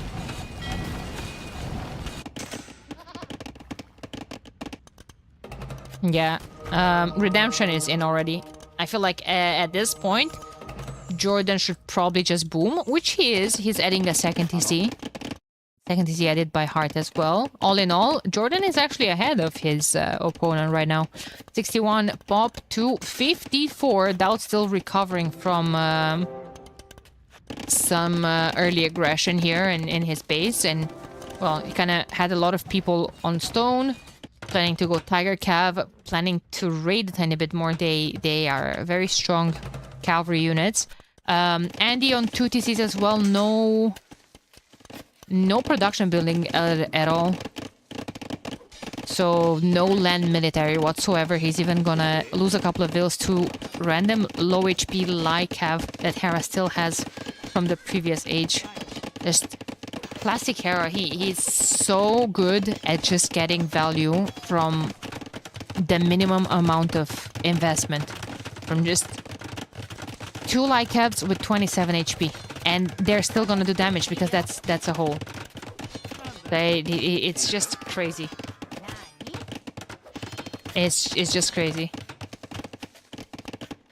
They have 9 eco kills on them, chat.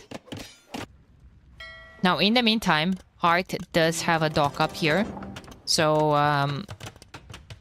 maybe a Rambai? Yeah. At some point, the Vills could have just fought back. Yeah, but when you just see Lycav... Oh, no.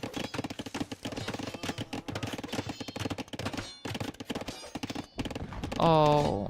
When you just, like, see Lycav, it's scary to push back and to fight back. And you don't click on it. Or just want to run away from the Lycav. You don't... I don't know. You don't hover. You don't notice the HP. You just panic and, like, you're busy fighting here. And now you're actually gonna fight turtle ships. And yeah, those 2 Lycavs died with like 20 kills on them or something. Lyra's gonna take some damage, but all in all, he's fine. Ooh, monks from Jordan. That's great. Maybe he's gonna get a couple of conversions. Oh! Insta on the monk, but he was charging the Arambai for a while. Didn't notice that Jordan actually got atonement as well. All in all, Jordan is playing really well considering the bad start he's had with the map. Oh, he's added more and more TCs as well. He has 3 of them already. Has access to better woodline. I could even see him expanding to this one eventually.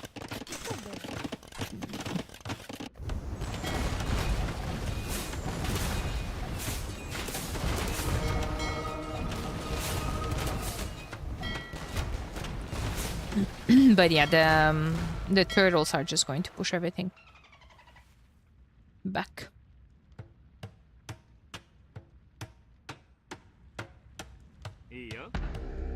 Watchtowers from Japanese. Okay. Maybe we're even gonna see a guard tower upgrade eventually. Maybe. Oh, a wild demo. Wagonburg tactics for Jordan. So all of those Hasai wagons are going to be more speedy. Does Jordan get fervor? He did sanctity as well. Yeah, Summon Tower could be something that Andy is thinking about. He does like his towers.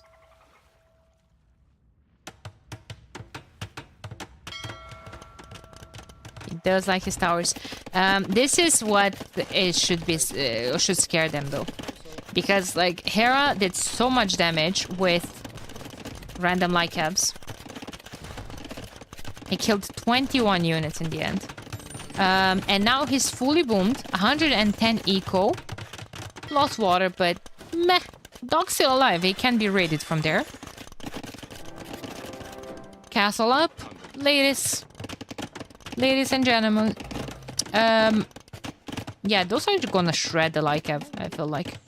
Are putting down a stable. He's thinking about getting bloodlines and husbandry, especially for his Arambai. They're kind of slow still. Now, I'm curious about what all of those tiger calves want to achieve. Now, that's my concern.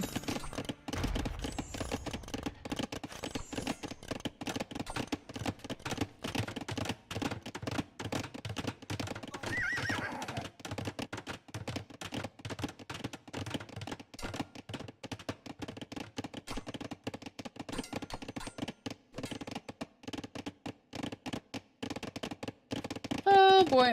Well.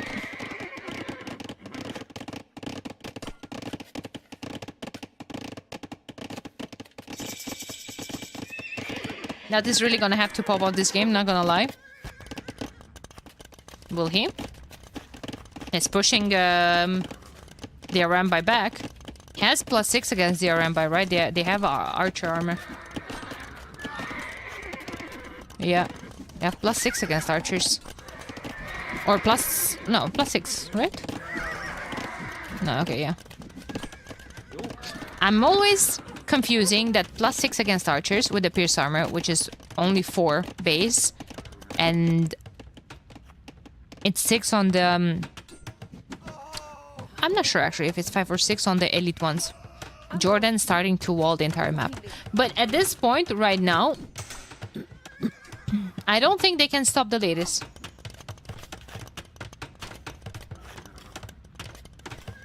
I just don't think they can stop the ladies. It's just elite in the queue. How many relics does Hera have? 2. So that's gonna be perfect to compensate for the lack of blast furnace. Just +2 attack.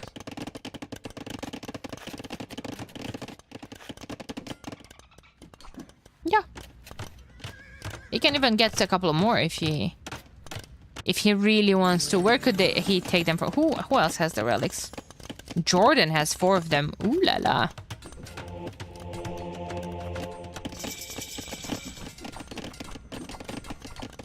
Everyone going up to Imperial Age.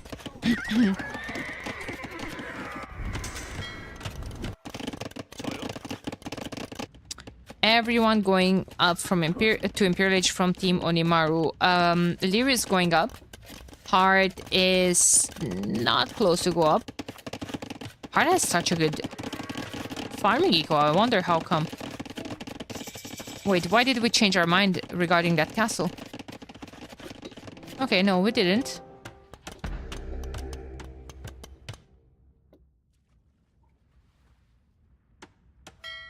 Lot of navy. Lot of navy stopped by a creep of guard towers from the Japanese. Yeah, lady's just going straight to Doubt. The raids are not stopping. Doubt is in Imperial Age now, and he's getting medium worship. He's trying to... They're always trying to get control over the random power here. Last set, he made a random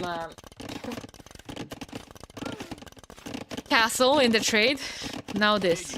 And Lyri's not really paying attention to it either. That tower has 5 eco kills. Lol. Rambai are getting some raids in as well. You do have Bohemian halves on the field. And at this point, right now, you have double the military on the field from Team Vitality. It's just that Hera cannot be stopped. It's the simple truth. Maybe Bohemian halves, but ladies are just so strong.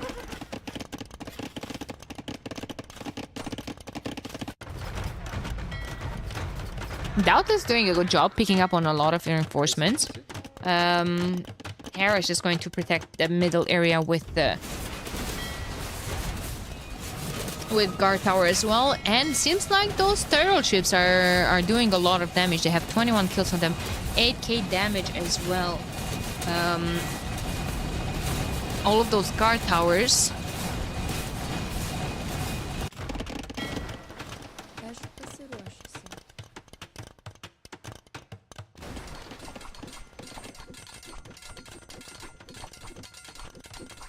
All of the guard towers.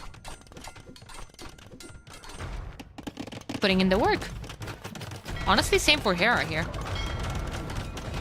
Good defense from Doubt so far. I could even see Doubt opening hubs of his own. But my point here is that from what I've seen so far, Team Onimaru Vanguard wants to get down to a strat. And that strat is low chance in the middle. Like, Doubt already started the production of low chance. Those are going to be acting like traps against all of these towers. Wei can get to some very nice ones, but wait, actually, Andy doesn't have military at all. Andy has like 2 fire ships and 3 Carrack in the queue. Doubt is dying on land, I'm afraid. Jordan has slow army.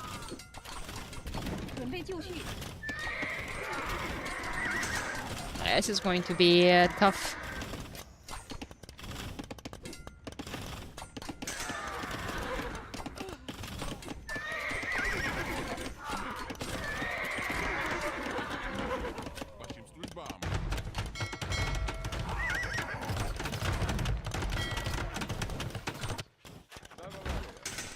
That's a really nice defense here from Hera as well.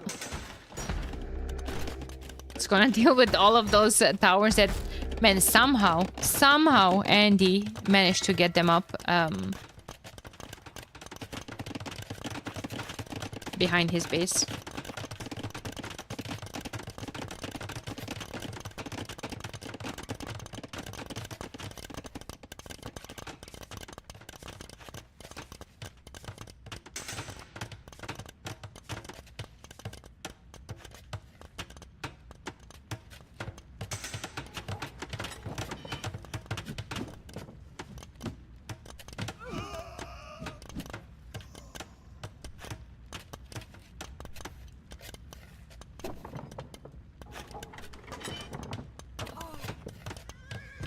I don't know how Vitality is going to manage to break all of that defense, especially with the Halbs, Uvnica, full walls.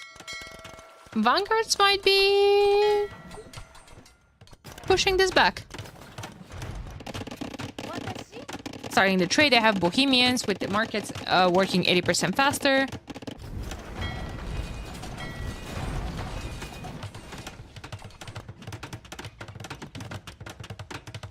Wait, what is Hard doing? Wait, I've never seen anyone unwalling like this. Does he just want to stop Andy from creeping forward with all of his stuff? Man, Hera doesn't care about the raiding. Like, Hera's just sending the latest against the ships. Jesus Christ. How is that unit balanced? To be fair, the Yasama towers could do a lot of damage to it. Jordan has 73 military. Also, I'm calling them Yasama towers, but the Yasama was not already... was not in yet.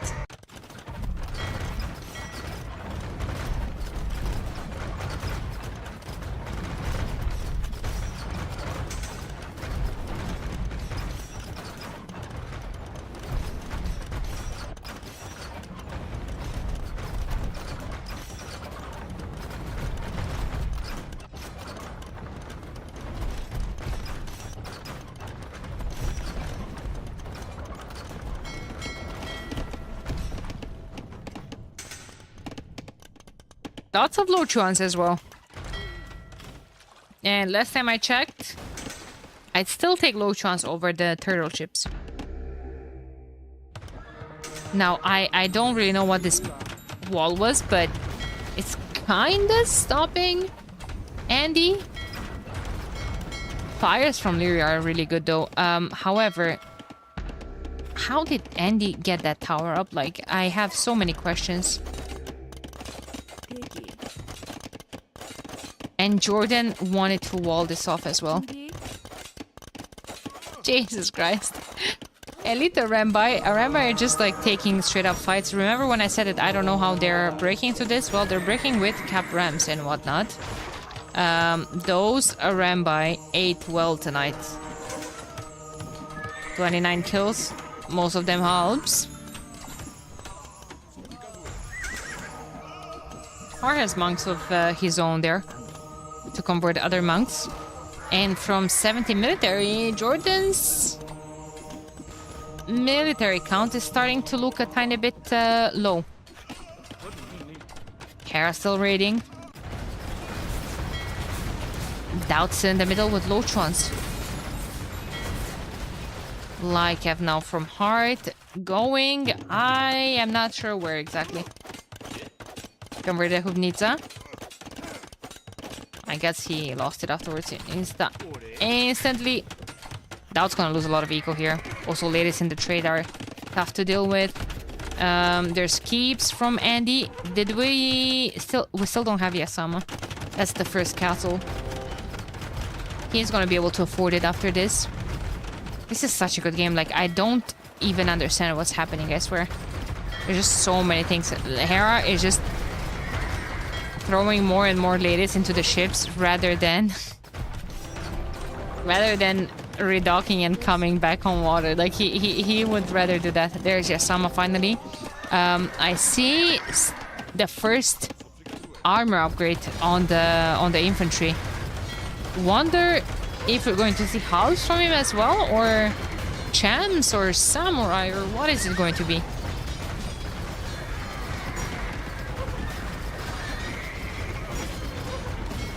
Liv is clearing up the middle. 93 military to 100 and 15 from Vanguards, but Vanguards mostly have Navy. And actually Jordan has the most amount of military. Haldpup needs are pretty good. Pretty good. Hera might lose that castle, which is gonna hurt him. But now Hera's pushing here with keep and cap rams. And there goes the wood control in the middle from Doubt. And what was Hera pinging here? The house from Jordan, I guess?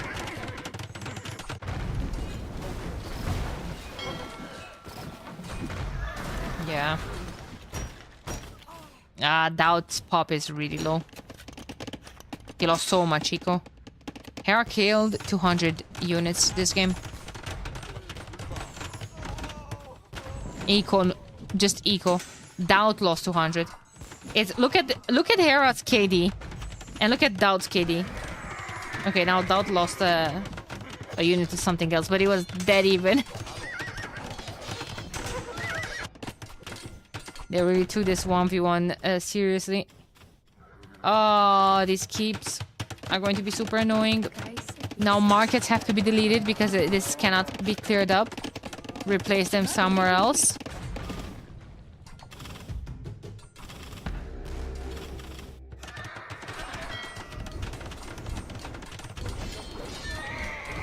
Yeah, also those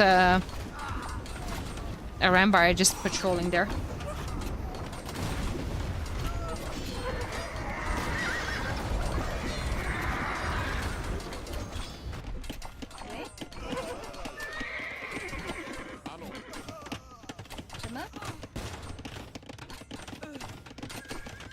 Those Huvnitsa could just... all of that could just die. Could melt completely to those ladies. It wasn't Samurai, no. Like, I mean, he doesn't have the gold for it. Right, he's investing so much into towers, into everything. Kataparuto Blast Furnace. Fully upgraded towers. Working on getting to halves. Slowly but surely. And it's actually pushing quite convincingly here. That's a really good score. I don't really understand the Burmese pick on this map. Maybe he can go... Oh, he's going halves of his own. Why is Har not going champions? Not in the hell though. Yeah. He's losing so much more. There's 6 Huvnitsa that are about to be yesterday's news, maybe. The towers and the castle helping quite a lot.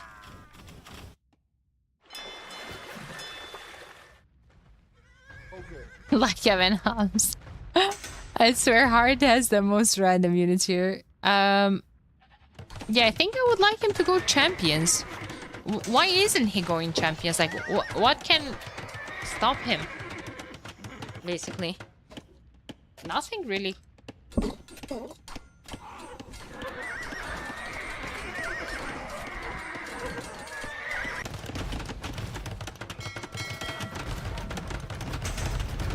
Cannon galleons from Leary. Bohemian hand cannons. Yeah, but Bohemian hand cannons need a transition. And Bohemian hand cannons can be eaten by Ladies.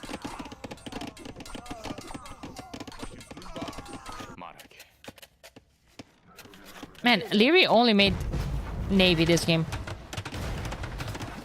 I wonder how he feels about that.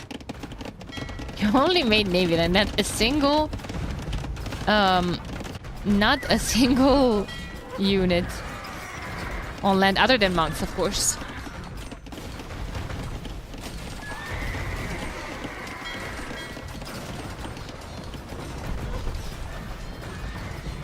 I was about to say what about elephants, but oh, maybe he's going halves against the Navy, unironically. They have 17 bonus damage against the ships. They're killing the Lodrons! Hera bought 200 stone for almost 600 gold. Selling some food to Hartito. I'm just gonna continue the creep with towers. Once again, it was just cleared by those Huvnitsa. 6 units with almost 30k damage on them.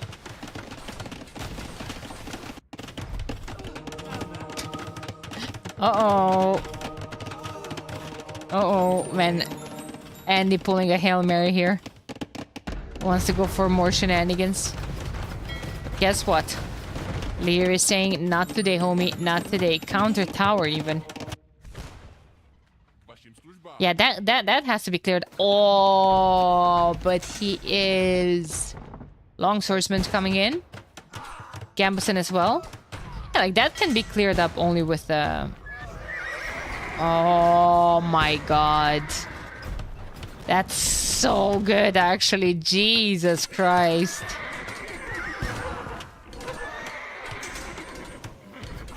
He's gonna lose some of them, not all, and he's gonna lose all his ladies.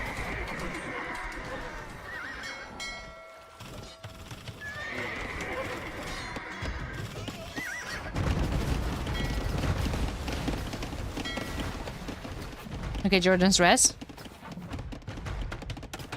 Spam more helps.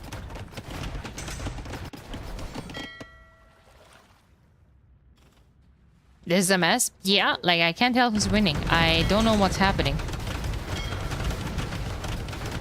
Yeah, 3k gold just now. Yeah, but now he queued up 3 Huvnitsas in the queue instantly. They're expensive. They're expensive. Like he has so many res.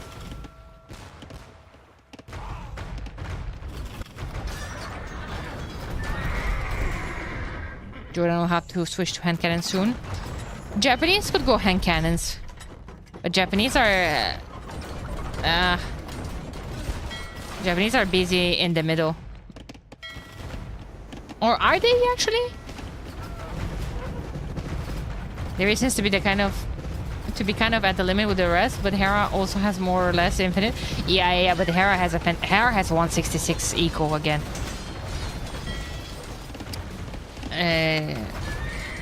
And Leary is losing actively a lot of the military. The Navy, actually. Oh my god, he has so many cannon galleons. What about Wake Cav Archer units? He could go that, but Homie wants to go 23 Loach ones.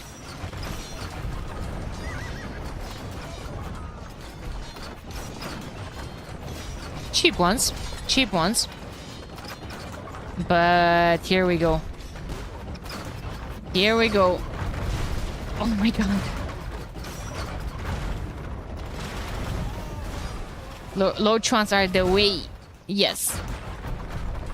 Yes. Like, this is insane. How do you even kill that? Jesus Christ.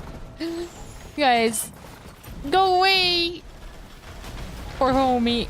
I don't know how you close this game. I don't know how Onimaru ever pushes from this position. I don't know how Vitality kills that.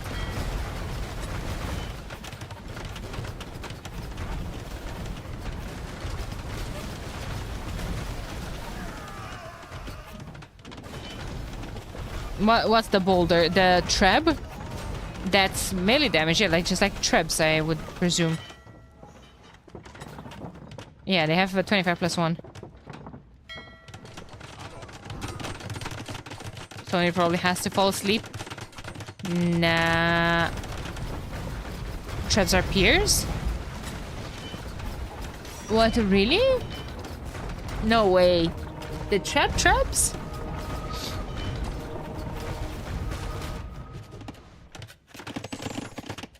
Oh my god, where the hell are the traps? Ah, there's one. All buildings and piers, that's actually crazy. Doesn't make any sense.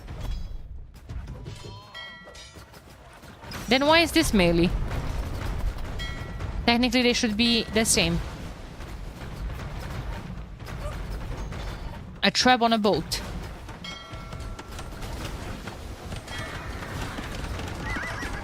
Bomber cannons are melee. But like, that doesn't... It doesn't make too much sense to me, to be quite fair, but okay. Okay. Fair enough. Without going halves as well. So, 1, 2, 3 players going halves. Burmese champions should be quite great. Lithuanians are just going to raid more and more and more. Doughty is cooking here. Wait a minute. Hera just finished doing his markets. He has a castle on the top. He's going to stop this with a trap and more ladies. This is my main concern here when it comes to team vitality. And this is just half of them. He has 32 on the field.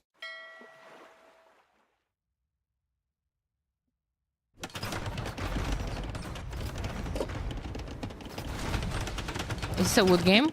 What wood? Oh my god. What wood? They still have wood in the middle.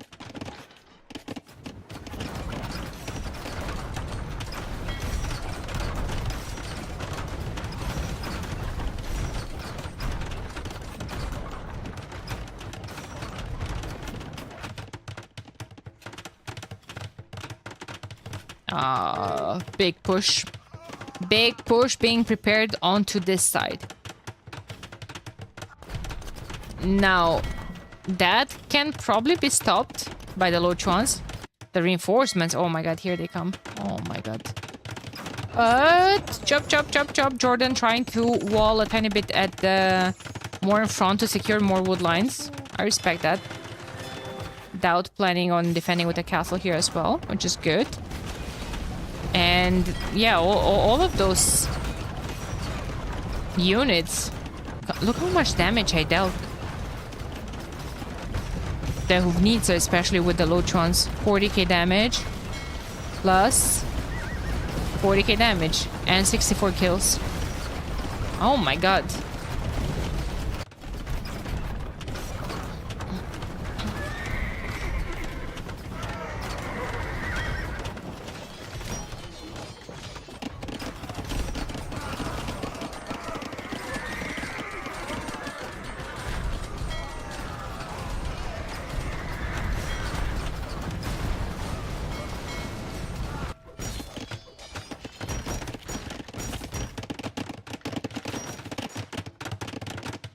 There's like inverse Michi. Yeah, exactly.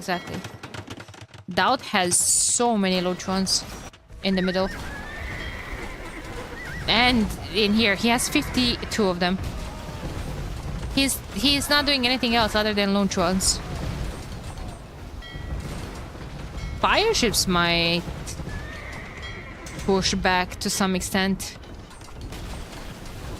Those cannon galleons are going to be nice. Ooh, sinking a couple of them. Lady's doing a good job here as well.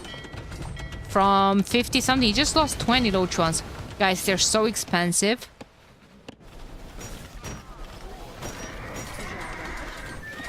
Okay, leaving the hero aside, it is the most expensive unit in the game. The hero doesn't count. The hero simply does not count.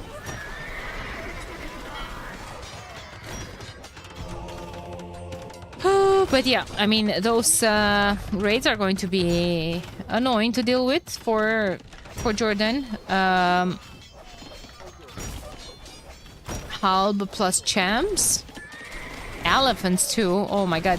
I was thinking about Burmese elephants, but I was thinking like it's not really worth it adding elephants when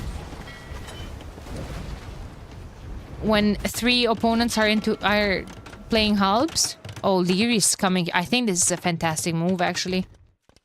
Leary coming here playing fire ships on both sides. That's very nice. How many relics? 2, I think. Yeah. Jordan has 4 and Andy has 1, so Jordan has 180 units queued. 18 of Nitsa. Yeah, heated shot. I think this is the game-winning move here.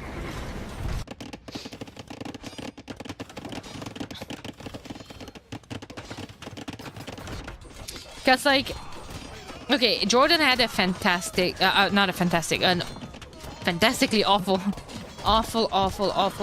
start. Do you guys think right now that in this position, does it matter?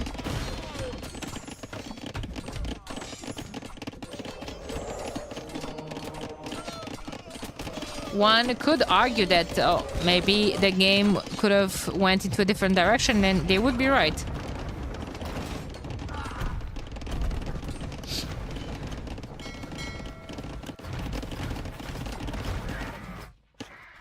$200 stone for 1,000 gold. Yeah, you're right, Tini. Stone price is through the roof.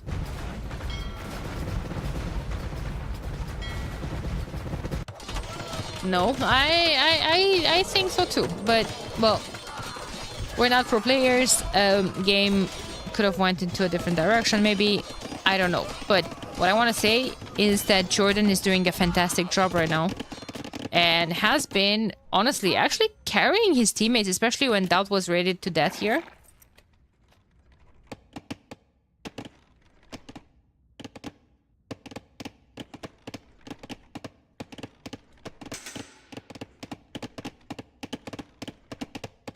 What was this? Sent resources? Doubt sent 0 resources. He received 30k. Wow.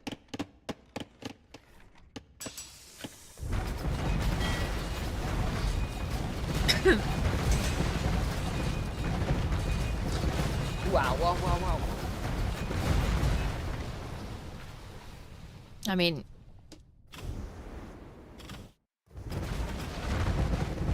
what low chance?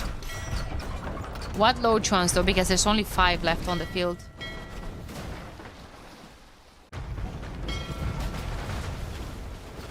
I think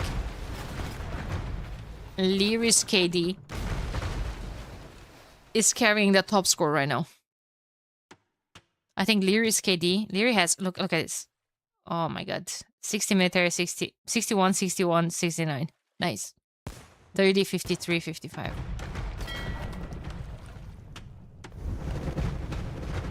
Like, Jordan can't add more. He has like 75 in the queue, but he has too much eco right now. He's adding more and more and more and more trade.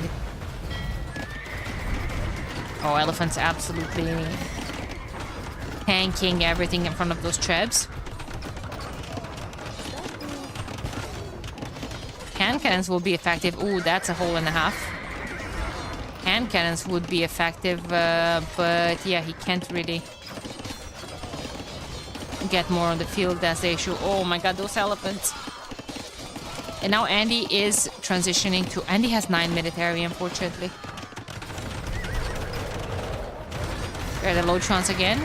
3 of them, 15 in the queue. Don't worry about it. Don't worry about it. But now Leary is going to be annoying here as well with his cannon galleons. He's going to destroy the towers and the markets. Oh my god. Hard coming here with the barracks is really nice.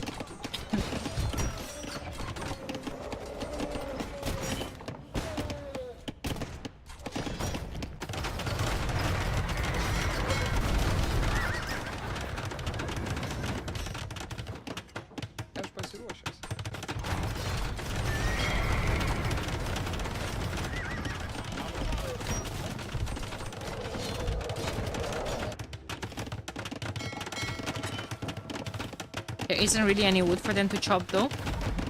There is in the middle bad wood, but also at this point you have to clear up the lumber camps. This match have more games. It's a play all 4, so we'll have at least one. Well, at least and at max one more.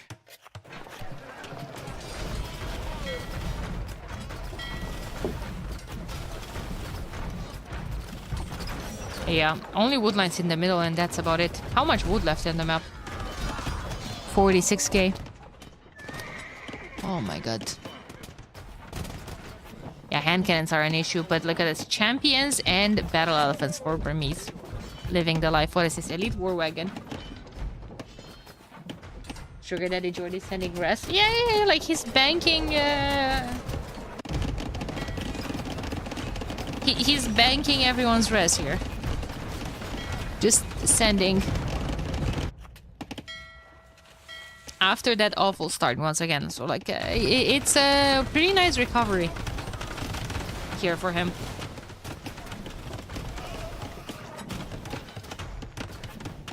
It's a pretty nice recovery.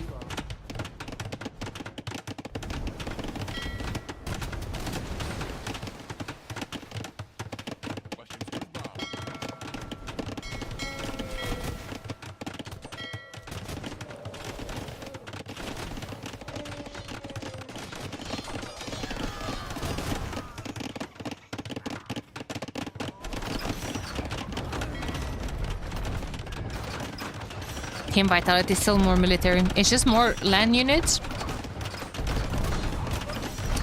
Jordan's Q is absolutely ridiculous. It's just on a different level. No, Leary just trying to put dogs down and they're going to melt immediately. They're going for a surround. Leary's big wood. Well, first of all, don't shame a man for his wood. And second, there's not a whole lot of wood on the map. We have a big surround. Big surround. Elephants coming forward. Fast fires from that side. Leary, send your wagons! Lost the traps to cannons as well. But big surround. And they're still not going to... Not going to finish that off.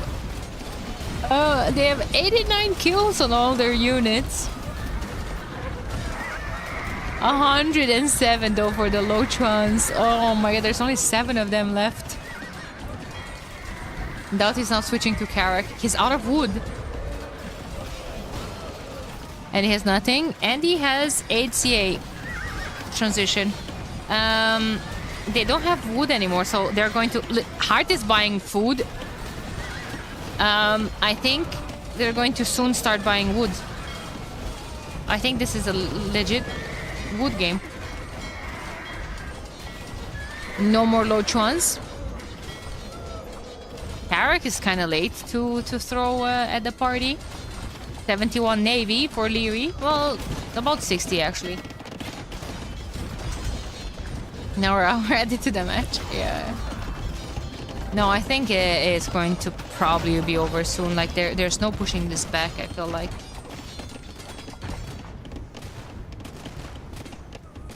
Yeah, 35k wood. Yeah, guys, but he's fine. He's a king with all that wood because there's no wood on the map anymore. Like he's Koreans and he's saving. And there's this wood and there's small wood. Look at this. There's 30k wood on the map only. Like there's this small wood lines and that's it. Like this is all the wood left on the map. So it's fine that he's floating. No one else will have. If we look at the market. Oh, also got straight into Hera's raid. Look at the price of wood.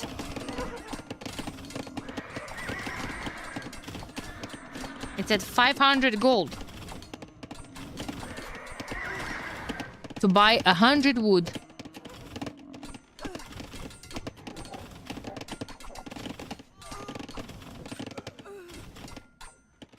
Thanks, Obama. Do you think devs will eventually let trade cards do wood like trade cogs? No. This is exactly why. This is exactly why. They shouldn't. I mean, they shouldn't. Let me start like that. Now, if they will let them or not. I heard a lot of people dying. They were the champions here too, the Hubnica. Man, Jordan playing fantastic here. 66 kills on 12 units. Here come the latest.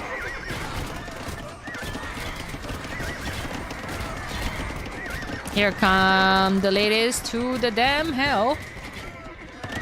They're gone. But now Leary is just here with his cannon galleons and he's going to absolutely kill all of the water. So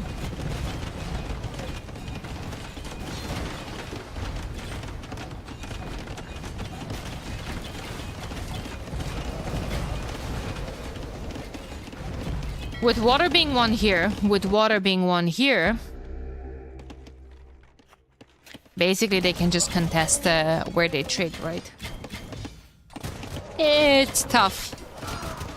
It's tough. Vitality is 100 more pop ahead. More barracks coming forward. Eco's not looking great. Andy is about 140 pop and dropping.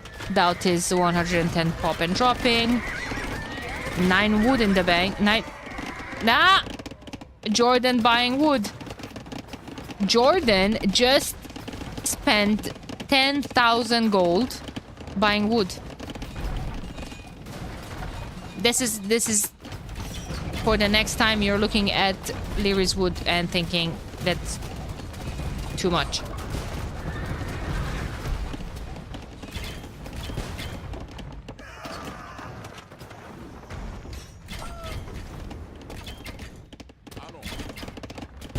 $90 military for Jordan. Now all of that queue suddenly is out. A 13 Hubnica. Oh, the champs have to like scatter here.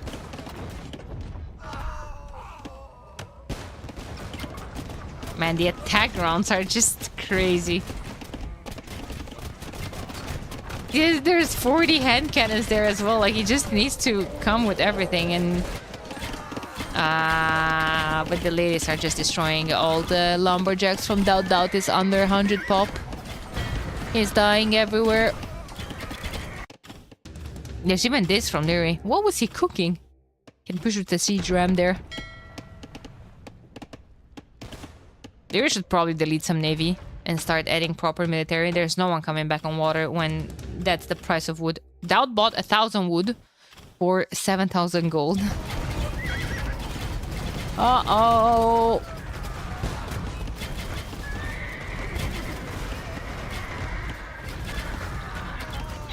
$15k wood. Oh my god, if we actually get to see 0 wood on the map. There's still this one. Whose farms are these? Are they giving Hera their farms? Did Leary do that with this eco? Because surely, sure as light of the day, Hera didn't come all this way to farm here just because he wanted to.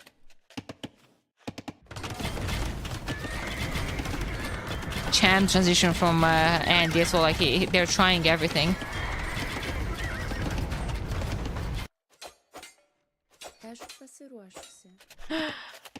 Land is better there. Yeah, it's more fertile.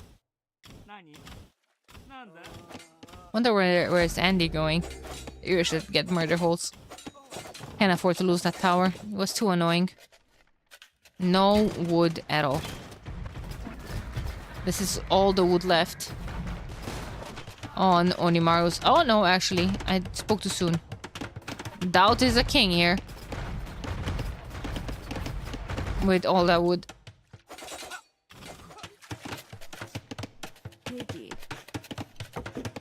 What even is this? Why was it ever a lumber camp there? Like, I'm tempted to go back. I think he wanted to build a mining camp or something. There's no reason to even be... Yeah, look at all the wood in Team Onimaru. He's sending all the gold to Doubt. What is Doubt doing? Getting more building. They're all building markets. They can't stop this. That's the thing. Probably reads. Oh, there actually are reads, yeah, in Lumbercamp. You guys are right. Little did I know. GG, well played, says Jordan. So, Capo, the thing with Lithuanians, well played. Well, first of all, let me say really well played from Team Onimaru, from Team Vitality as well. GG, well played. Game number 3 goes to Team Vitality. I actually thought Onimaru was about to push back at some point. Like, they were in a winning position. The majority of the late game, I would say. Like, they were just pushing back everyone, but Leary was too strong with the fire ships from everywhere. Also, he has units stuck in here. It was a crazy game. Now, one question. Do Lithuanians need the 4 relics or 2 are good enough to win the majority of the fights?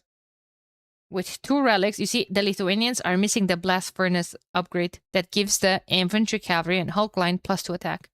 So, with 2 relics, you basically make sure that you don't have worst units.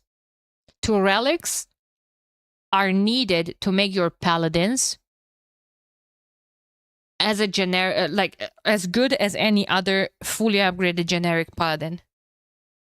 With 3, you get an extra attack over them. With 4, you get an extra attack over them. So a 1v1 fight between a Lithuanian paladin and a generic paladin will be completely even 50-50 if you have 2 relics. If you have 3 relics, you're gonna have 1 extra attack over them and you're gonna win the 1v1 fight. And with 2, you're gonna have 2 extra attacks, so you're gonna definitely win the 1v1 fight. Hope that was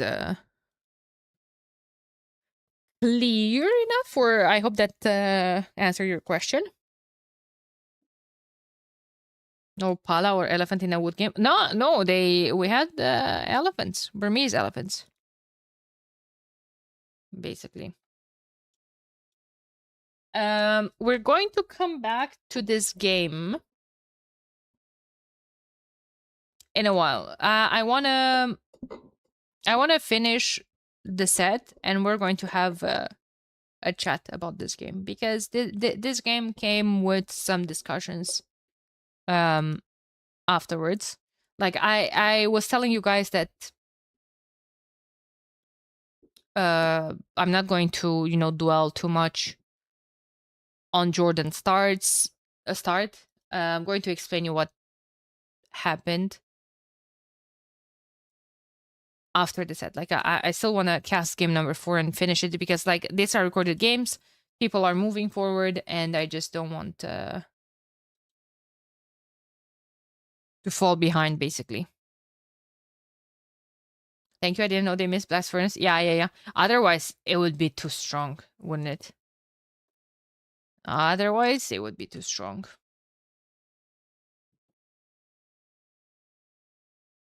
Okay, last game is going to be... It was alright. He could have He needed to contact the admins, basically.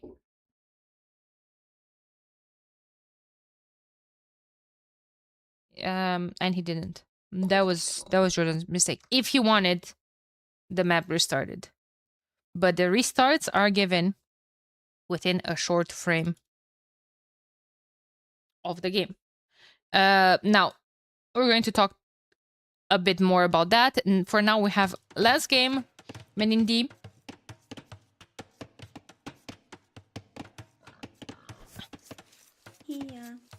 Yeah, you see, Shinopsia, but that again, we're going to talk later on about this. But you're right, that can be an issue. That can be an issue because then there's the discussion of how bad the woodline was and who had the worst woodlines. And this is when you shouldn't be putting all that discussion on another teammate or on another opponent or on anyone else other than an admin in that situation. but we're going to come back to that. For now, we have game number 4. Heart is playing as Malay. He's moving forward. Doubt is playing as Inca. That settlement gives them extra population, actually. They used to have Blast Furnace, Lithuanian Paladin, 14 plus 8 existed. They did, or so I heard.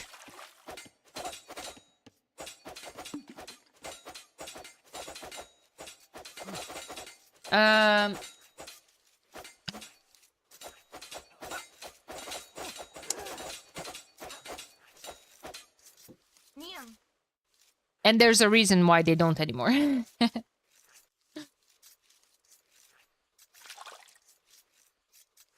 I mean, it was Jordan's decision after all. It was. But yeah, you're gonna listen to the VOD. Doubt showing his Black Forest skills. Absolutely. Leary sniped a sneaky Vil with his scout. Low HP ones. Doubt ends up losing a Vil. And here comes Jordan. Hungry for some low HP villagers from Heart. There's one. There's one. There's one. Oh, going for the scout. Nice. Scout is low HP as well. A Britain scout as well.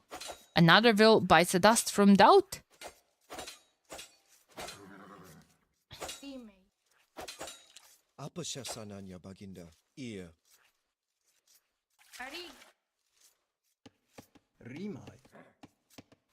Larry's going up to the next stage as Britons. Let's take a look at the civs. Britons, Malay, and Berbers. Yeah, they're gonna do the strat again. Berbers gonna boom out of their mind. Hera just gonna chill here with the middle point as well. Lear's gonna make archers and... Well, actually, Hera might give a couple of scouts. He's going up 21 pop. I think he's gonna do like a longer boom maybe in Feudal Age. Add more fish and fish traps. You also cannot add fish traps in Dark Age, so that fish might actually run out quite fast. So, Doubt, 2 villagers down, and 1 minute ILTC time. Not looking great. 17 vills again. It's 21, and Heart is Malay. He's going to get 2 extra villagers from the up times.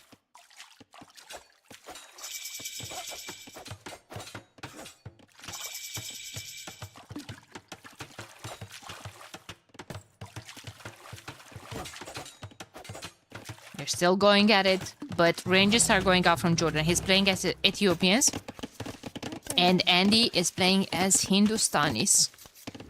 He's going to be the one booming, and Hindustanis are on stone. Is this a Gulam game?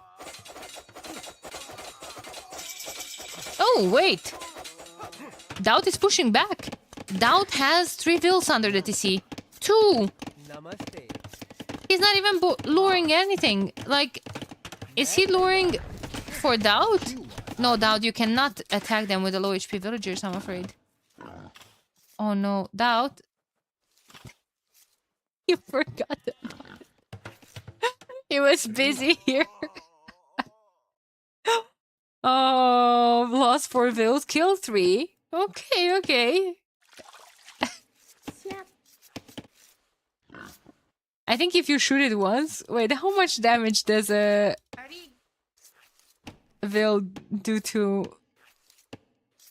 Only 3. I think it's still... No, it's 7? I think it kills it then. Rip.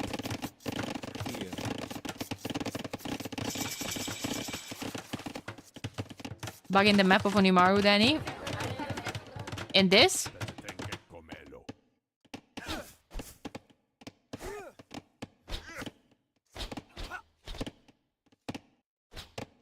What bug?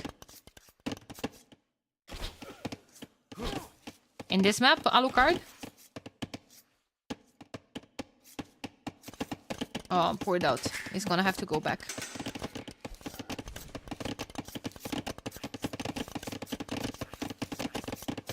He is going to have to go back.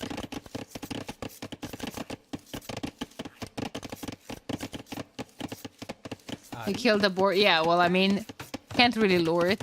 So he's going to have to long distance get it. That's okay.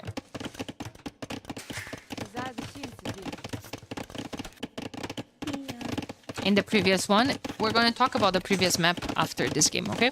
Let's focus on this game. So, stick around. If you want to hear the entire explanation about it. Long story short, for now, what you should keep in mind is that, yes, it was not bugged. It was an unfortunate generation. It was an extremely bad generation for Jordan. But he did not contact the admins to ask for a restart. Like, games are played in private lobbies. Without losing a lot of Veils. Veil fights didn't go fantastic for him, and now there's just a lot of archers on the field from Leary. Jordan is trying to put some pressure here. He has a lot of units, but here comes Andy. Andy, we saw Andy on stone. Wait a second, we didn't look at what he's doing. We saw him on stone. He's coming forward, going straight for Leary's head here.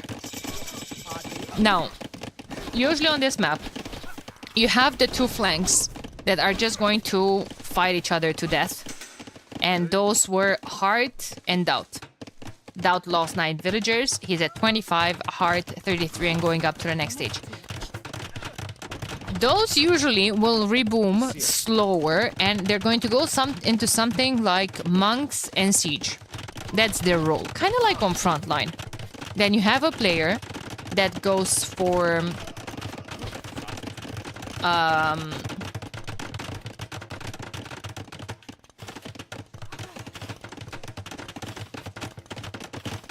archers, and one player that goes for cavalry. Hindustanis are being played often on this map. They usually go for camels. However, this is something very surprising to see Andy going for Ghulams here, because then he's the technically camel player.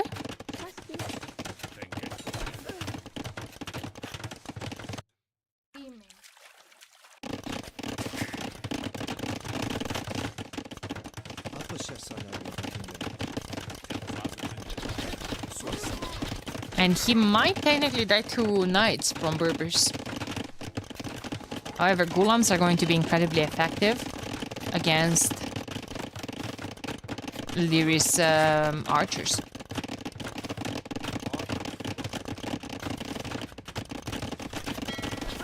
It's funny that this is Vitality's home map, because I haven't seen them perform particularly well on this one.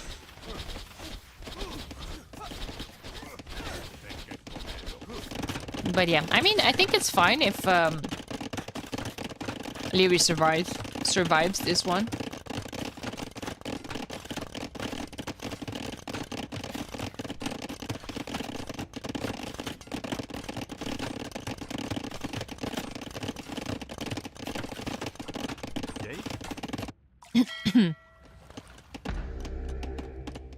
Harsh going Castle Age. What's he gonna go into though? Siege Workshop, most likely. Try to push back Jordan's archers. I like to see a couple of stone walls. Protects him from the Ghulams as well, diving in. There's Castlage from Leary. While Doubt is 36 vills and clicked up. Not too shabby. Night production started by Hera. He's getting +2. First things first. He has a dog here as well. Those two Hulks could, could finish the job against the Ghulams. Little does he know that he could even send a fire ship there to contest that dock. Do they know about... Yeah, they don't know. Jordan is pinging this though.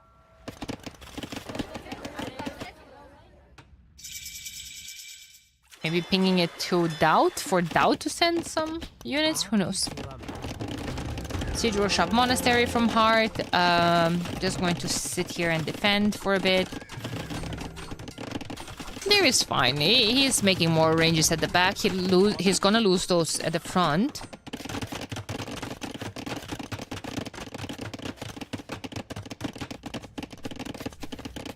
But yeah.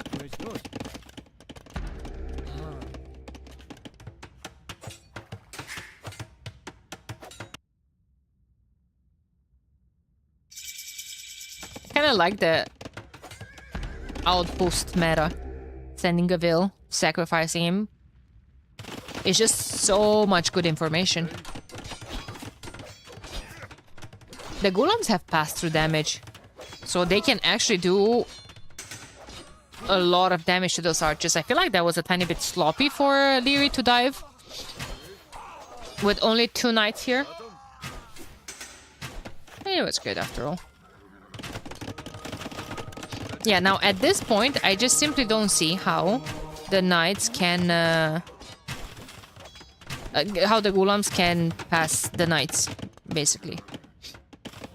He's adding a monk, but that won't do too much, especially against that many British crossbowmen. I think Lear is going to try to go on the other side. Nice conversions, though. Nice save on the Mangonel for Heart as well. And for now, Heart feels like he needs to move somewhere else. There he is. I think he was just walling his villagers in, protecting them from some random Ghulams.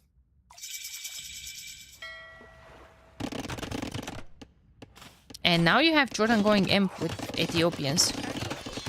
Before even crossbowmen. There's a crossbowman upgrade. Wait a minute, chat. It's going to be fine.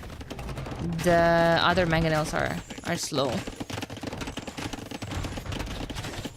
I think Vitality, in order to bounce back in the top teams, really need a 4-0 here.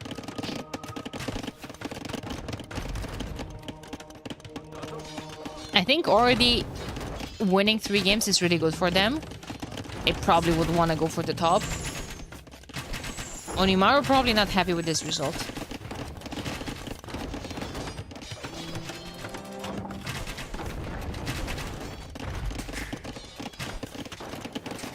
The castle drop? What castle drop? Guys, are you behind this in stream?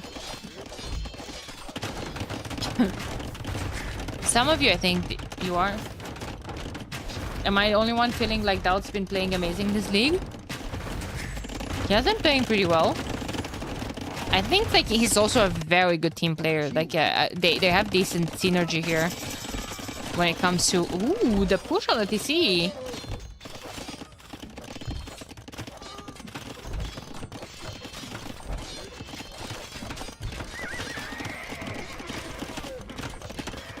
You're at 28 minutes. Hamby, it's forbidden to fast forward. Rude.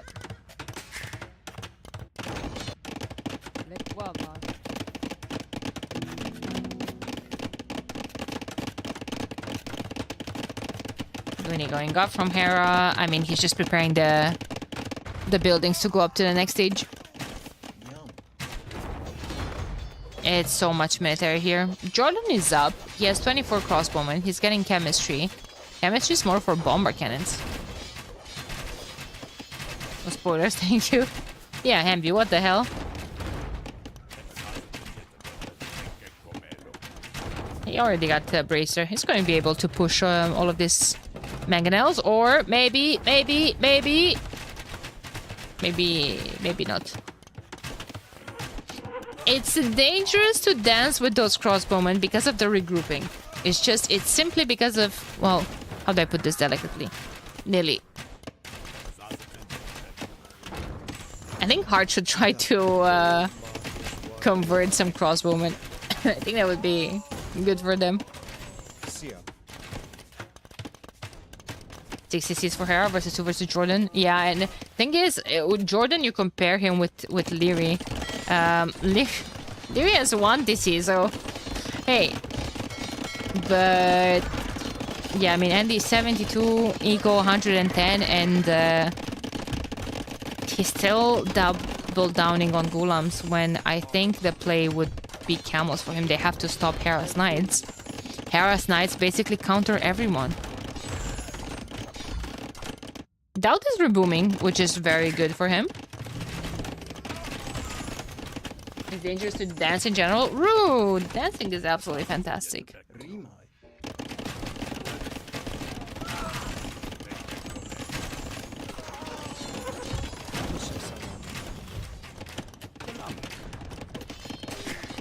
Oh, but that raid, I don't even think Andy is noticing that. Hera's getting to him. +4 coming in instantly. Oh, Cavalier probably in too. Jordan just noticed this. And pinged Andy. Score switching back and forth like crazy. Hera lost some fish there, but he's still fine. He's gonna clear up all of this. Does Hera have stone for a castle? Not just yet, but Vipers have bomber cannons. Could be trying to push that castle that way.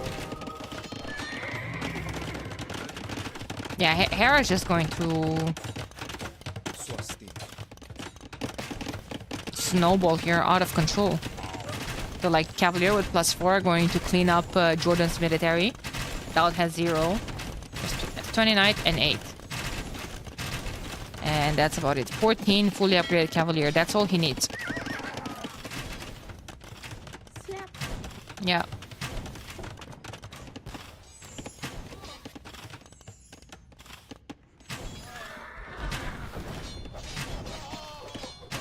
That's all he needs. I feel like doing the scatter is even helping the knights getting through your crossbowmen, and it's actually helping the thing for the knights. Will he go janitors? Imagine.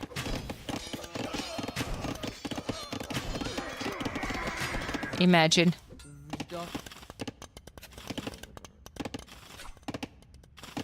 Hard's going at these crimes. But he cancelled it. Hard might be going janitors. No, those are terrible. They don't have bloodlines. They don't have anything.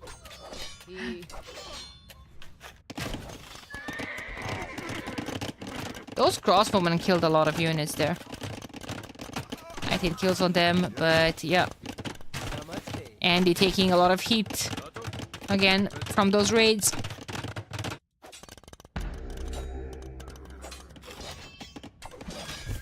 That castle has 13 kills. Like, that castle probably picked on so many reinforcements.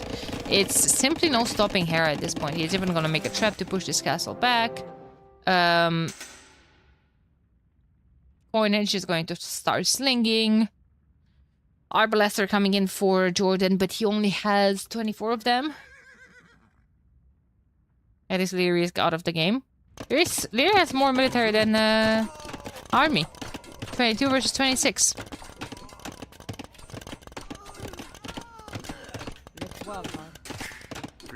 Oh my god, he's losing more. Oh no!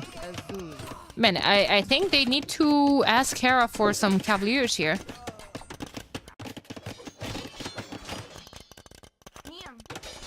Hera can start tripling down Doubt as well.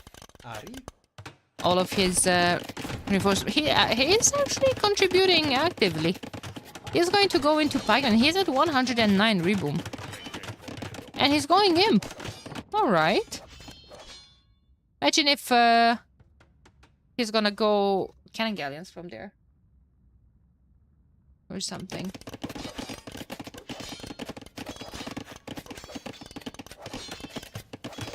Was it allowed to sling people in an age lower than you? Yes, if you're imp. If you're imp, you can sling. If you're not...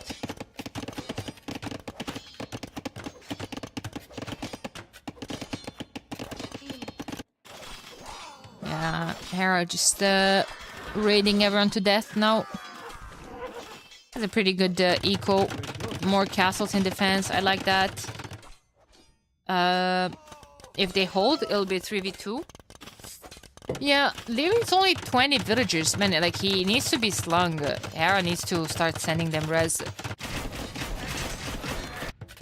The thing is, I don't really get why there aren't a couple of cavaliers here in defense or... Doubt wanting to sneak here with the barracks. Like, come on. That's just rude.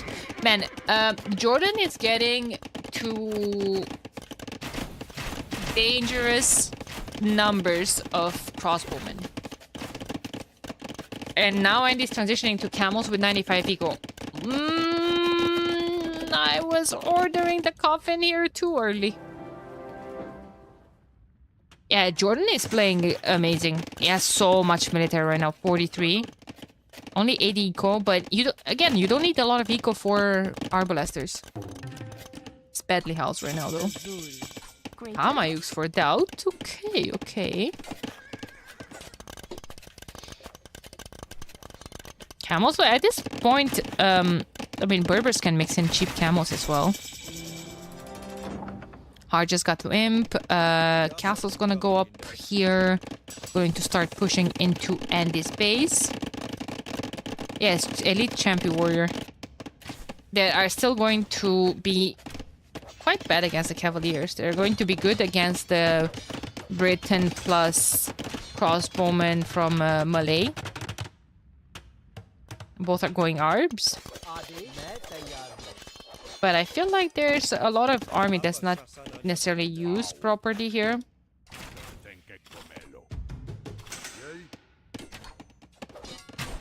Feels like this has to be a lot of yeah, no, that I think this can be cleared up by Jordan. You need to bounce away from here if you're team vitality.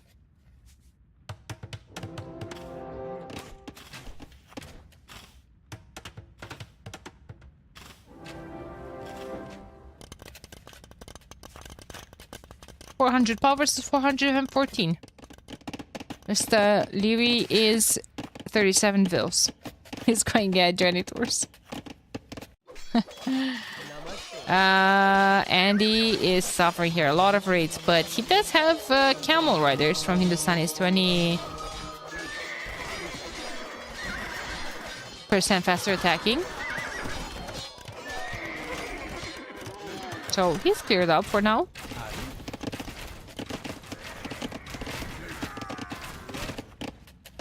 I don't know how champions are doing against Karambits.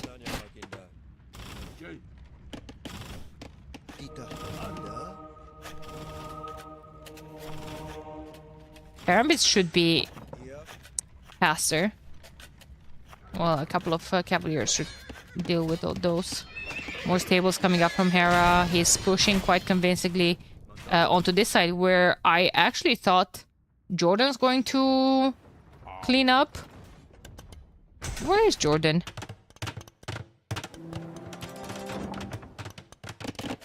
Where are his units? 18 of them are here.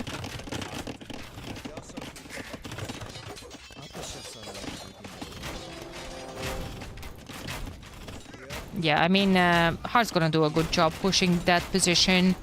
There's not really anything to contest him other than champions, but, well, oh, here they are. Everything is doing well against Karambits. You'd be surprised. They're not that shabby. Leary 48 eco. Hera 200 pop. Hard is getting there. Goodbye, champions. Was a pleasure seeing you guys on the screen.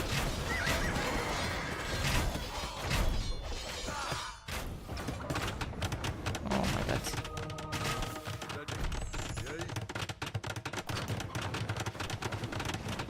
Lear's going imp. That was a nice castle denial. Jordan might lose all of those gold miners. And he's gonna lose this castle. They can't really stop Hard from creeping with the castles here on this side.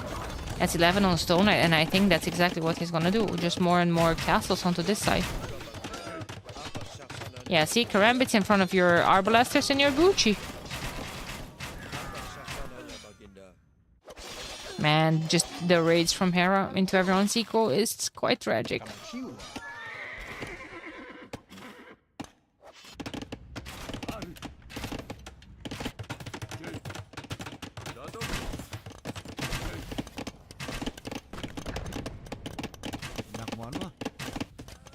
Siap. Iya, apa sasananya Baginda? Has Al got fabric shields yet? Yeah. He did. I saw him earlier. There he is. They're thinking about starting the trade, but Hera is just not letting them. All of those villagers not working. Just staring in abyss.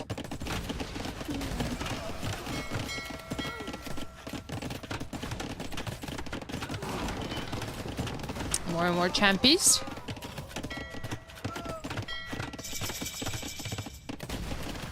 Trying to get some sneaky raids, but I think Hera should just add a couple of cavaliers and clean those up at home. Our champions just Timo has girls. Champions can be very strong, but yeah. Basically have they're a mix between a militia line and eagle line, basically. It can be strong. But they still die to a militia line.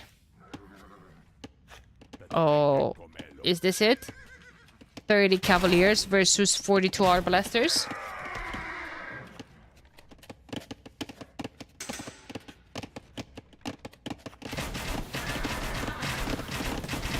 Is this it? Nope. Run. That's two groups. Jordan has 107 arbs, which is just wild.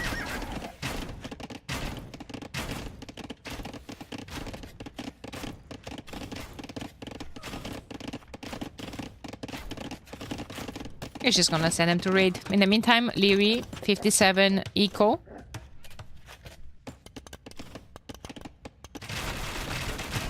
Enough for Arbalesters getting the trade started. Arb coming in. He probably was slung by Hera as well. Oh, he's buying. Oh, yeah. It was a bit. Slung a lot of gold. And at this point, extra range is going to prevail over those.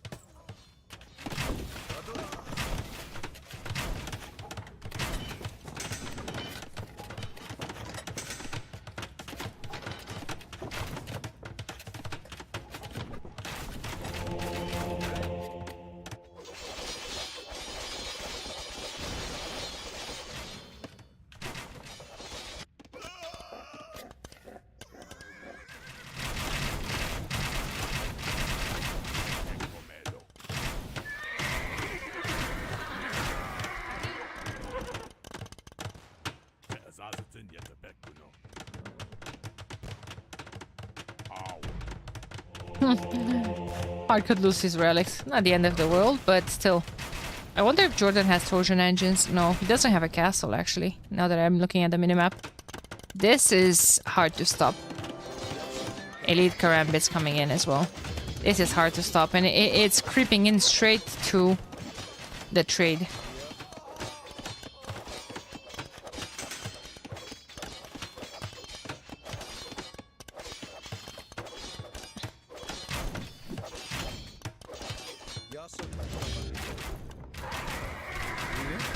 Yeoman coming in. It's a lot of units here, guys, but I think they will be fine. Jesus Christ, Lear is actually walling the entire map as well. Fortified wall too. They still miss a dock here from Hard. Otherwise, that's open for the champion raids. But yeah, even getting masonry and all the upgrades. Getting masonry for that castle as well. Yeoman is in, and now he's just gonna dive in. Snipe everything and chill in the back. Vanguard still leading in terms of pop, though. It's still 76 eco units only from Louis. He's adding a lot of trades, and again, like with being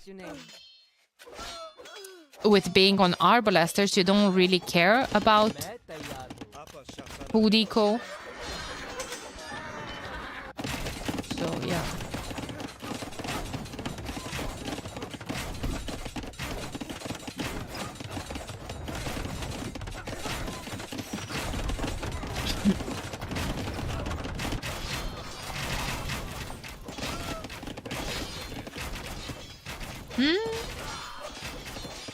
Onimaru still ahead in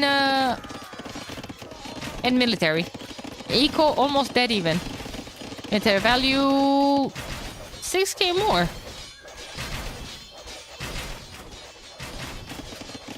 Conscription coming in. I feel like those champions are absolutely needed against the British arbalesters because this is a force that, oh my god, I don't know how you even try to stop.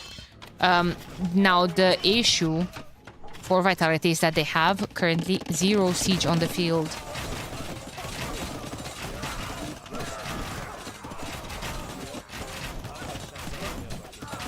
Is doing a decent amount of damage for a unit that's half the pop.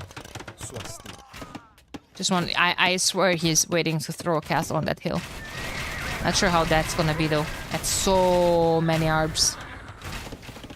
Camels are coming here as well. There's torsion engines, so I would be quite.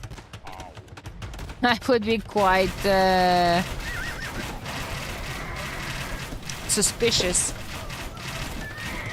of stacking those arbalesters close to those.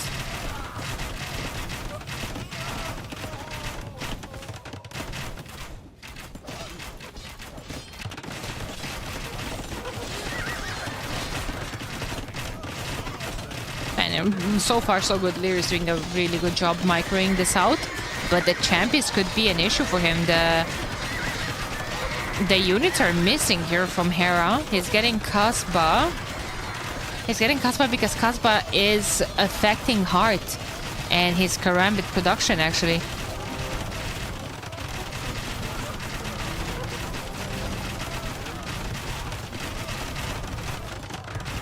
Janitors coming here from Leary. Oh my god, that's actually really funny. They get human now, do they? No, it's foot archers. Yeah. And wait, no. The janitor is a skirm. Yeah, they get extra range. Do they not? 4+4. No, that's fierce. Oops, sorry. 4+2, 7 range. No, I guess they don't.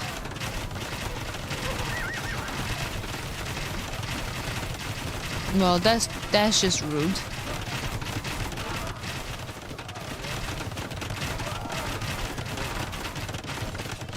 Everyone getting some love except for the janitors. I'm not really sure who's winning this game, chat.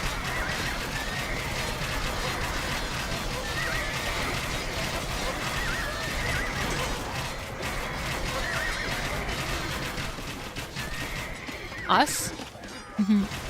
Not me. Not me, because I'm feeling like I'm about to faint here. I'm just feeling so sick. I'm sorry. I know you guys heard this earlier, and I know you said that it will take a break if needed. I honestly thought this game is going to be done sooner. I actually thought today is not going to be as long as yesterday, but here we are.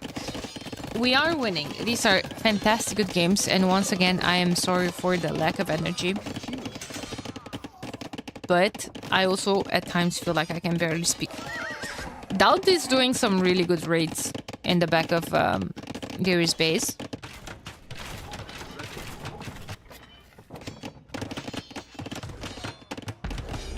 Hera's putting up towers. Are we campaign gaming here?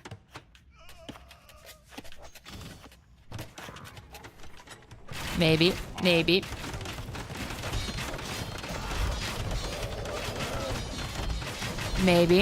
Elephant switcheroo. It's going to be super tanky against all that massive arbs and the champions, but feels like this could snowball out of control for Vanguards, because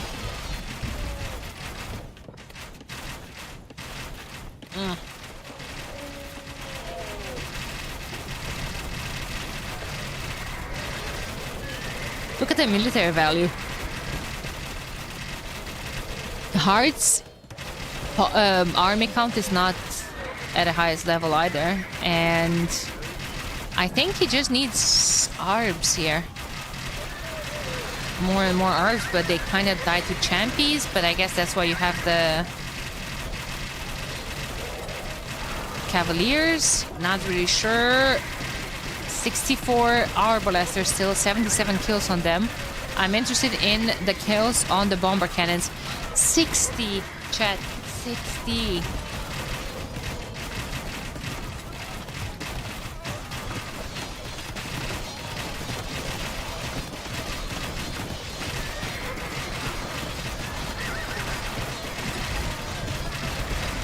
Nice cleanup, but I'm still not sure how you push Jordan's military back.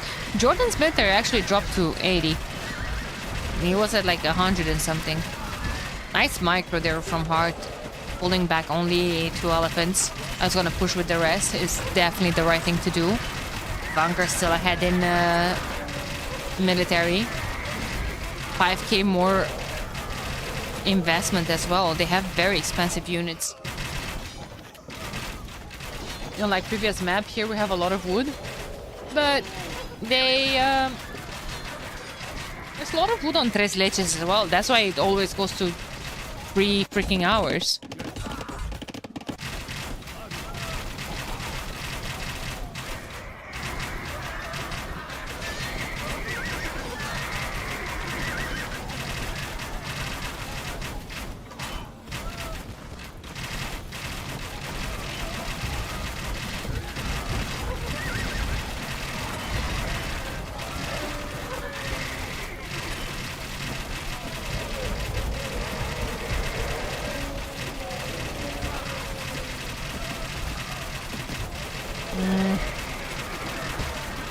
We could be here for a while, chat. We could be here. We need to get some energy rolling. This could be winning move from Vanguards if Doubt pulls this off. They're down in total pop, and suddenly Vitality took an awesome fight here and cleared everything up. But Doubt is cooking. Doubt is cooking. Yeah, Jordan lost half of his arbs. Kills on those, 108.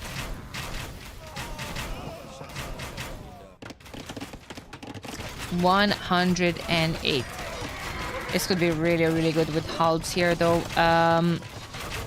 He needs Leary to give him Arbalesters at the bottom, and he is. He is. Arbs are good against both halbs and the camels, actually.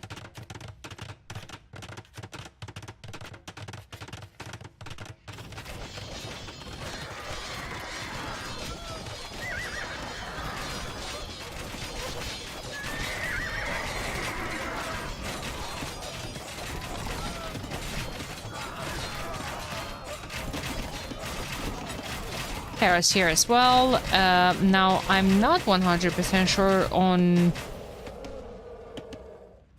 who is supposed to add siege. I see 1 treb, 1 bomber cannon. I think Britons, no.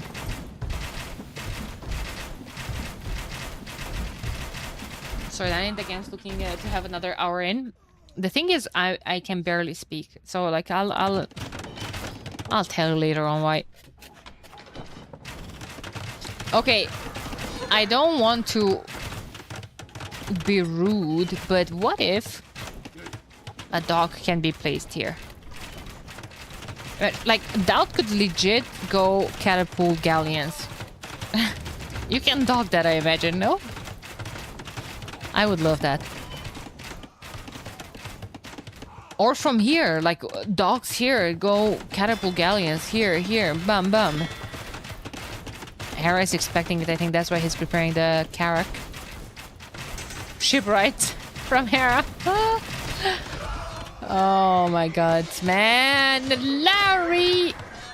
How many units did he lose? 106 kills on 6 bomber cannons, guys. Torsion engines just on a different level of beasting. That's a lot of military. Elephants are very tanky. We have heavy demos from Hera. And the Q Heavy or medium worship? Heavy worship as well. Military is suddenly the same.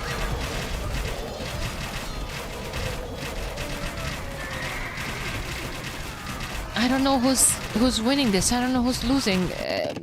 What's happening here? Nothing. They're just replacing markets with the chops. I think that's very smart. There's still stone here. No one's taking. Yeoman Towers from Britons. Imagine +2 attack. Bam, bam, bam. Here. Could be good. That could be good. Hera's gonna have to deal with Rams again. He never runs out of ARBs. Yeah, I mean, he has 84 of them. A whole lot more in the queue.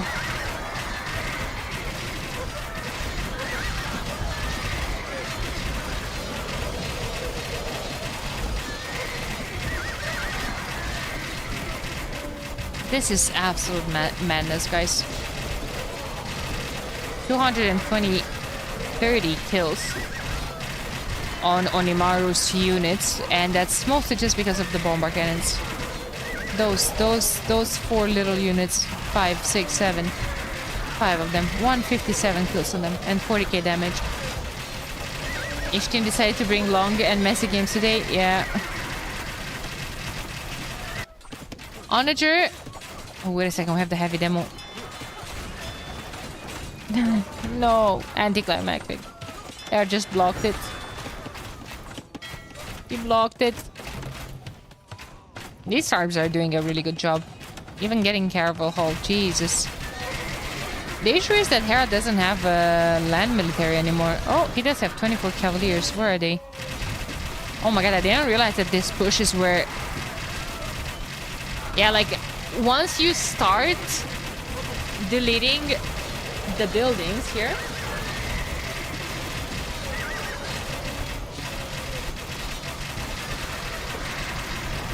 No, yeah, Sharon Stone, you didn't just say that. He refers to her cast and his cast. I asked T90 to co-cast 2 times. First weekend said he's doing his PC and he can stream. That was last week. And this weekend he said that he needs to fix his audio. Like, I keep pestering him to co-cast. Now there's only so much pestering that I can do. Sorry for asking. Don't worry about it. Don't worry about it. I love casting with P90. I asked him before as well, and we casted for TTL. We casted in Brazil. Like, he's definitely one of my favorite casters and one of the people that I look up to the most in the scene. Like, both him and Hera, I appreciate them a lot. Like, they're hard workers. Oh my god, I can barely speak today. This is a fantastic game. This is a fantastic game, but it doesn't seem like it's going to be over anytime soon. I enjoy watching your streams. I think you two would be a perfect match in casting by merging synergies. I like casting with him a lot. I think he's my favorite person to cast with as well from the scene. Kinder to replace you. Kinder is still traumatized by us babysitting the dog. Kinder hasn't come down from the attic yet. Now he's in the stairs just giving me the judgy look. He's looking at me with the face of like, I might never come down after what you did to me. That's important, guys. That's important because those bombard cannons that we've seen with so many kills on them are going down like flies. Jordan only has 3 of them left on the field. MBL best caster. Where's MBL when you need him now to cast this game? Sib. Why are you not watching MBL now if he's the best caster? Instead of me, Dave, T90, Mem.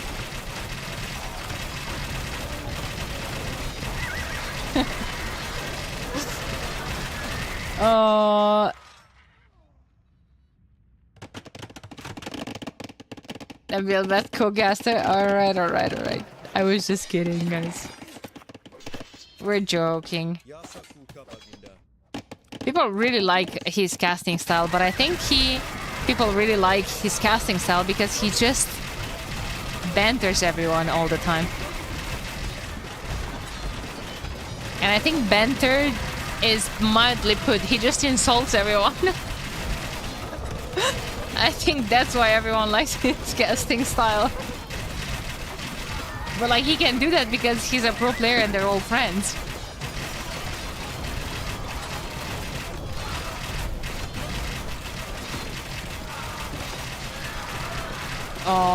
Will we see some torsion engine shots on the Arbalesters?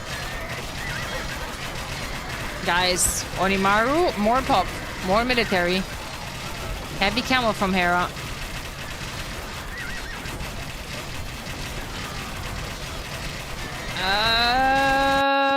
Trade starting to drop a lot. Warwolf coming in from Leary, but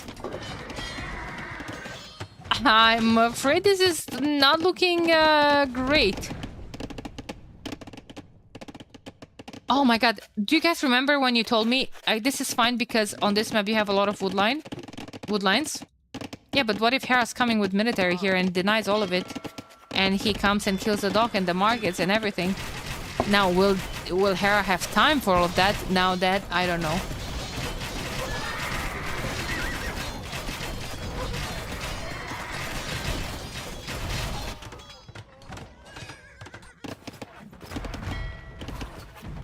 So nice raids. 200 power from both red and yellow.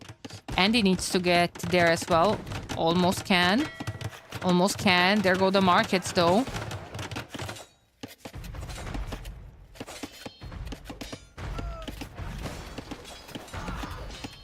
Oh no. He's actually finding the time to micro this here, like, which is insane. Warwolf might be great on those traps against the Ethiopian bombard cannons. I spoke too soon. And it was only one trap. Yo! PSA...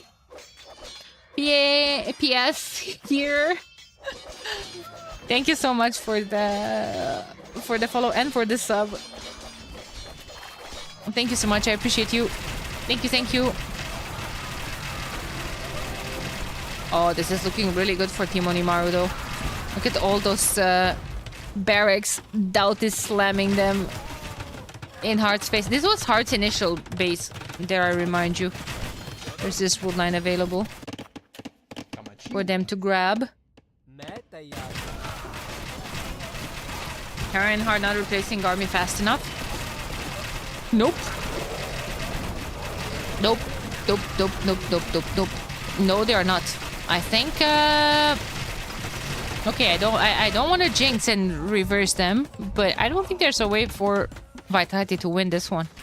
I think Onimaru Vanguard got this in the bag. Which is really impressive because I personally thought the strategy of Gulam opening against Berbers to be kinda bad, but did enough damage to Leary. Streamer will be finally free. I think there's a half an hour discussion after this, guys. About this set. Hopefully not gonna last 30 minutes, because if it lasts 30 minutes, I'm not lasting 30 minutes. I'm gonna be GG. Dot and his Rams, yeah, he's doing a really good job. Those janitors are still alive. No, I guess there's new ones. Kara calls the GG. Onimaru Vanguard takes this one. It was really well played for them. From them, I gotta say, I didn't like the castle drop Gulam strategy, and I judged it harshly, but did enough damage to Leary, I guess. It shouldn't. I think maybe Hera could have protected him more early on, and then that would have been a different discussion. But he didn't, and Leary instead of being focused on his timing, was actually forced to reboom, and he was delayed too much. And then I just felt like a lot of siege was missing in the long game. They had weird civs. Champion, da-da-da, da-da-da. Hang on, I just got to the castle drop. Ambi! Oh no, what did I do? Okay, there we go.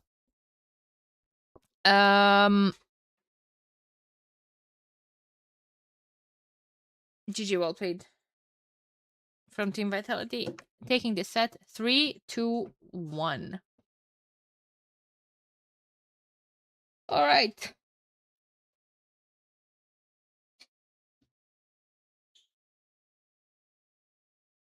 What does this mean? This means 1 point for Onimaru Vanguard. And 4 points for Team Vitality. Please go rest if you're not feeling well. We're so happy for the tourney and grateful for the cast. It's fine. I just want to take a look at the website right now, and then we have to talk for a tiny bit. And I'm gonna do my best to stay alive during that talk. And then day off tomorrow. All right. Let's take a look at the website and at the table. I'm not sure if it's upgraded. Play 12-hour stream. We need to talk. Oh no, no. We just need to clarify that that game. Oh no, I just closed the game. I'm so dumb. I need to reopen it. Actually, it's better to talk with evidence.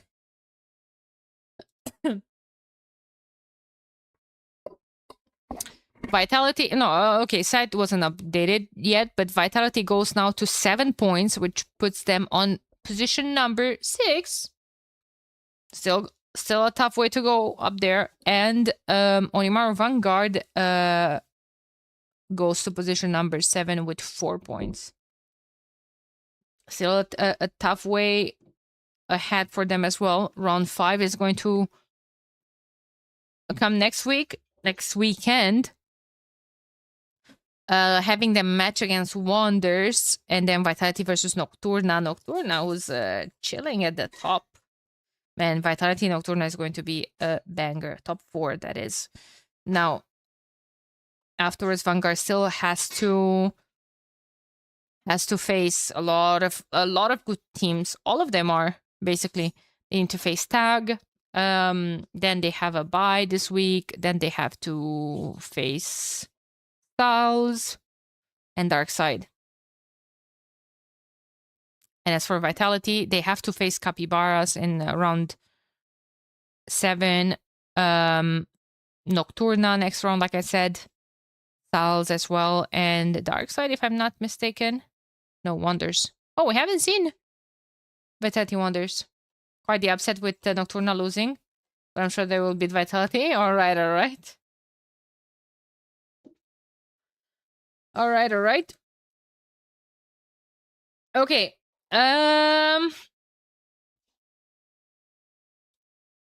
Game number 3 of this set. Tres leches, right? Let me just load it in. I didn't want to have like this entire talk while the game was happening because these are recorded games. I didn't want to take the entire attention from the game. And then after the game, like I would have fallen behind way too much behind the other casters.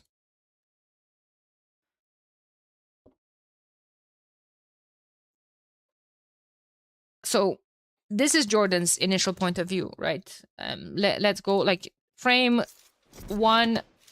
Jordan pauses here. Anytime now. He's looking for wood and he can't find. Okay. Like he actually sent all of this before he found this wood line, right? Game was paused. Jordan is saying, I have no wood in the screen. Literally. Ano? Hard is saying normal, same for me, or something along those lines. Yeah, normal, same for me, apparently.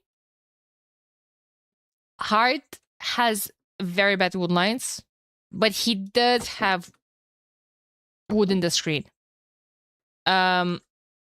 Hard understood that Jordan is saying I have no wood in the screen, as in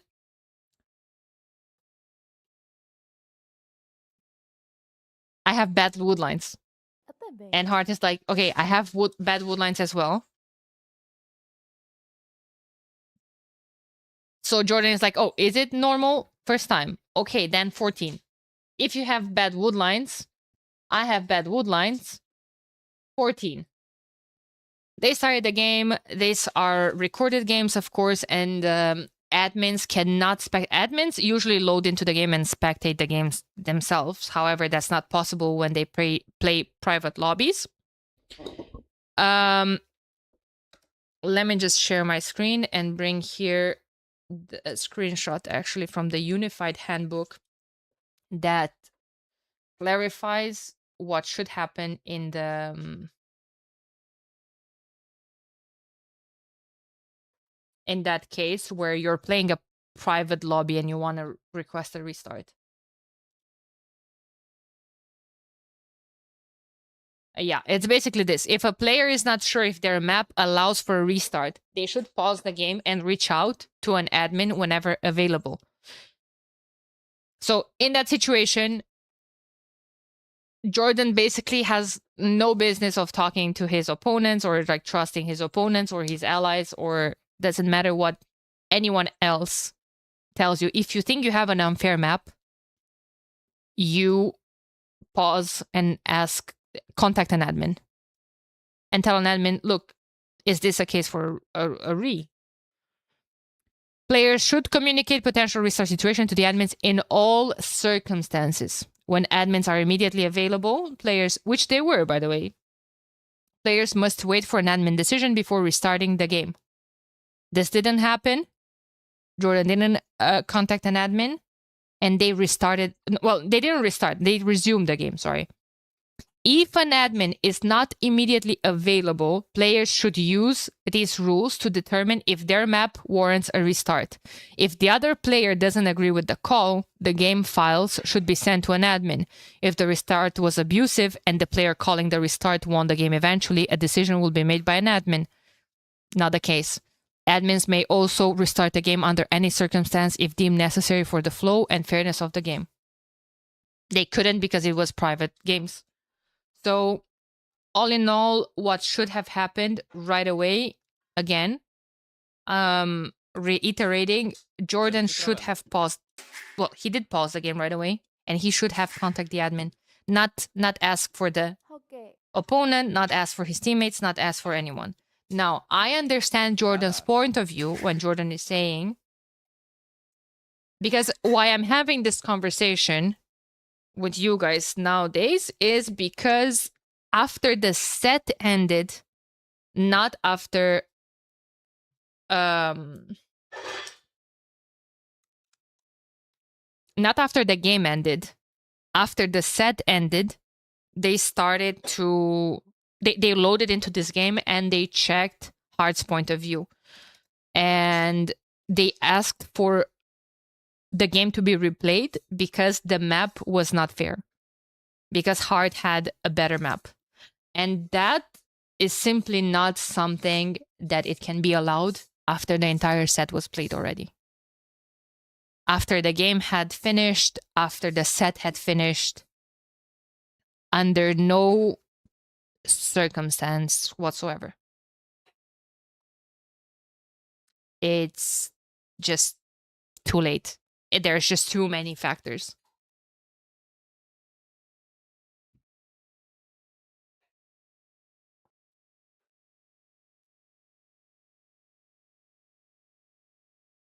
Want to clarify, game was private, but we can still check if asked. It's just harder.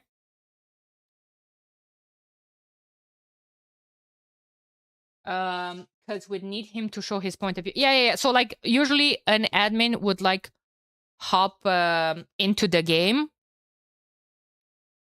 not into the game, into their voice channel. Probably they would share their point of view. I'm not even sure. Can you hop into the game, Arbase, if they're playing on private? I don't know.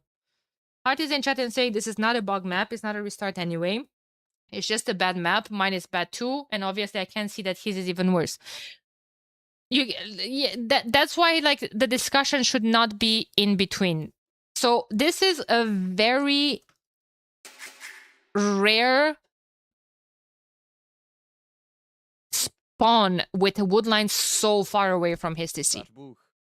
Like if you zoom out, you see like this is a large area with no wood. Hearts are a tiny bit closer. Like this is super thin, but okay, not just as bad, but similar to some extent. I'm not a pro player, so like I'm not gonna start saying like, okay, that didn't affect the game, that did affect the game, etc., etc. Like my opinion, how do I think that this game would have been played with woodlines closer or more far away or whatever? It's just not relevant. But that's why we have clear rules, and we went to the map creator and we asked the map creator, is this normal? Is this normal or is this a bug? And the map creator said that basically, well, I'm gonna go straight into what Zedna said. Don't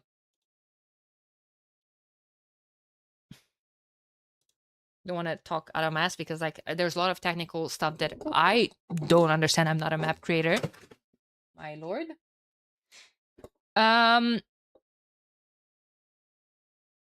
Yeah, so we went to Zedna saying that we want to avoid generations like this. Like it's obviously not okay for the player in the middle to have woodlines so far away. It's an extreme case.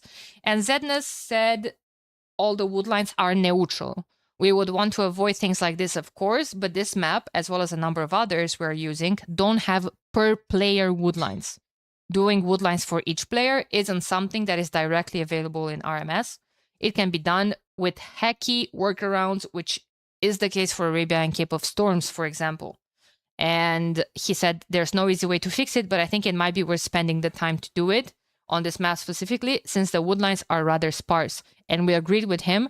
And as a result, he already updated the map pack with a new version of Tres Leches, where he added guaranteed player assigned woodlines.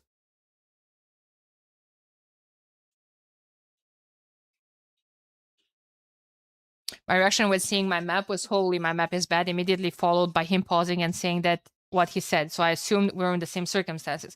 Yeah, of course, there's no way for you to see his point of view or for him to see your point of view to say like, okay, Heart, your map is bad, but mine is worse.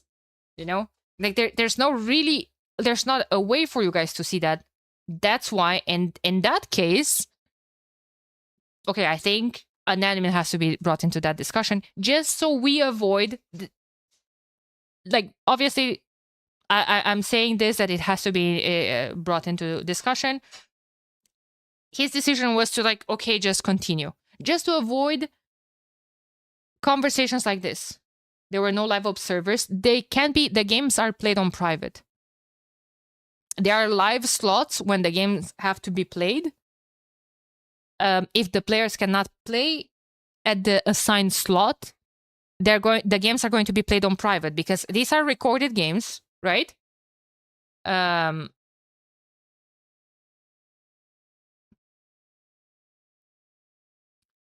we don't want those recorded games to be played on public, so anyone can just hop in and spectate and spoil. And clearly, I'm not the guy to ask if it's a real or not. Not only is the conflict of interest, but I can see his point of view. Of course. Like I can also see his point of view saying like, oh well, if yours is equally as bad, like let's just continue. Whatever, it is what it is. But then like if you don't actually see to compare, then discussions like this can be started. Like yeah.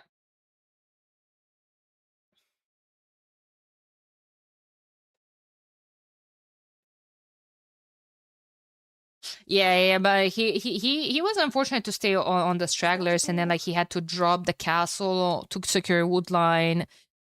It's obviously a difficult map generation. Point still stands. When you think you have a bad map generation, you pause and ask the admin if this okay or not. I am pretty sure the admins would have given, like, I can speak for them. I'm pretty sure the admins would have given a restart for this. Am I right? Am I right? Wait, am I right that the drama isn't that it should have been a remake, but that the chance to investigate was missed? Well, yeah. I think this is a very extreme generation and probably would have given a restart. Yes. Now, what was said and how was said, and you know, what was interpreted and what not, these were all other like discussions that followed. I just want to say, I'm not going to go into details, but I just want to say that I wasn't around. Like admins were both around, but I wasn't around when this happened. And all I saw, the two of them were on voice discussing this. And we have a channel, right? And I just see that screenshot, that exact screenshot being sent into that channel without any explanation. And I was actually away from my PC, so I just take my phone, look at that channel, and see that screenshot. My understanding from that screenshot is that the map was completely bugged, and both Jordan and Hart spawned without any single wood on that map. With like the map spawned without wood or something. Like I took it literally or something when like Jordan said I had no wood on the screen, and I said normal, same for me apparently. Then I'm like, wait, what? And then I saw the point of view, and I'm like, wait, what does he mean he has no wood? He has stragglers. And then I'm like, oh shit, where are his wood lines? Oh, these are bad map generations. But yeah, it's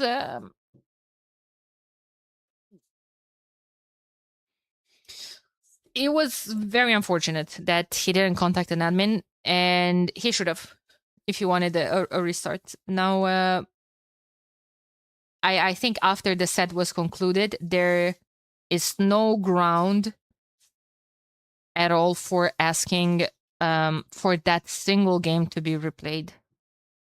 I personally think there's no ground, and like, well, all the rules and all the handbooks and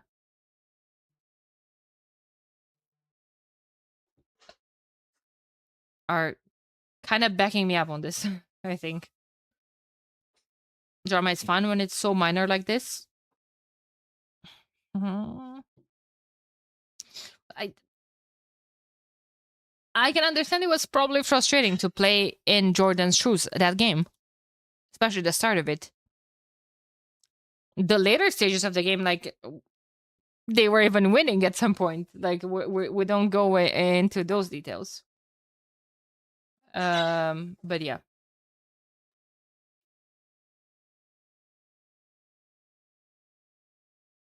Yeah.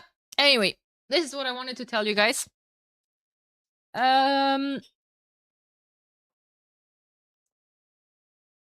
Hey, Ave, great tournament has been really fun so far. I'm happy you think that way. I think so too. But now, right now I go rest. Now I go rest, and tomorrow I'll rot in bed. Tuesday, tourney host rigged against Lewis the Goat. Ain't no way I'm rigged against Lewis the Goat after the Goat wasted 16 Gurjara elephants just like that. Just like that. Like he was nothing. Danny taking a day off, that's drama. Wait. Tuesday, Onimaru Barbetakos versus Rulers of Rome, Division 2. Wednesday, R1 versus Wonders B, Division 2. We'll be back on Saturday. That's right. Not Thursday, not Friday. Saturday. Saturday because we're skipping we usually have 2 rounds per week, but we only have 9 rounds. We don't have 10. And we have 5 weeks. So round 5 is going to be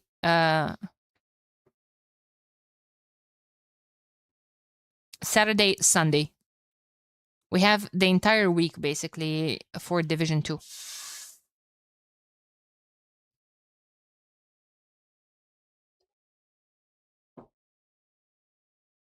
Hey, Loilo, how's it going? Guys, I appreciate you a lot. Who's streaming? Let's see. Hera streaming is doing a 12-hour stream. Nilly is playing League Community. Probably want to read him, huh? Yeah. Oops. What did I even do? Okay. I'll see you guys on Tuesday, okay? I appreciate you a lot. Thank you so much for watching. Oops, not this. Whatever. Thank you. Love you guys. I'm sorry for the low energy today. I am feeling like crap. I swear, I'm dying. I'm just gonna go rot in bed. I'm tired. I'm tired. This tournament is gonna be the end of me. Chat.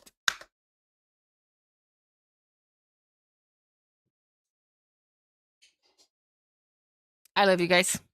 Appreciate you a lot. Bye bye. Enjoy the rest of your Sunday.